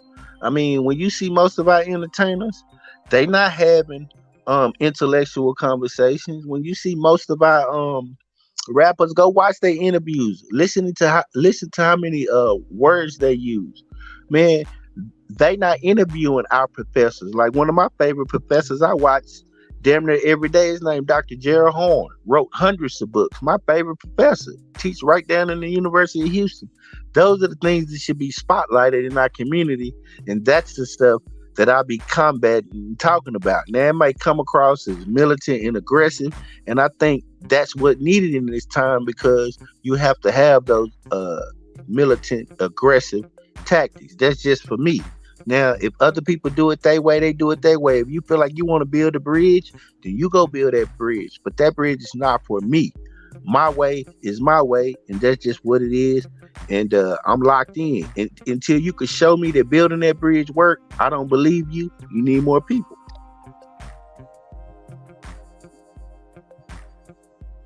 Right on. I feel you, but to each his own. That's the truth of it.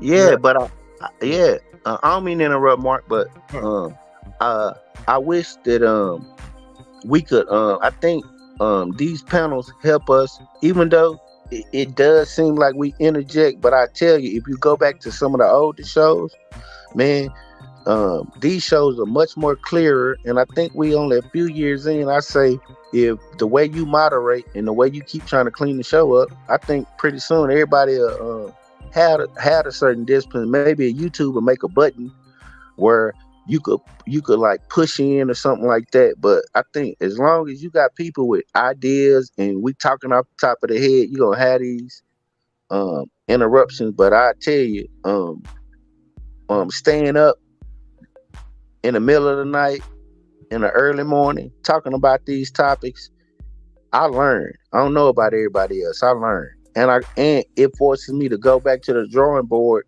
if what I believe ain't true, I throw it in the garbage can and concede it.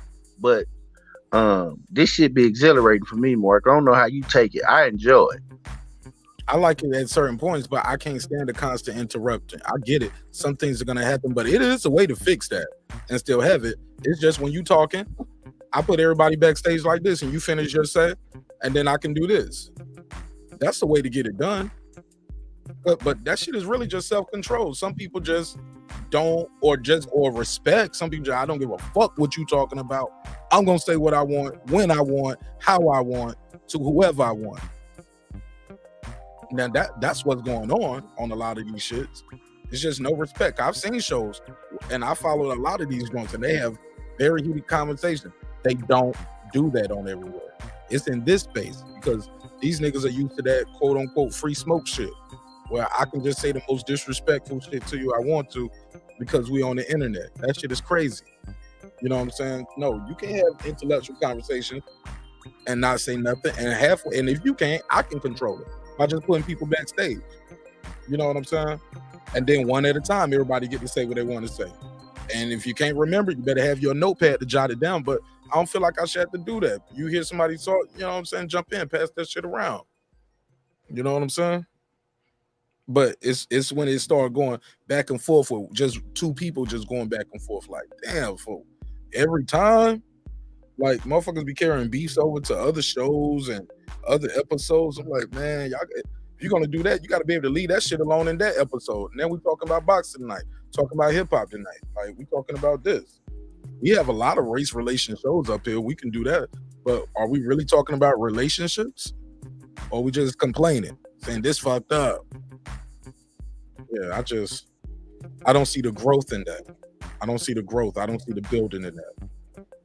Well, I tell you, when you threw out when that Birth of a Nation got thrown out, I can guarantee you that Google went up tonight based on Mark Nash's show, Birth of a Nation. So I think it's educational, Mark. Just depends on how you look at it. People, I think you looking at people getting it as a whole, and I look at it as people picking out the parcels of what apply to them. I don't look, because you the producer of the show, you looking at the show as a whole. And we looking at it as, when you look at the chat or you read, it's in segments. So people pick out in parts what apply to them. But I can tell you that Birth of a Nation, people learned a lot. That information wasn't out there to a lot of people, I believe. Especially, I think even Jerry didn't know that. Well, we got there because he was talking about, is it offensive with people wearing, how do y'all feel about white people wearing blackface? Like, we were like, anybody who's gonna say that shit cool, I think that shit dope. Like, I've never heard of that. People thinking blackface is cool. So I don't know, but it is what it is. It's gonna be what it's gonna be. And I know this ain't the first time we're gonna do this, but my biggest thing is we can do this better. We can not be so reactionary, cutting in. That's not true. And I ain't just talking about you, Brandon. I'm saying in general. People go off mute just to laugh at people. Ha ha ha. Like, you really had to come off mute just to laugh? All right, cool. I get it. No, you're right. You right. I'm gonna have more self-control. You're right, though. I deserve that. And then, and I ain't just talking about you, though. A lot of people do it, you know what I'm saying? But even those little things, and then you cutting the person off, you can't tell. But when you hear the playback, shit might sound distorted. You might make people lose their spot. You know what I'm saying? I do it enough as the host, but I might do it, then somebody else will do it, then somebody else will do it, and then, yeah, and it's just a knee-jerk reaction. It was just, yeah, you can't hear everybody clearly. People got to hear this. We ain't even cammed up here. If we ain't got good audio, we ain't got nothing. So Fred said he enjoyed it. He said, I enjoyed tonight. He said, it drives me crazy, all the interrupting, though. Yeah, I feel you, bro. Me too. It's a little too much. He said everyone clearly didn't learn about that movie. Y'all still going back and forth with that dude about Birth of a Nation. This dude, Bobby Digital. Bobby Digital ain't got no videos on his channel, man, but you can tell, like, he goes around from channel to channel and says things like that. He get, to spark some shit, but it is what it is. Show me none to me. Appreciate you being here. But yeah. Shit, I had a good time, though. We was talking about the boxing and shit. I had a good time on some of this shit too. I like these kind of conversations. I just don't like to lure people in the room with that. 'Cause I share these shits in a lot of places, and some of the shit can be offensive. You know what I'm saying? But shit, motherfuckers got look. Somebody stepped on your toes, curl them up next time. We trying our best to have a good conversation. Sometimes it's gonna go places where people don't want it to go. You know what I'm saying? But yeah, we gotta have these conversations. So, but go ahead. Anybody want to final thoughts? Anybody want to put more things? And maybe another thing, maybe we just be having too many people. You right. That backstage thing might work. You know, maybe we just have too many people on at one time. Like now, I think the conversation is flowing because you getting to say what you need to say, then you can go to Reg. You know, I think maybe that might be a hindrance too. That it might be just too many of us at one time on certain conversations. It may not need to go that way. So maybe sometimes you might need to just DJ it when we get into serious conversations or heavy boxing topics, where sometimes we need to be like, hey, one at a time, everybody backstage, go ahead, that kind of thing. Sometimes it just gets like that when it's a lot of people. But man, you know how it is. Mark Nash show after a boxing match, everything go late night. It's 4:20 something where I'm at. No, it's 4:14 where I'm at. So I mean, I just glad that you have a space where people can come to and really, you know, express themselves, and we will do better. So I appreciate it. For sure. I like doing the shit though. I definitely do, but I just be wanting to hear folks. You know what I'm saying? And it's just it just should be so reactionary sometimes. Like, damn, do y'all even respect motherfuckers? Like, damn, gotta show respect. You know what I'm saying? Let people get their shit off. But you know, we just finished watching a combat sport too, so everybody got juices be flowing too. We men to just watch Gladiator. Full punch. Yeah, but you know, full punch, bro. There's no way if Earl and Crawford fight that you ain't gonna be in that ring acting like you ain't throwing a punch and you ain't gonna jump up out your seat one time and throw some punches. So, well, no, I ain't throwing no damn punches, man. I ain't fighting nobody. Oh yeah, we don't need to watch the fight together because you might be a little Texas testosterone flowing over here. There's gonna be some bullets flying over here. You touch me, man. I ain't touch you, man. I'm talking about throwing them in the air toward the TV. Shoot your pinky toe, man. You gonna Eddie Murphy me? Shoot your pinky toe right off. I ain't fucking around with that. My man Fred said he want to join the neighbors only. Here's the link right. There should be a link right here. You can join the neighbors only. I'll put the link in the chat, bro. Oh, so we got us a new neighbor tonight. Yeah, absolutely. So let me see. Invite members to join your channel right here. Boom. Oh yeah, Reg. Just so you know, hopefully Mark, when he put the timestamps on, if he does, hopefully me cooking you too bad on that don't come back around too fast. Hopefully that's one of the things you get lost in the sauce, Reg, while you over there cutting up videos. This nigga Brandon be wishing, man. One day, Brandon, one day. One day, someday, Brandon, you'll win a battle.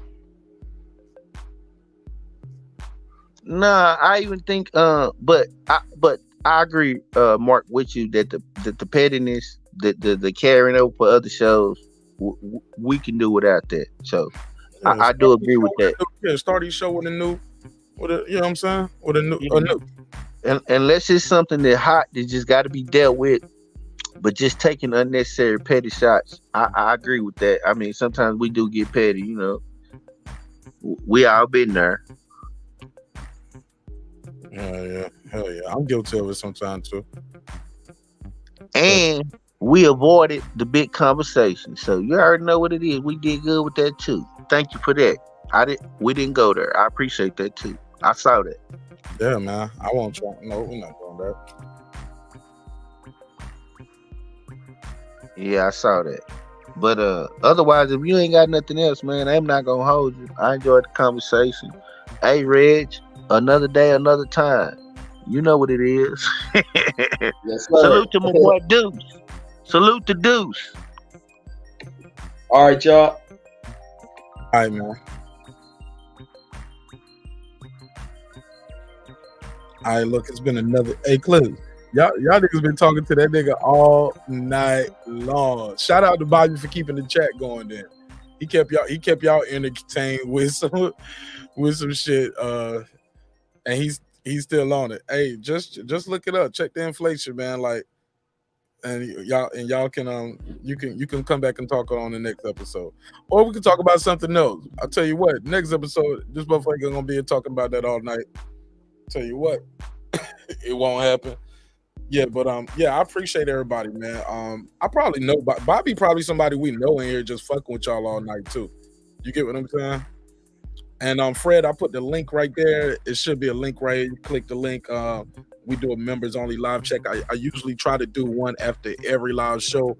Recently, I've been going too long on these main shows to do a members only live chat, but I usually do like a show, and right after that we'll do a members only show, you know, and from there I'll just let it run, and that shit right here that happened tonight, like I said, that shit supposed to be on members only. Brandon know that shit, you know what I'm saying?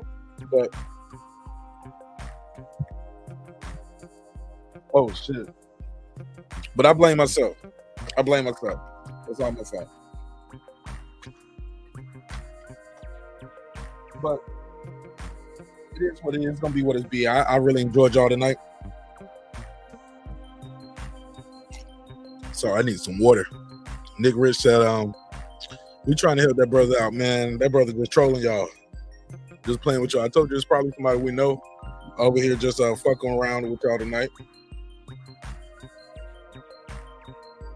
But I ain't tripping. It is what it is. Let me do this members only roll call. That's how we like to start the show and like to end the show. Because without the members, the show wouldn't be the show. At this level, I appreciate your time and energy. Thank you so much for support.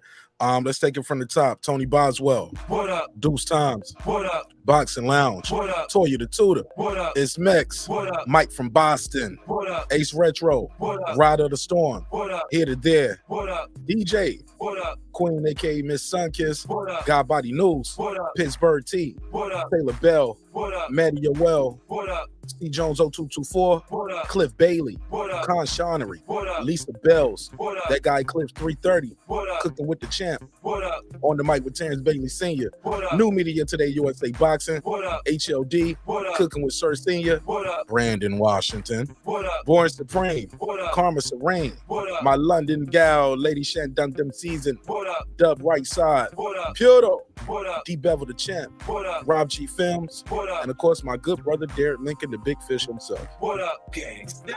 Yeah, man. And Fred, once you sign up, I'll be shouting your name out right there at the beginning and end of every show as well. Whether you're at the episode or not, we still give you your shout out. Thank you so much for your time and energy. Hey, look, I want to say this too, man. Sometimes when we have these conversations, this shit can get crazy, can get hot, get heated. People say things that I want you guys to know. I don't agree with everything people say, and I want people to be heard. I don't want to censor people, but some shit I just can't roll with it, and I don't want to send the wrong message, because as you can hear by the names of the people that I shouted out right there, our members, the people support the show, is men. There are men, there are women, some from this country, some from different countries. Some are white, some are Hispanic, some are black. Like it's diverse. Asian.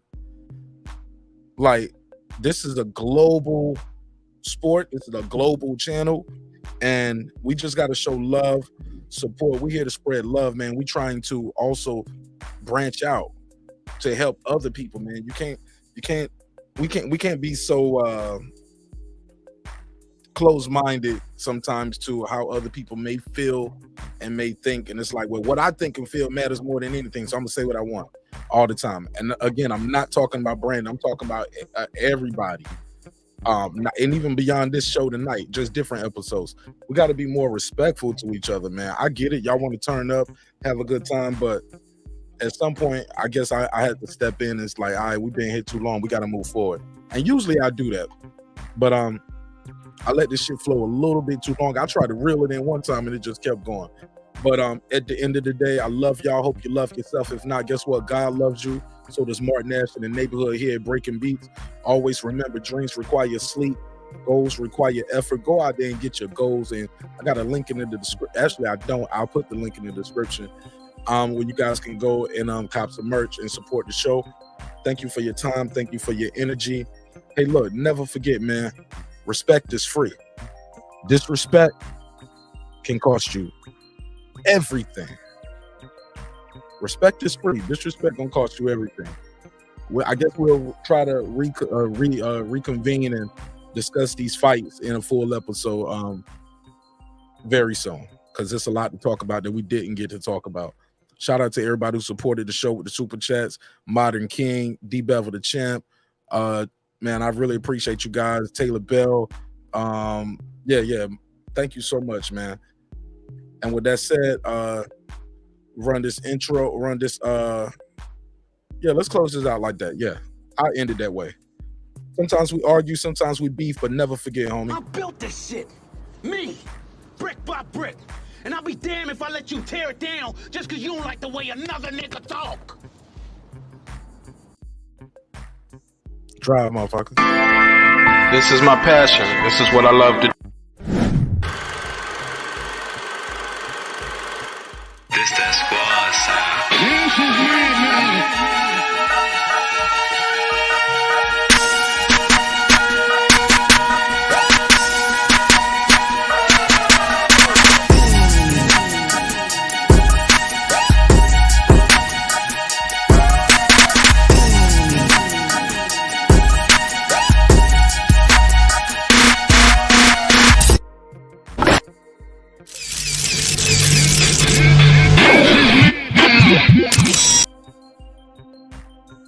Attention Apple users, do you have a locked iOS device that was activated with a specific carrier and you want to go to a different company? TabTechUnlockSim.com can help bring your iOS device over to the carrier you want. With simple, fast, and easy instructions, you can unlock your iOS device without going to an overpriced phone repair store. Go to TabTechUnlockSim.com, unlock your next device in the safety of your home for the fraction of the price. And it's easy as 1, 2, 3. TabTechUnlockSim.com. That's TabTechUnlockSim.com. TabTech, your next device. Subscribe. I don't care how many subscribers he has. Support him. So he made all this possible. He made this possible. Nah, Dr. Mark, God made this possible, and so did viewers just like you. I'll see y'all on the next episode of Shaman Martin Nash Breaking Beats. Peace.